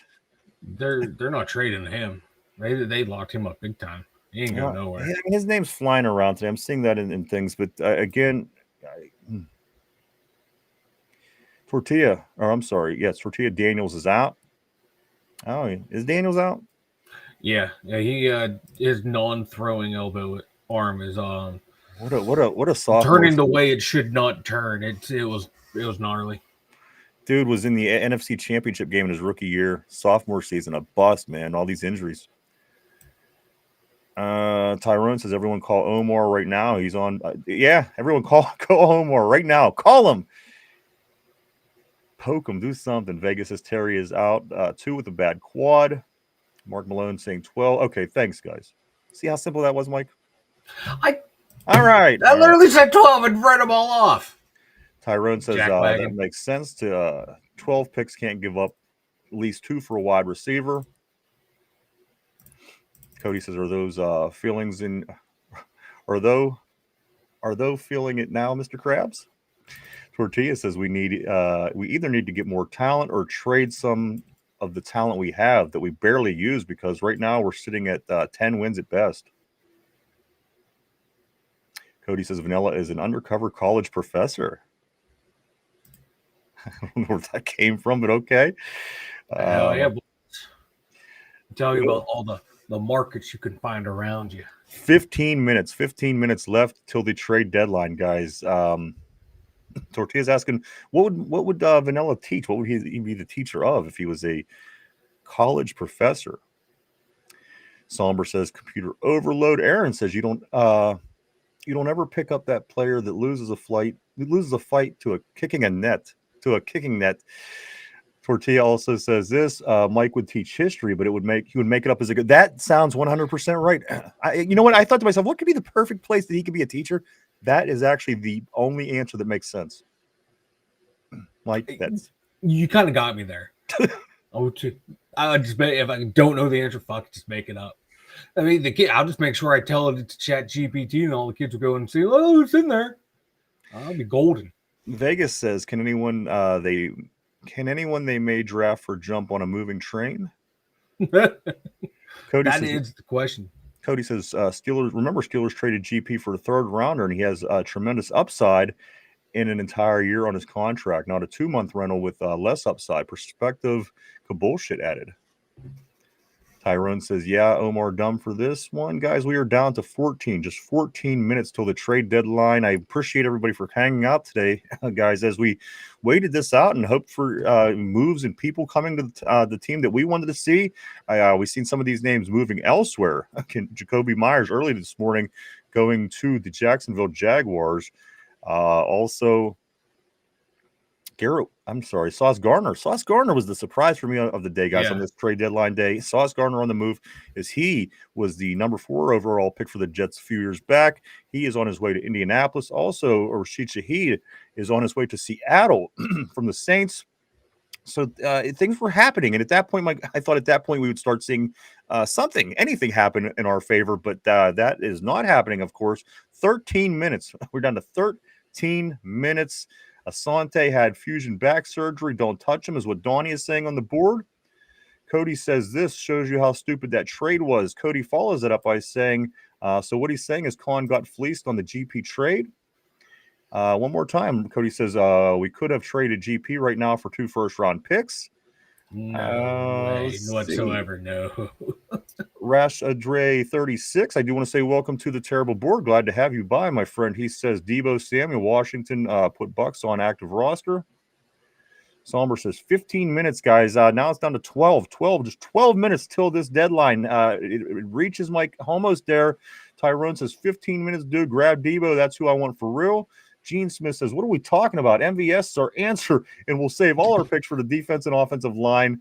And Rodgers will throw 40 interceptions or 40 touchdowns next year. I hope that the interceptions stay low. And I got to be honest with you, Mike, I'm happy. He's helping that paint that Mark Malone has. I'm happy with the ratio, the touchdown and interception ratio of Aaron Rodgers. A lot of talk about his interceptions going up, and you're going to get touchdowns, but the interceptions are going to be there too. I'm going to be honest, Mike. Halfway through the season, I don't hate the ratio that we're at right now, and they've all been kind of just, what, interceptions happen. Nothing has killed us as far as interceptions by Aaron Rodgers. So, I'm happy. I'm happy with what we're getting so far with him. But again, how long can you depend on the 42-year-old quarterback? Yeah. Let's see. Tyrone says MVS on the PS. A practice squad, Mark Malone saying professor at Sandusky State, maybe. Mike, that could be you. You could be a professor at Sandusky State. Huh? It could be a branch off of Penn State. Y'all terrible. I'll tell you one thing for sure. We will not have showers there. Oh, I don't know if that's good or bad. We'll be photo IDing everyone. 25 and up, over. Gene says this. He says, I kid Tyrone. Aaron Jade says OBJ fought the net. Yeah, after yes. Yeah, it took me a minute. It took me a minute too, but yes, absolutely. All right, I can picture it now. GG, whoop whoop. Bingo says, I'm feeling a last minute trade. Seems like Khan style. Jamal says, man, we didn't do shit as usual. Jamal, 13 effing minutes. He's saying also GP for life. Feel the steel. Ryan, you didn't give batteries. We got trivia. You know what? Let me catch up here on these, and then we'll see what we can get into. I might have something here for you. Let's see. Hardy, Gene Smith is saying Tyrone, Omar a goofy. The bald head was a little too shiny. Cody says I fought the law and the law won. Donnie says Steelers won't make a move just to make a move. Phyllis Steele says Yo Vanilla Ryan didn't give batteries. Okay, all right, I'm on it, man. Mark Malone says I had to go back to the paint. All the new keyboard dusters basically just canned air. Yeah, nothing good in the dusters anymore, brother. Christopher says I didn't come here for the trade deadline. I'm here to hang out with you guys. I'm about to crack open a brew. Do it, man. Yeah, hey, really? Absolutely, sir. Yeah. Donnie says I feel a big announcement is intimate. Also, Debo. Breeby 420 says maybe Brian Thomas Jr. Tyrone says 10 minutes. Donnie says whoever says we didn't do nothing. How did we get Rodgers? DK says you're right. It's been a different absolute. But you know what? Prior to that, I think you could make the argument. But the Omar Khan era has been so far very active. So again, kind of surprised if we don't do anything here in these next 9 minutes. My mind is blown. We made it to this point, Mike. Still nothing of any significance. So again, trade deadline, guys, 4:00 p.m. We're working our way there. Tortilla says trivia could just be, will the Steelers do something? Rasha Dre, I hope I'm pronouncing that right. If I'm not, I apologize. 36, he says, did Minka Fitzpatrick go to the Cowgirls? Not as far as I know. I did know that they were considering moving him before the deadline. Not as far as I know. Bree 420, he says, go big to finish up. As we are down to 8 minutes, it's got to be big now at this point, right, guys?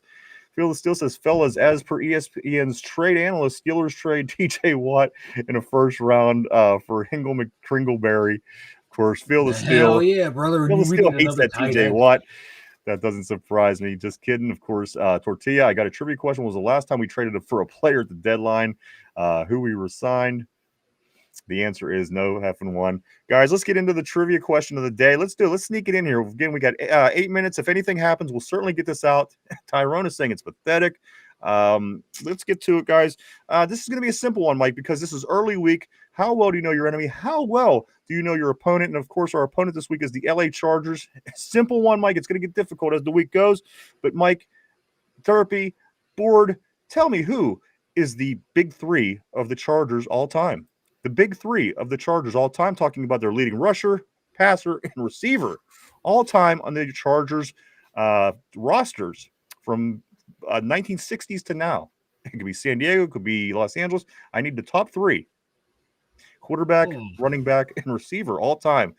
Who is the big three all time for the Chargers? Take a minute to think that over, guys. We're live 5 days a week, right here, Monday through Friday, 11:30 a.m. to 1:30 p.m. every day, right here on the Tube. On the Tube. Let's see. So, guys, we're looking for the big three for the Chargers. Of course, ours would be Ben, the leading passer, would be Franco, the leading rusher, and is it Antonio Brown, Mike? Is Antonio Brown our... I think it is, AB. So this is what we're looking for, the big three, guys. Big three for the Chargers all time. Who's it going to be? Mark Malone is saying Dan Fouts on the board. He's saying this is the quarterback he's picking. Phillip Rivers, LaDainian Tomlinson, and Keenan Allen. Three pretty good picks. That's Jamal.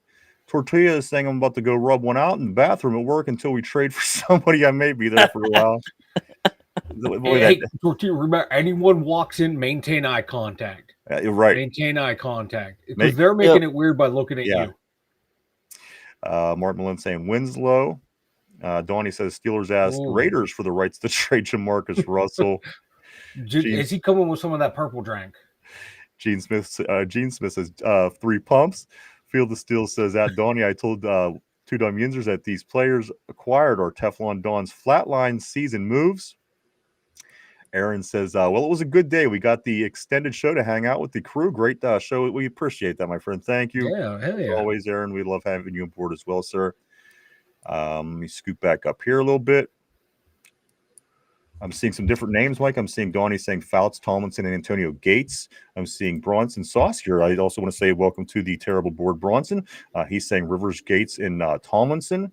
Aaron Jade is saying Dan Fouts, LaDainian Tomlinson, and Kellen Winslow.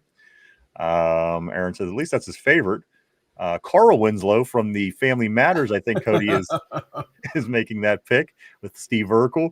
Field of Steel says Rivers, Tomlinson, and I don't know the wide receiver.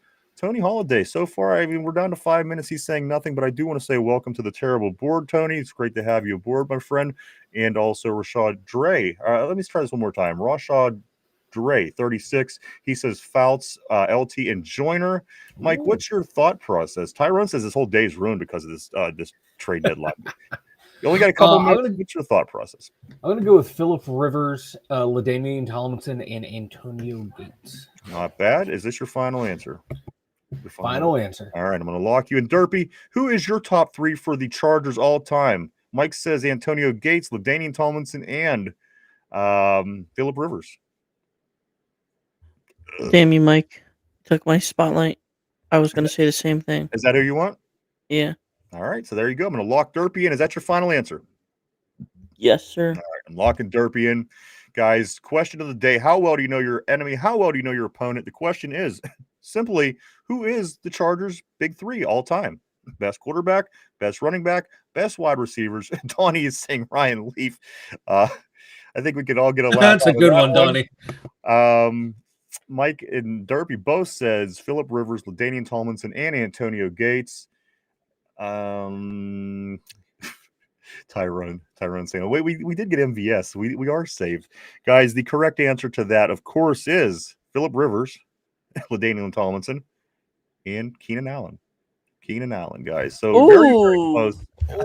Listen, if I didn't have the answer in front of me and I had to guess who that the receiver would have been, I wouldn't have got it right either. I forgot. Keenan Allen came back to get. He wanted to come back and see if he could get the record. I think he broke it this year. Shit. Okay.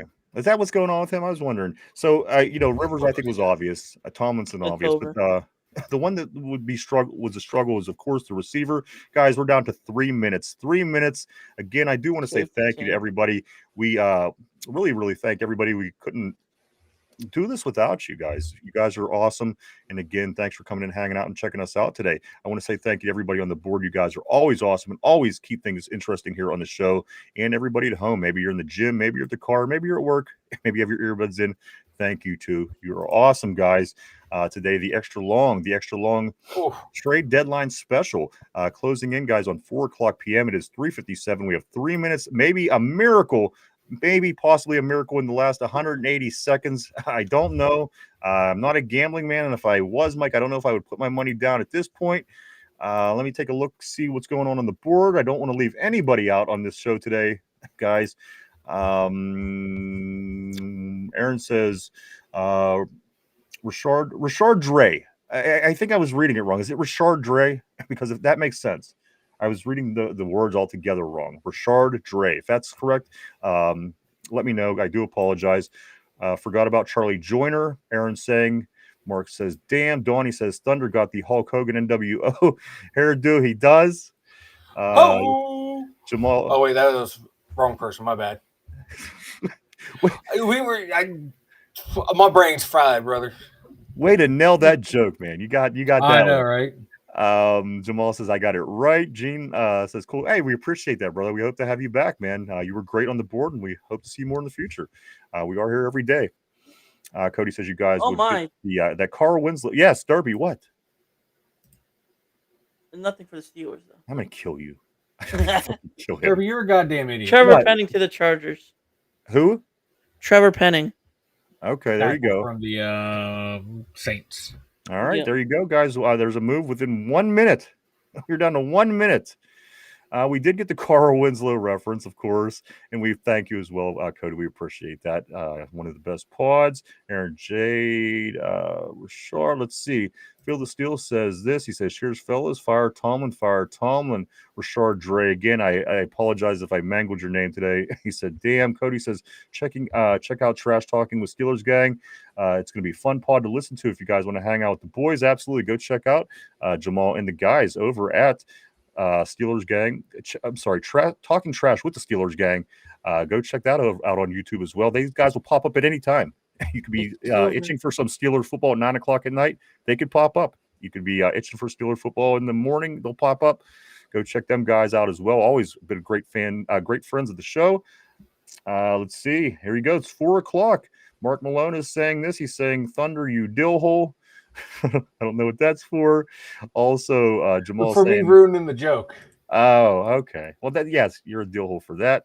Let's see. A couple more things. We are going to get ready to wrap it up. Aren't surprised. I told you guys this was what Tyrone was saying. Damn, we didn't do nothing. That's crazy. Jamal, Phil the Steel at Donnie. No, that's Bulk Hogan. Put me on the list, Vanilla. There you go. Tortilla says if the Steelers make a trade right now, I'm gonna go.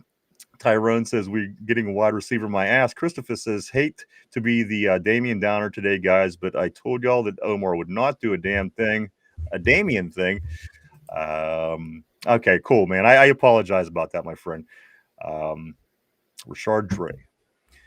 Tortilla says no, and then Cody says, "Heck yeah, Pat Fryermuth is better than George Pickens." Guys, I do want to say thank you one more time for coming in and hanging out with us today. Yes. Check us out Monday through Friday, 365 days a year. We're all around, guys. We are coming up on our fifth year and moving in on 1,000 episodes overall. So swing by. We'd love to see you. We'd love to talk with you. And it's all Steelers all the time. So, guys, every day, Eastern Standard Time from 11 a.m. to 11:30 a.m. to 1:30 p.m., except on special days like this. We are on. Stop by and visit us. We'd, again, love to talk to you. I do want to say a couple of things, though. You can always visit our social media pages. We're on Facebook, X, formerly known as Twitter, Instagram, Threads, and even TikTok. Swing by, hit follow on any of the social media pages. Keep up with what the two dumb Yinzers are up to on a day-to-day basis. If you haven't yet, hit the like button below. Hit the like, sub, share, or even comment if you like. It helps us out. We'd appreciate it if you did. And finally, Mike, if you're getting ready for the big game this weekend, I know that you're all going to need to be drinking after what happened today in this trade deadline. Do stop by and grab yourself a case of Duquesne Pilsner, guys. Our friends over at Duquesne Pilsner, they never leave us out in their promotions, always, and we want to thank them. We're 100% grateful for that. Guys, made right here in Pittsburgh, the finest beer made in Pittsburgh. It says right on the can, Mike, grab a Duke. Grab a Duke. A couple real quick things, Mike. Pitt basketball team, they got a win last night over Derpy's Youngstown State, 74-59. They are 1-0 to start the season. They play Longwood on Friday. That's at home. Penguins lose to the Maple Leafs 4-3 last night. They dropped to 8-4-2. They'll be back at it against the Capitals at home on Thursday, 7:30. And we'll be back tomorrow at our regular time to do it all over again, guys. We hope to see everybody back as we go over everything that did or didn't happen on trade deadline day. And we will continue to be getting ready for the Chargers in a pretty big game, I think, Mike. Certainly overall in this season, getting this Charger game is big because, again, once the Buffalo Bills, once the Lions, a couple Ravens games, it's not going to be easy down the stretch. Let's get these wins, and this is a team that I totally think we could win against, and I think we could beat these other teams too. But first thing first, let's take care of the one that's right in front of us. Let me just kind of blow through a couple of these. I don't want to leave anybody out. Christopher said this bud's for you guys. Appreciate it, my man. Enjoy it. I hope you have a great one, sir. Phil the Steel says, hey, y'all, look at my pick in the sign. 86 is holding up. We'll check that out. Aaron Jade said, Steelers are going to the Super Bowl. I'm right there with you, baby. Hey, they go. We'll go together, man. Tortilla says, yeah, great show.